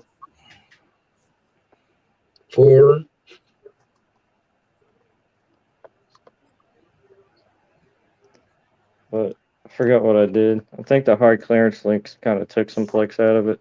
But yeah. How many is that? Because we can only see that. There we go. Yeah. 6. Yeah. That's the front end. Nice.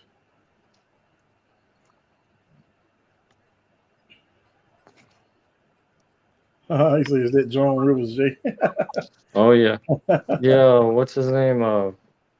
Durt. Bear something RC. He called it Joan Rivers because of all the modifications they had. I was like, that's a perfect name for it. Bear Tracks RC. He named that one. Made some beautiful beats. Yeah, it is. Cycle. Ready. It's too many beginners and repeat newbie questions or picks mostly stock trucks, minus a few core builders. Let's be cautious. Yeah. I've heard that, Brian. I've heard that same thing. Might have to send these out to Corey. What are those, Hyrex? Yeah. That's what I got to get a set of those. They're just too tiny for any of my rigs. You don't like them? They're too small. Well, tell me what you want on the PayPal. It looks like my truck's been working out and skipped leg day. I still want to try, man. Let me know and I'll PayPal you or whatever. Venmo, whatever. I wish I had a PayPal. Well, how can I pay you? Venmo? Square? You know Western Union? I'm old, man. Oh, man. Now, wait a minute. I've got PayPal. I know, right? You're a piece. I'm a young dinosaur, okay? That thing is nice. Yeah. It really is. I just got to get this body to fit on the damn chassis all the way. Oh, yeah, show them the details of that body, man. I just did some work on a buddy of mine's. Jeez, he don't have that much like that. That's fucking awesome. So I'm cool if I get to see all this stuff, guys, and I know Durt get to see it. And I'm like, put this crap out, man. What are you waiting on? It almost sits down all the way. I just got to tidy up the wires a little bit better so it can fit in there. Now you got me inspired on getting the motor under my hood. Well, it's hinge mounted, and I mean, I got the space for the whole motor and stuff. Right. That's just clean. That's what I'm saying. You've inspired me to. Well, I was trying to do like a scale build, but I got this far with it.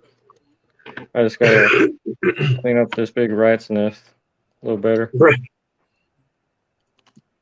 It's not really the height, it's the width. It catches on the wires.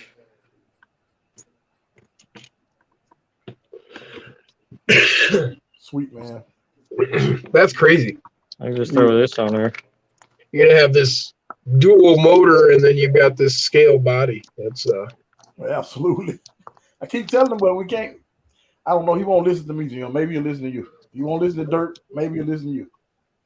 That's badass. I mean, total contrast having that. I mean, I like the digger there, but that Ford with the motor in there, and then you hear you've done all of this modification. It's like, you know, both worlds combined. It is sick. Yes, it is. That's it. You know how you was talking about Mini Z's drift cars earlier? Yeah, show them your bill. I got to get one, man. I can't do it right now. I got too much crap I'm working on. I got this one. I mean, I've done a ton of other ones, but this is the one I've just been working on lately. That's sweet. That's true. He said a brand new rig in the box will get more likes than a full custom build. That's whack. Like, yeah, it happens. That thing is sweet. Now, is that just a stock, or is that something you've upgraded? This is a model kit. Okay. I bought a model kit. And then, as far as the chassis goes, it's a Mini Z MR03. I'll just make the little thing back here to extend it, then put a different shock on there. This is actually from the 4x4, the Mini Z 4x4. All right. That's custom work. It's longer. But you can buy that chassis basically like that? Oh, no, this has got a lot of upgrades on it. Oh, okay. See, I don't know anything about the drifting That's world. why we need to see them, Jim. That's why we keep telling them, would you please do videos? You know? All custom. Extended chassis. The only thing I know about the drift scene, I found that RC Supremacy, the YouTube channel. Yeah, and I think I've seen that one. I've watched a little bit. Mainly how I found him was just he was working on a drift course, and I was looking at ideas for, working on my courses and that, and I thought, well, let's see what he's got going on. And then I started paying attention to the drifting, and I was like, man, this is interesting. Yeah, I got a bunch of 110 drift cars too. Mostly Toyota Supras and GTRs. Yeah, well, it didn't draw me away from the crawler scene yet. But no, I don't think it'll draw me away. It's just something extra to throw in there. It's a diversion to watch more than anything for me at this point. Yeah. But it's cool. It's way cool. About it's gonna take away from time what I need to do. That's why I said I got to get rid of some stuff. And once I get rid of some stuff and get some stuff completely built, then I can. I still gotta paint this one. I was just trying to think of a good color for it. Gunmetal gray. I was thinking of that same color. The green, the GTR green was a Millennium Jade or something. Yeah, that would be good. Yeah. Yeah, so I could finish up the decals on it. You say you got skills, Jay. You just, we've been trying to get them to show stuff for the longest.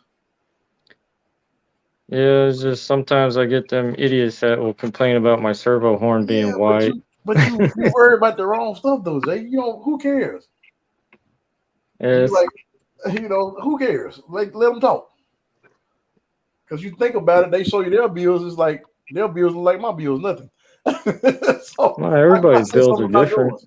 Well, yeah, because everybody is different. And we all have our own flavor and style. Who cares? Yep. Let them talk. People gonna always do that. I don't even worry about that. I just do what I do. Well, I was watching RC Sparks, and he said the best advice he had for YouTube is that the people who are your haters are the people that love you the most. Yeah. Because they'll be there constantly. They tune in every time. Yep. That's weird. That you see something you don't like and you go look for it. Right. Yeah. Yeah. Whatever. But I've run across that with people and other things too. They'll keep going back to something that they hate. Anything in life is going to be some people like that in it. So you might as well use that. Yeah, they'll post a bad comment or whatever, but it's still a view on it, so it's all good. You know what I say when they post a bad comment? Some people say some stuff that's just really hilarious, and it might be bad demeaning, but I just say laugh. I'll put laugh out loud because it's actually funny to me too, and you might be talking about me, and then I'll tell them thanks for watching, and that's the end of it. Yeah. But I rarely get that. Every now and then you get some weird stuff, But some stuff I just take it as constructive criticism, but some stuff is just like whatever, Let it roll off my back. Comment is a comment and count as interaction and analytics. Who cares? I'm with you on that one, Durt. White beard, some of them just like to talk junk, and that's true. They just like to talk junk. Who cares? If you met them in real life, they would never say anything to you, I'm sure. So Dirk said I like to go as slow as I can. And he can, what do you say? I like to go as slow as I can, and he can. Then he goes as fast as he can. I think he's two people in there. Yeah, I got a little split personality. You're absolutely right. Because says silence is the best response. I answer all my comments, so I'm gonna just put thanks for watching. You know, it's not gonna ever be anything where you're gonna look like I'm attacking the person or I'm trying to, get back at them. Never, because I don't care that much. Like, I really don't care like that. Well, why would you give that much attention to somebody who doesn't like you? My thing is, if you don't like the video, make your own. No big deal. Sammy says, fear the beard, get one of those. I have a beard. You got a beard? I wish my beard would grow. Or just my facial hair would grow. I ain't got a huge beard. I just shaved it down today, but I got a beard. Yeah. That's how you. I've never been able to stand that hair on my face. Cycle. Durt is crazy. Exactly. They can go make their own channel and video. That's right. But I don't even care if they come over and watch it. Like you say, a view is a view. Yeah, that's how I do the work on my builds. 2 people. That's funny. Well, you know what they say, your biggest critic is yourself. Now, the funny thing is a guy named Psycho saying it to you. Well, Psycho and you have been on my channel since I started. And you two have been the biggest supporters I've had. Always, man. I think a lot of people watch you just don't know it. Yeah, I stopped looking at the damn thing for all the information. Analytics and all that? Yeah, the studio. Yeah. Yeah. Do it for the love, not for the the likes. And plus my job I got to has got me busy as hell. Like right now it's 12:30 and I gotta be up at 2:30. Yeah, like in a few minutes. Yeah. I need to be jumping off here myself. Well, thanks for having me on here. No, thank you, man. You you just made this thing go, man. There we got another weirdo in there. Best cam. Jim, do you have a channel? Not yet. These guys are pushing me. I've been hanging out with Jason. I made contact with Jason like a year ago. We started hanging out, and he's asked me to jump in on his channel and help him with the live streams and that. And I don't know, things have just kind of progressed.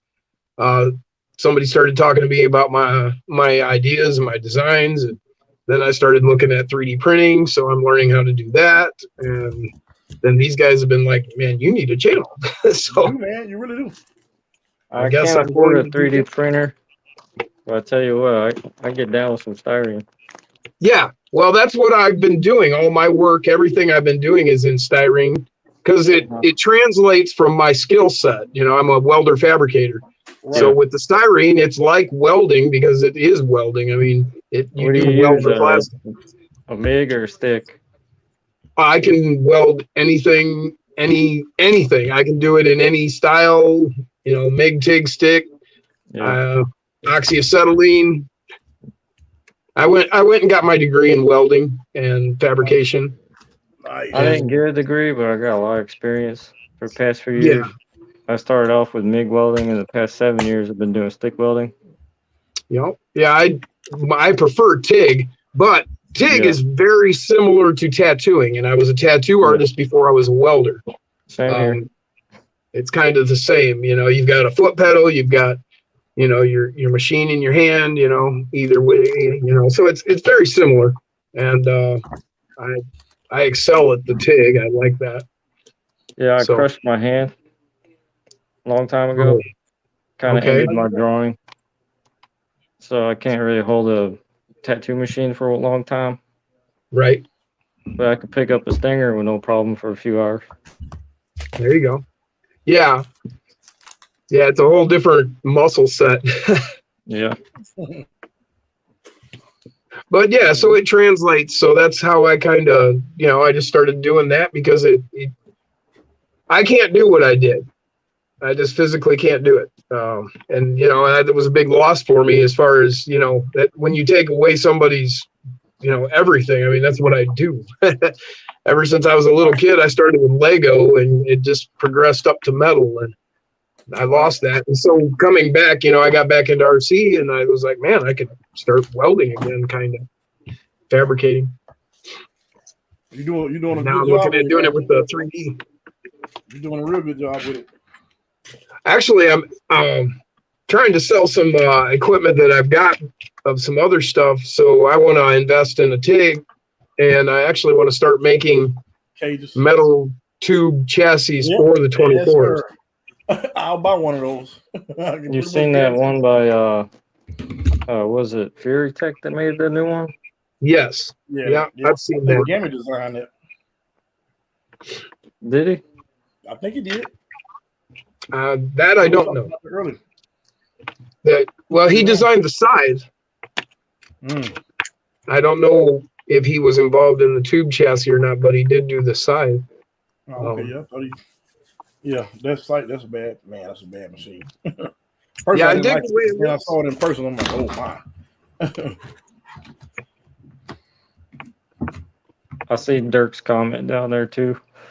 Yeah. What'd he say? He's not a supporter. He just watches so he can steal my ideas. Oh, okay. He want to be the first person. That's gonna happen to you. Might as well get rid of it.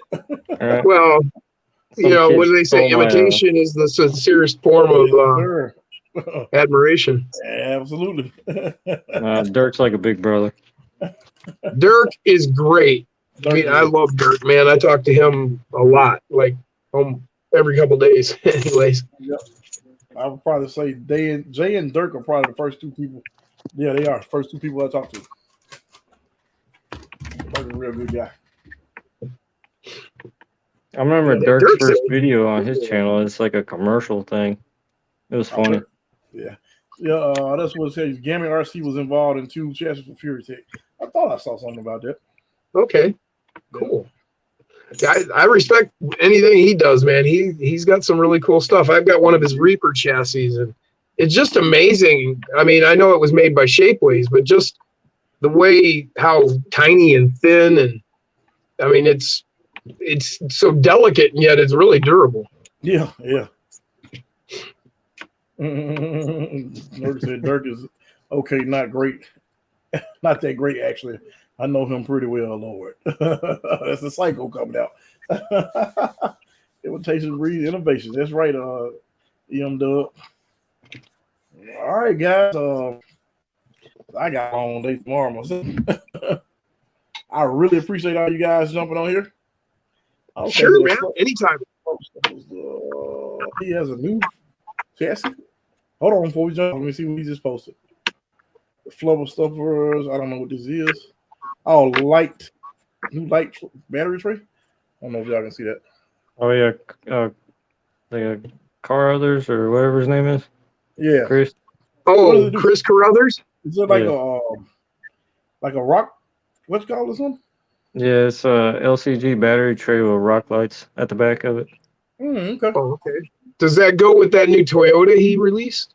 No, it's a SCX24.